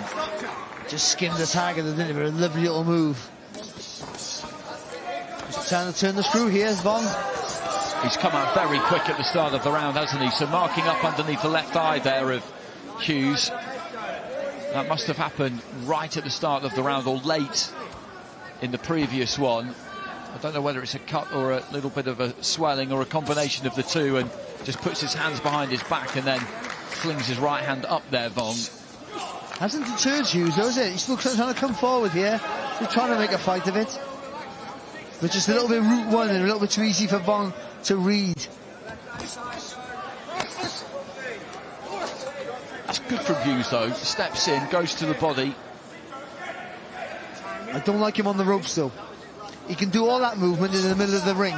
So why do it on the ropes? So it gives the fight an opportunity to rush you. That's a good shot. Got really good purchase on that body shot, Vong. Just dipped off, rotated off to his left-hand side and whipped it in, then leads off with the hook. And he's definitely tried to put his foot on the accelerator in this round, and he sustained it too, because we're 2 minutes into it almost. That's a good shot, a lovely right hand. And he felt that. Hughes felt that. You could see him just give a little bit of ground. He's trying to punch his way out of the corner, and does well there actually, Hughes, because the way he backed up there, he definitely felt the weight of that right hand. Vong just got too close, got a bit too excited, got a little bit too close, and just allowed Hughes to not hold, but to just fire back. Sometimes you've got to move behind the punches, sometimes you've got to get your feet close to throw them. Left hook to the head, and then goes down to the body. He's injected some pace in this round, and this has been difficult for Hughes, sustaining that damage at the start of the round, and he's having to work hard here. It's been a hard round for Hughes, though. To be fair to his credit, he hasn't stopped coming forward and trying to make an impression, but all the good work here from Vong.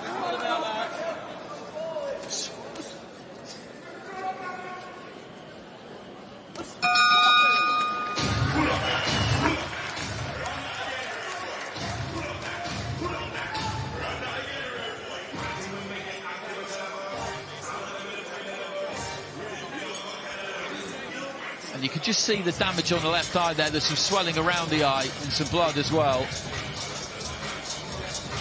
But look at the concentration on Vong's face. looking for the next big target to hit clean. That's a lovely straight right hand. Just the feint with the left hook was, they just touched him with the hook. And then there's a gap on the middle and he exploited it. And that was the punch that just caused him to back off and try and get a few seconds respite. So just a nick underneath the left eye there, and then the swelling around the eye. Naseem Hamed down at ringside. Hung them up such a long time ago. It's amazing, really. I went to his final ever professional fight, and at that point people probably thought that wouldn't be it, but he decided to call it a day, and you can't really argue with the decision. 2001 maybe? Carvel? A little bit later. 2001 I think probably, maybe 2000. Yeah. Once I retired, he thought there's no big fights left.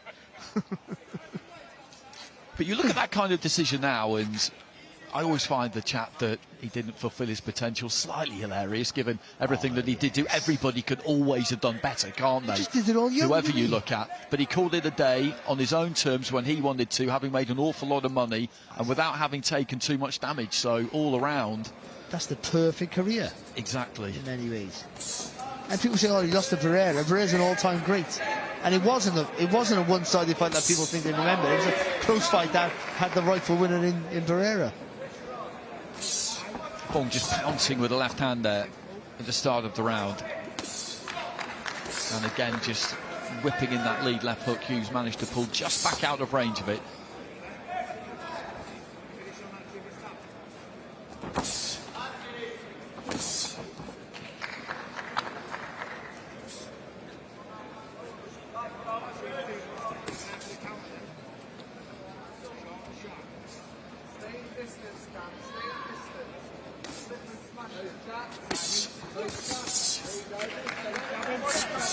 You can't punch with him, Hughes. Good variety there from Vong. Absolutely the hand speed, wasn't it? Because he doubled up on the jab, then just dipped his knees, went to the body, went straight back up again, and there wasn't really anything that Hughes could do about it. He's just trying to keep tight, he's sticking to his task. Oh, Hughes had a really good go. I mean, pleasantly surprised by him. If he can just bend his legs, good shot there from Vong. Right hand, long left hand as well to follow. And Hughes, what he's done all night, fighting back. If he can just bend his legs a bit, Hughes, I think he'd have more success trying to get underneath the punches. Vong just chopping down with the right hand, some blood coming from the nose now of Hughes.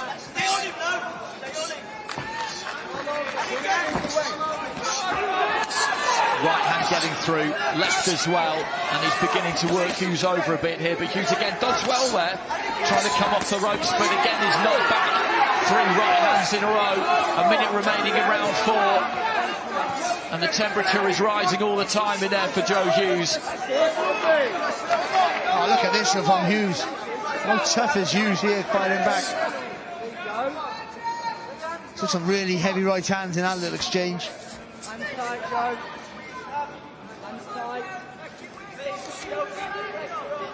Can't fight with that left hand down here, Hughes.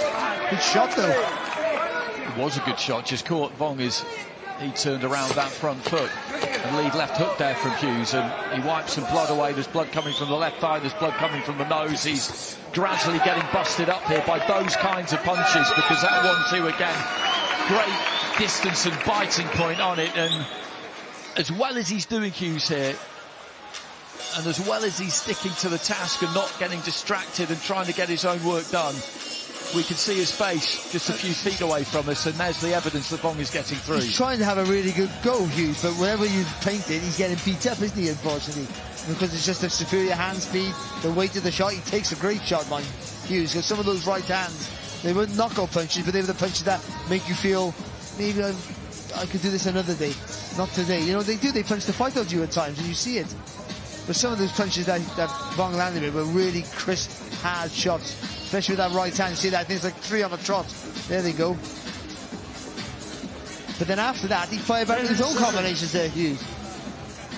Well, they've got the end swell out. The swelling around the left eye hasn't really got any worse. There was always the danger that that would close, and it doesn't look like it's going to. Into the second half of the fight, the question is, can Vong just keep that foot on the accelerator keep the pressure, the intensity where it's been, maybe even raise it a touch and get a stoppage in the second half.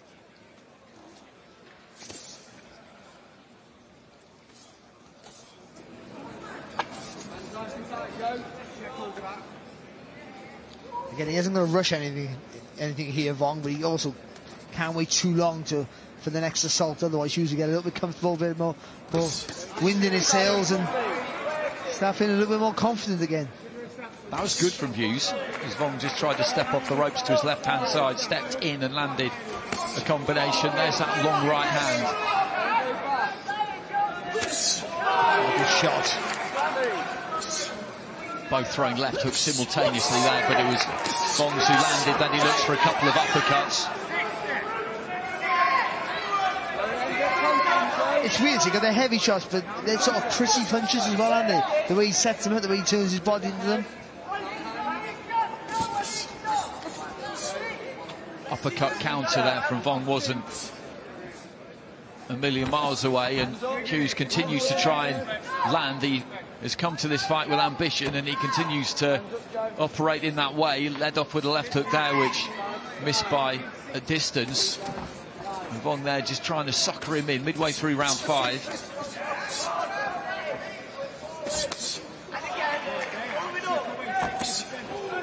There's that long right hand. It's one of those shots, I think, that travels further than your opponent thinks it's going to, and he never really adjusts to it, because again there he got hit with it, and it was almost like he was surprised. He pulled his feet out and probably thought he was okay, but it still got through.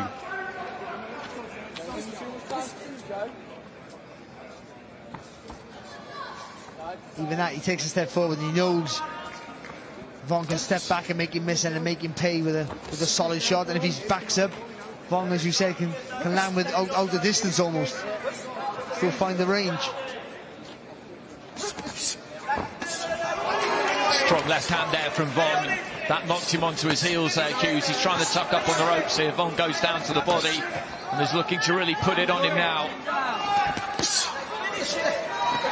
Doesn't need to get too close here, Vong, now. He needs to push back with the forearm, create some space and rally a combination in.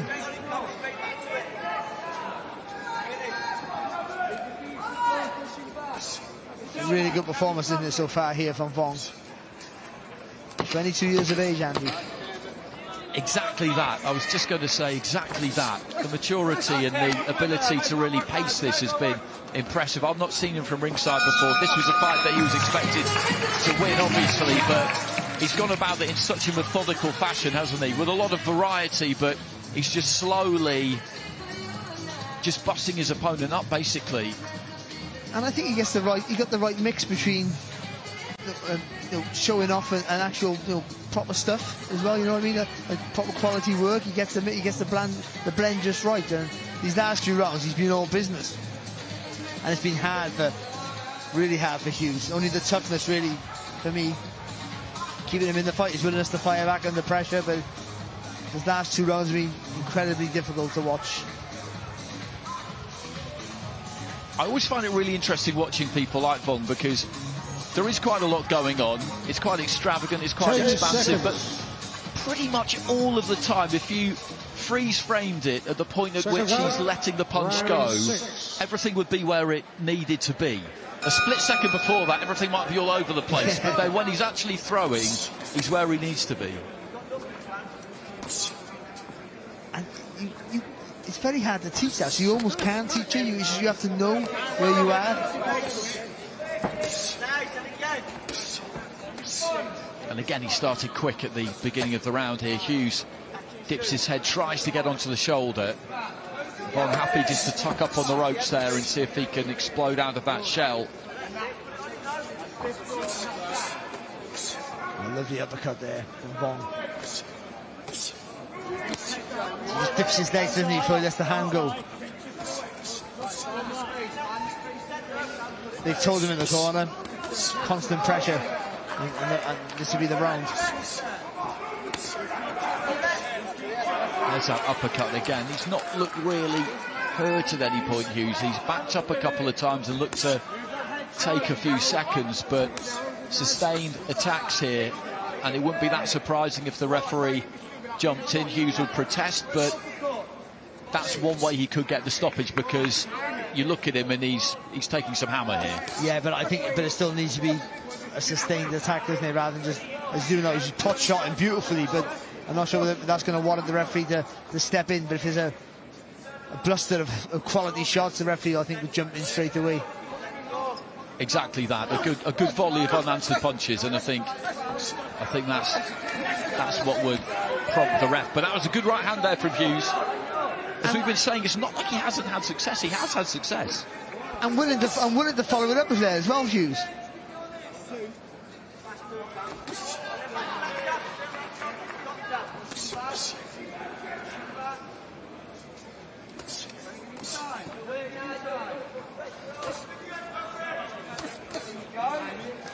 Good right hand there from Hughes into the final minute of round 6.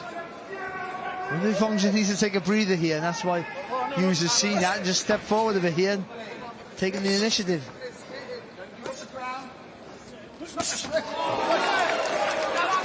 Vong just steps in and leads off with a lovely tight left hook, and that's exactly what he can do. He had been stepping off to just fill his lungs, as Barry was saying. You are absolutely right. Then all of a sudden, quick as a flash, he closes the gap, got really tight to throw that left hook and landed it. But you know, that's demoralising. You stand on a bit of success at last, and then someone does that to you. That's mentally so draining.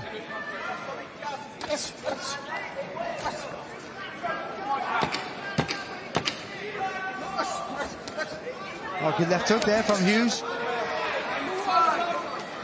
Right-hand counter there from Vong was perilously close. But the end of another good round, another round in which Hughes absolutely played his part. It's been a competitive fight, this, all the way through. Vong has won every round, and he's landed some very, very high-quality work. Oh, look at that. That's lovely. He's out of range again. You know, he just dips his legs. Not much of a tell on the shot. There he goes. The little tiny little shimmer of the shoulders there. Just get the angle and a bit of a leverage on the shot. But just fantastic. Look at that. Really good work. And then they've followed up with some fantastic uppercuts as well in that round. Accuracy, weight in the shot. They're not knockout punches, but they're all those punches that they're sickening punches because they really take it out of you. But this kid here, they're tough as he come. And I said, if you're a conventional fighter, someone who punches down the line, does the fundamentals well, and that's it, he gives you nightmares, because he's just relentlessly going to be on you. Well, I mentioned that he was supposed to box for that Midlands area title, and you can see that he's a very capable fighter, and taking this fight on this stage in front of this kind of audience, he wanted the opportunity to show people what he can do, and unless he can uncork a knockout from somewhere here, Hughes, he's going to lose this fight, but he will have shown people what he can do.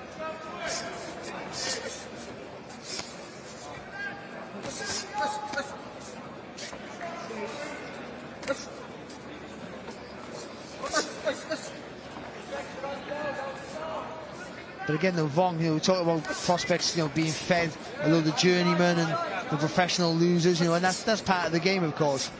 But this kid here, he's had a couple of those, but a 40, Hughes here with a winning record, who's come to have a go, to be fair, just hasn't been able to get into the fight for most part of it. Shows real ambition for a young man. We talk about Naz, didn't waste the round. He got straight to the top as quick as he could. And I'm not saying that Vong's the next Naz, but showing that the same sort of aspirations want to get to the top as quick as he can. Well, he kicked off with 6 rounders, didn't he? His first fight only went 4, but it was scheduled for 6, and then stepped up to 8, then 10 against the 4, 8 again tonight. It's good stuff and a good rate of activity as well. His debut came just under a year ago, so he'll have had 6 fights in his first year, which is what you want. Yeah.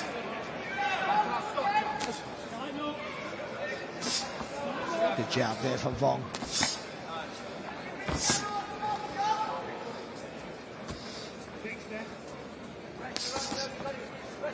Give him a bit then. Close it up.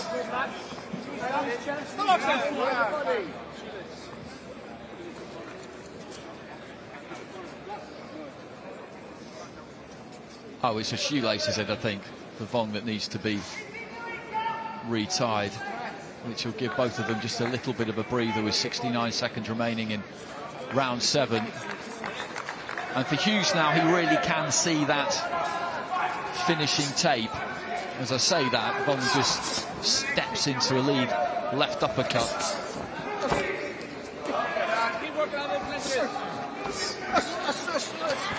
Oh, look at this from Hughes, lovely response. Should southpaw there, Hughes. I think out of necessity more than anything else, but landed a couple of good clean punches. That's a really good effort there from Yannick. Getting lovely left hook. That was a cracking shot on the inside as Vong was just trying to step to him, and he's making things a little bit uncomfortable for Vong for the first time, really, for a sustained period at least anyway, at the end of this 7th round. To be fair to Vong, he's looking to fire back himself. He's not looking to get a rest here.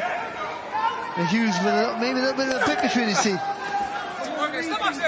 Pulled back and aimed an almighty uppercut there, Vong, but didn't manage to land it.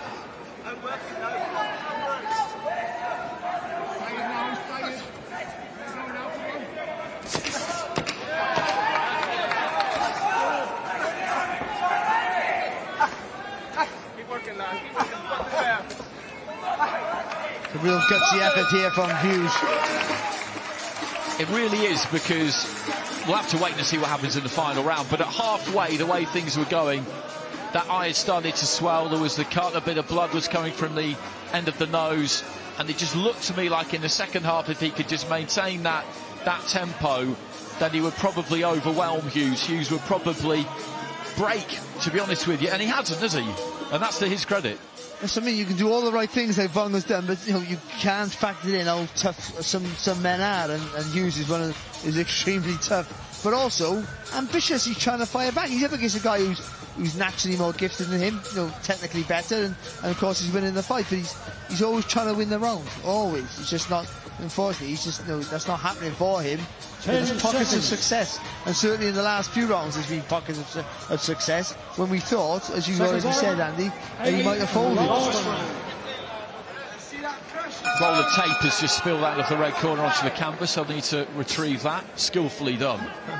Away to our right-hand side. Into the 8th and final round. Cameron Vong in the shimmering silver. Joe Hughes in the red, green and gold, and these two going at it straight away at the start of the 8th round. Vong will want to finish strong, but Hughes absolutely wants to do the same thing. The thing is, though, Vong doesn't need to finish strong. Hughes does. But you sort of love it when a guy doesn't need to do this to win the fight, but still wants to. Good shot. See how they bounced off Hughes, though, haven't they? That one particularly just dipped his knees there, Vong, shoveled it over the top, and it did just came back off his forehead almost as quickly as it arrived. Hughes getting nice and tight there and landing a left hook. A good shot there from Hughes. A right hand that time. And he's just inching forward with his own front foot here, trying to put the pressure on Vong. A really good fight there was, hasn't it? It has. The best one of the three that we've had on this mini card, and they've all been a decent watch, but this one particularly, Hughes is shaking his head. He's looking to try and track Vong down a little bit here. He then just sets his feet and snaps out that rapid 1-2. Some of the quality in the work of Vong is just fantastic.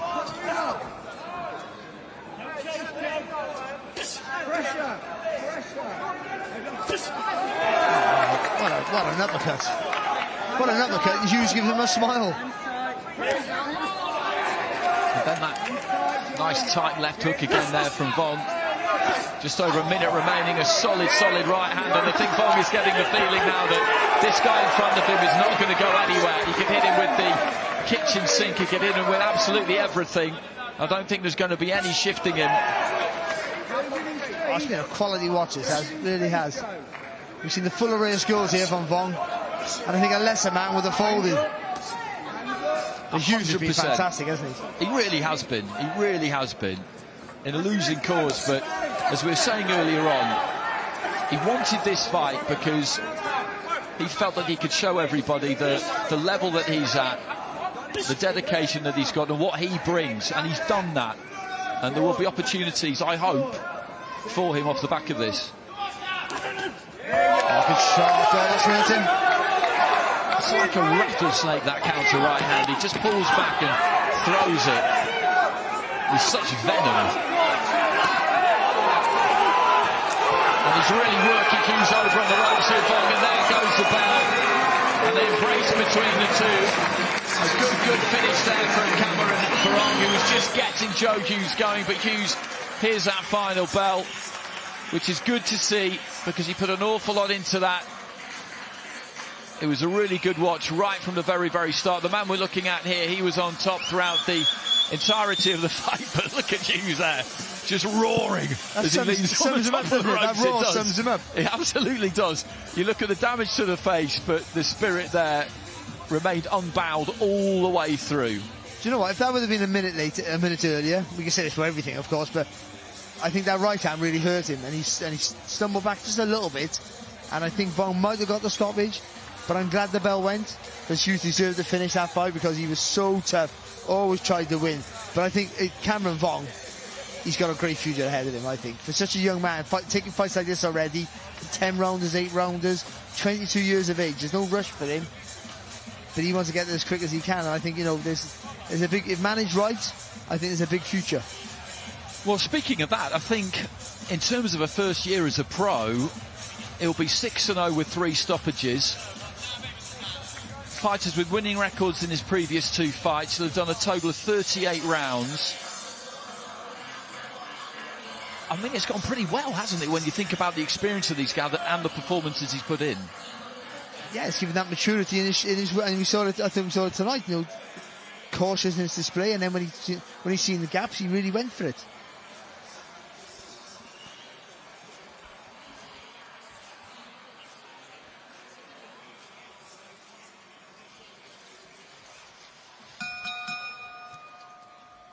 Ladies and gentlemen, after 8 rounds of boxing, our referee in charge, Sean McAvoy, scores it 79-73 for your winner. And still undefeated, Cameron the One Vong. So Cameron Vong gets it 7-1 on Sean McAvoy's scorecard. So he found a round in there for Joe Hughes, which I'm glad he did.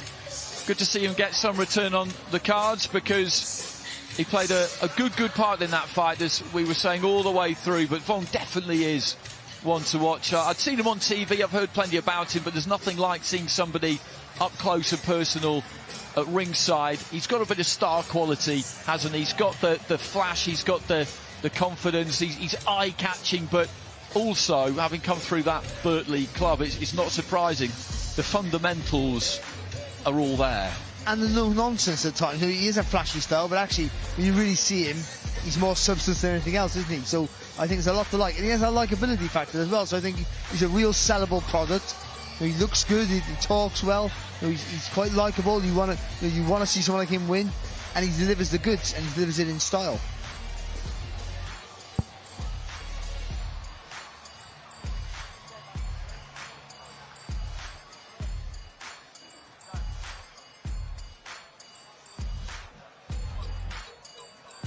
Okay, he's up in the ring now and ready to speak to Ali Drew.